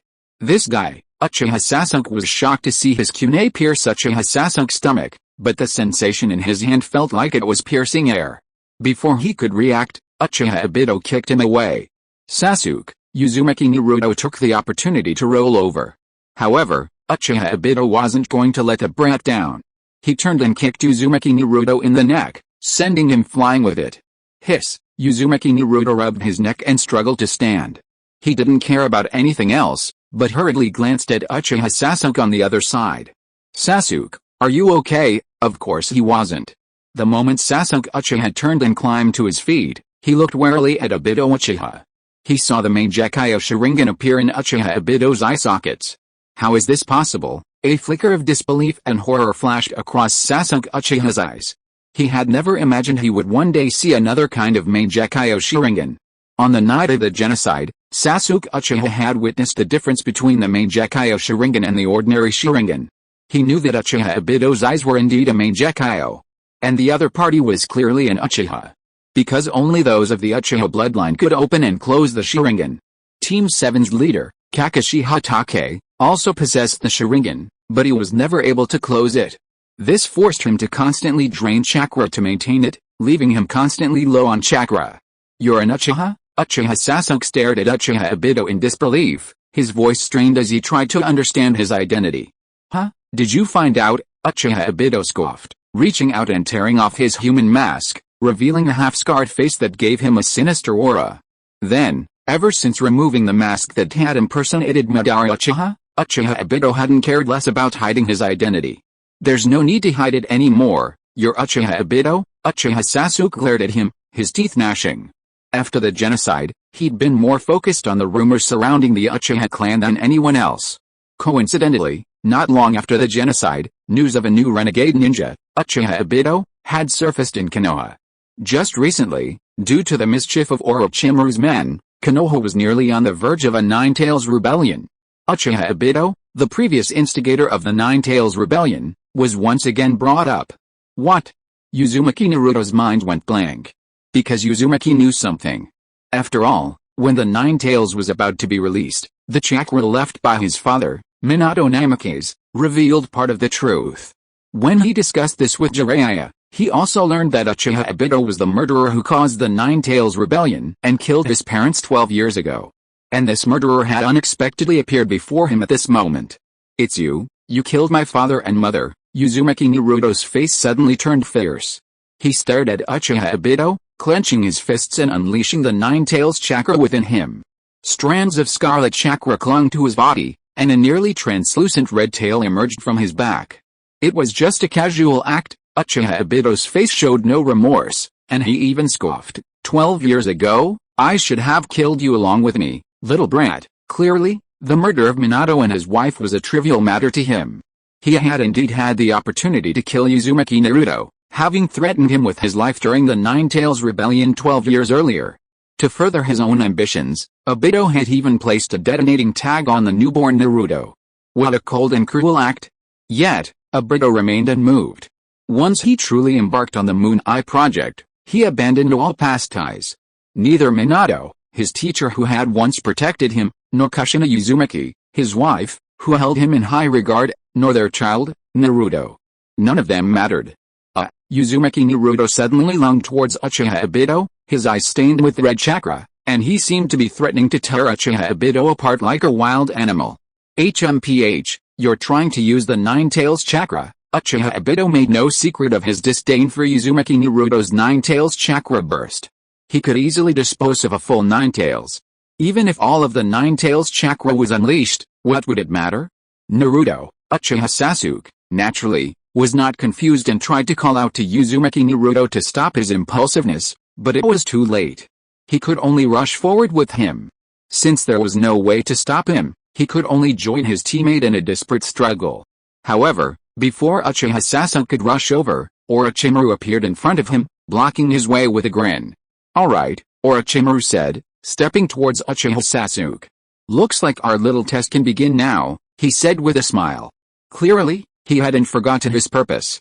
Uchiha Obito and Orochimaru, two S-rank rebel ninjas, were actually dealing with Uzumaki Naruto and Uchiha Sasuke, two brats, respectively at this time. The ending is of course self-evident. Uchiha Obito directly knocked Uzumaki Naruto unconscious. After Orochimaru defeated Uchiha Sasuke with his own hands, he smiled evilly and left a curse seal and his name on Uchiha Sasuke's neck.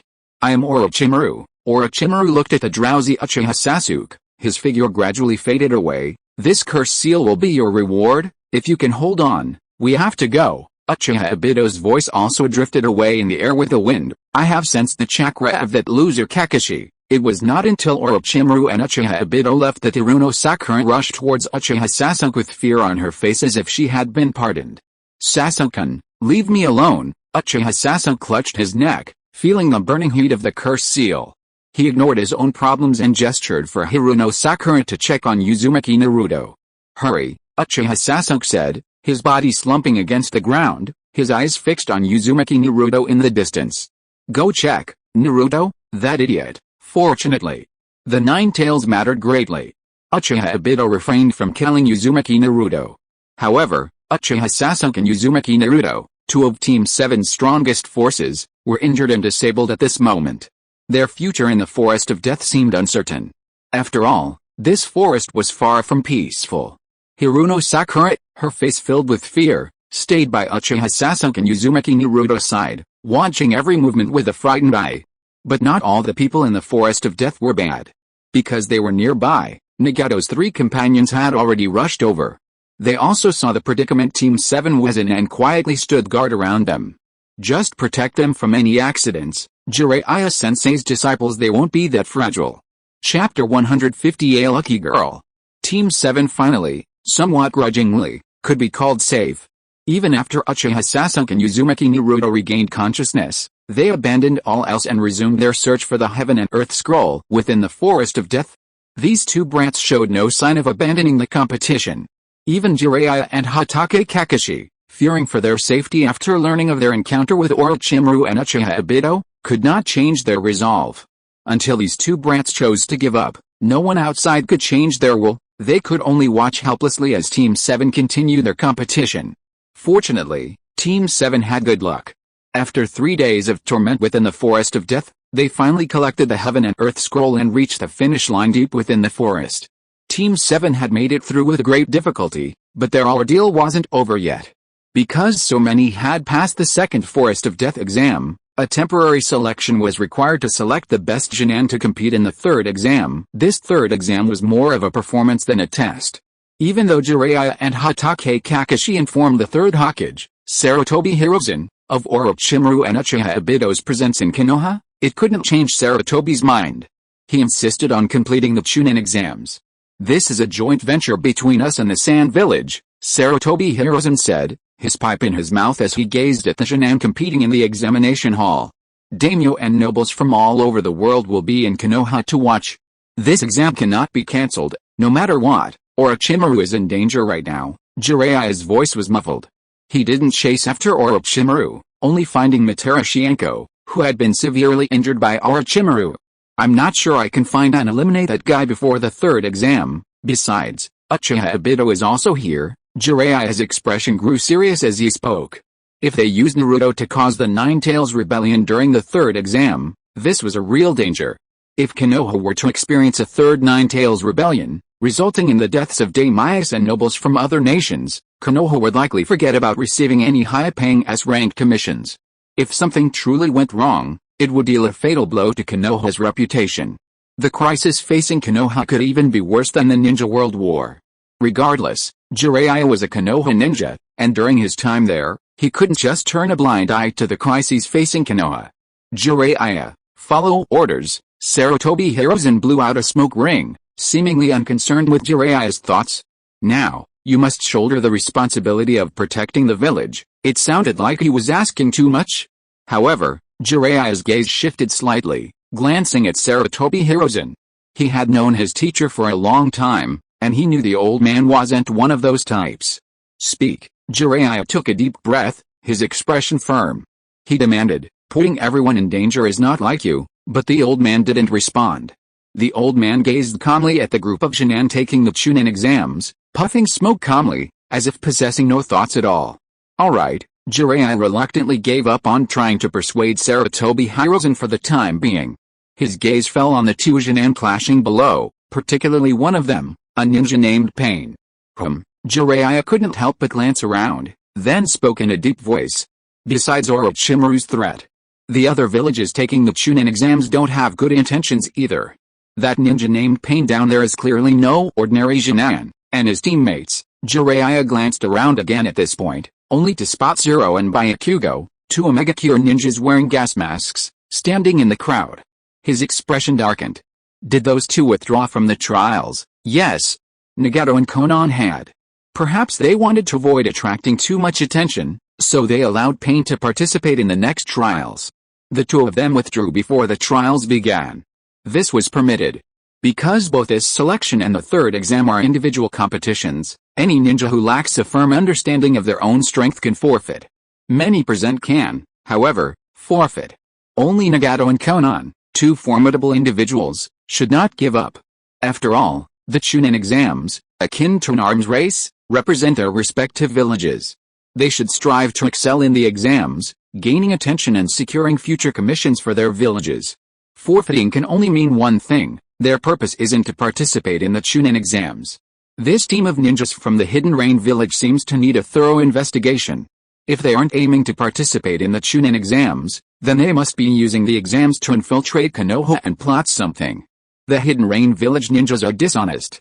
The Tsunagakure ninjas also seem restless.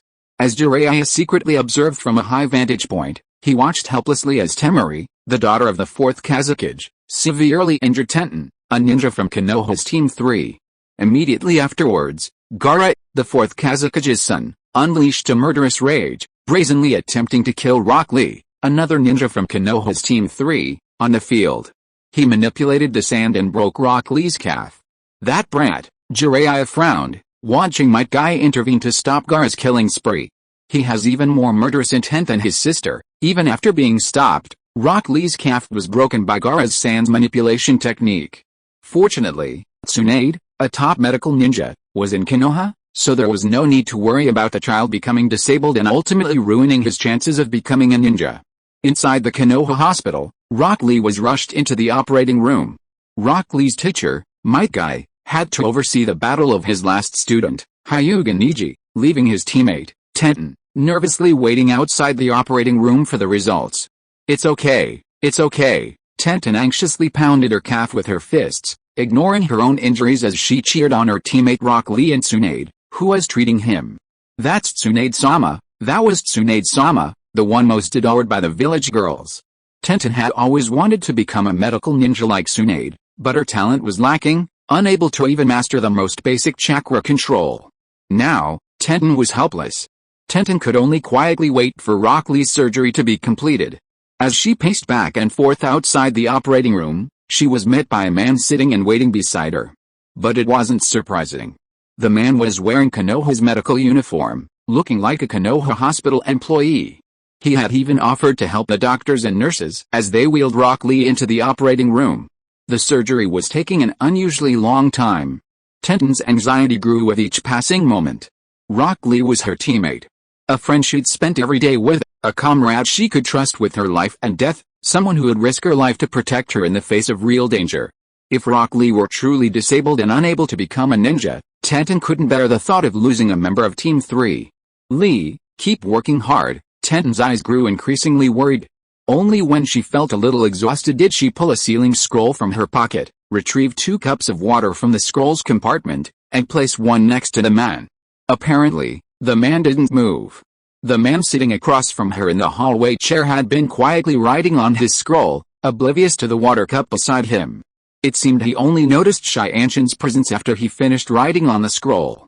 Your injuries. The man looked up, his gaze fixed on the girl's forehead and leg. There were 2 serious wounds, the blood staining the bandages. His brow furrowed slightly, and he offered, do you need any attention? I'm a medical ninja, huh? Shianshin quickly touched a bandage on her head. She felt no blood on her hand, and immediately dismissed it. It's okay. These minor injuries were actually quite common in Team 3. After all, their teacher, Might Guy, was an unreliable teacher who protected them in dangerous situations, yet posed the greatest danger when they were safe.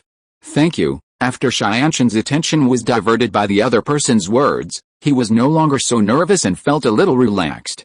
Huh? The girl with a bun sword at the end of the scroll in the man's hand had an obvious unfinished meaning, so she simply took out a new blank scroll from her ninja tool bag and handed it to him. She actually carried a lot of these scrolls. After all, the girl had too many ninja tools, and she often needed to use blank scrolls to seal them. The man silently reached out to take the blank scroll, and then suddenly said, that kid in the green tights is lucky. Tsunade's medical skills are very good now. End of this chapter. Thank you so much for reading until the end. Don't forget to give it a like. Looking for more exclusive content and immediate access? Subscribe to our Patreon. Remember, every like, subscription or donation encourages us to continue. Thank you all, see you in the next video.